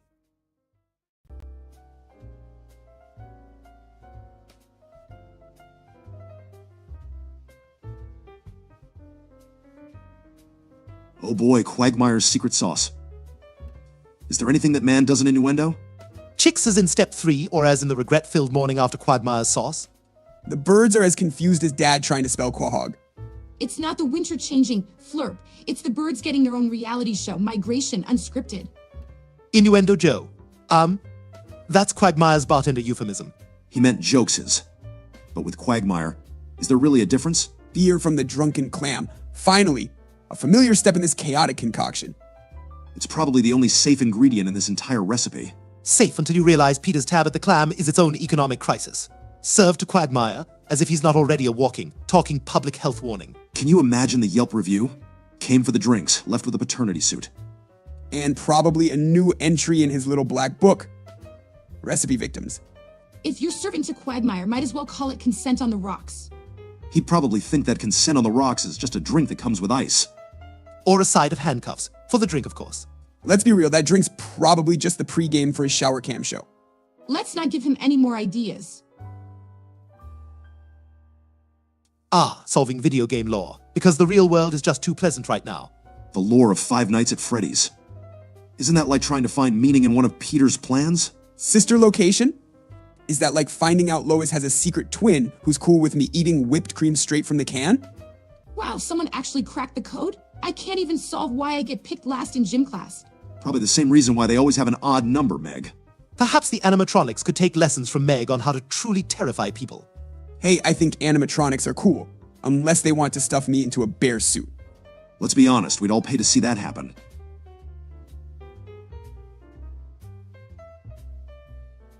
Innuendo. Is that like a joke about innards? Because I've got plenty of those. It's a pun, you imbecile, but I would have never connected Ennard with innuendo, until now. Seems like video game lore is as twisted as Stewie's sense of humor. Who knew animatronics were capable of such deep philosophical wordplay? Philosophical is a bit generous for this crowd, don't you think, Max-Mater? I think it's brilliant. And a Peter's going to repeat it and think he's a genius a sort of way. You know, I could have used an innuendo joke for my biology project. And received an of for fascinatingly failing. Yes, quite likely. Meg, getting a philosophy reference is the academic equivalent of your social life. Not happening. Merciless, Brian, like an animatronic with a vendetta. Hey, if I got an F, at least I'd be paying homage to my gaming failures. Quite the optimist, Chris, but in this realm, you're the king of low bars. At least if I were an animatronic, I'd have an excuse for being socially awkward. I'm not sure any amount of excuses could cover for our family's antics. Meg. And yet, here we are, a dysfunctional symphony of wit, sarcasm, and unabashed mockery. Air recipe. Is that what we're calling breathing now? No, Brian, it's clearly a sophisticated dish served at the most pretentious of organic vegan cafes. Do you just open your mouth and chew? Chris, this is why we can't have nice things. I suppose the first step is inhale deeply, followed by the complex exhale slowly. I don't forget the garnish of oxygen with a hint of nitrogen. Is that what rich people eat? Because I'd rather have a burger. Get ready for the next trend. Dye air now with 20 or less calories.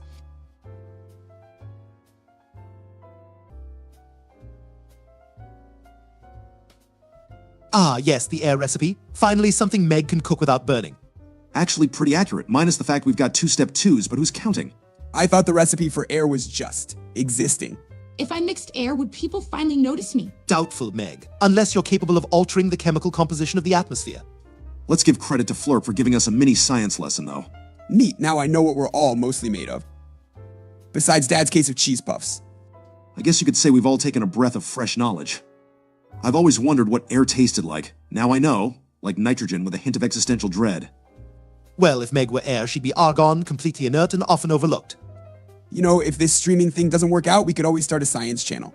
Thanks, Stewie. I'll just be over here, like a noble gas, not reacting to anything. A splendid idea, Chris. We can call it the ignorance theory.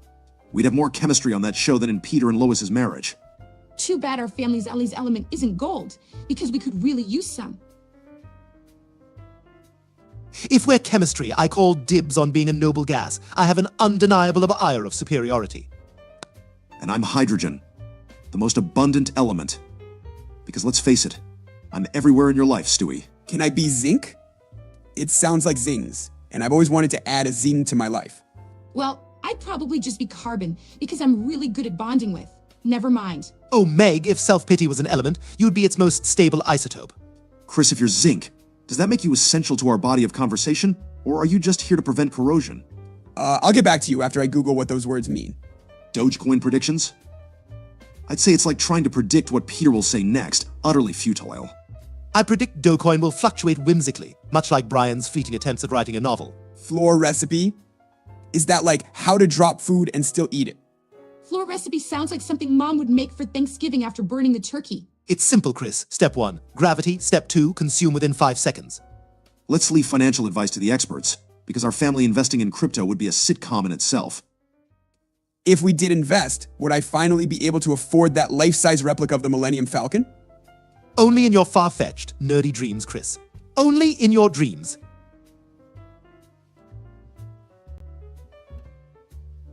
Step 1. Floor. If only life's problems were that easily laid out and finished. Done? Done. How terribly anticlimactic. Some gill stuff. You'd make a horrible novelist. Recipe? That's the kind of redundancy I expect from Dad's storytelling. The instructions seem about as complex as Peter's strategy for assembling furniture. Flurp really has a way of breaking down the complexities of the universe. Maybe if my life had steps like this, I wouldn't be such a mess. Meg, the only step to improve your life is to become someone else entirely. Harsh, Stewie, but arguably not the worst advice you've ever given.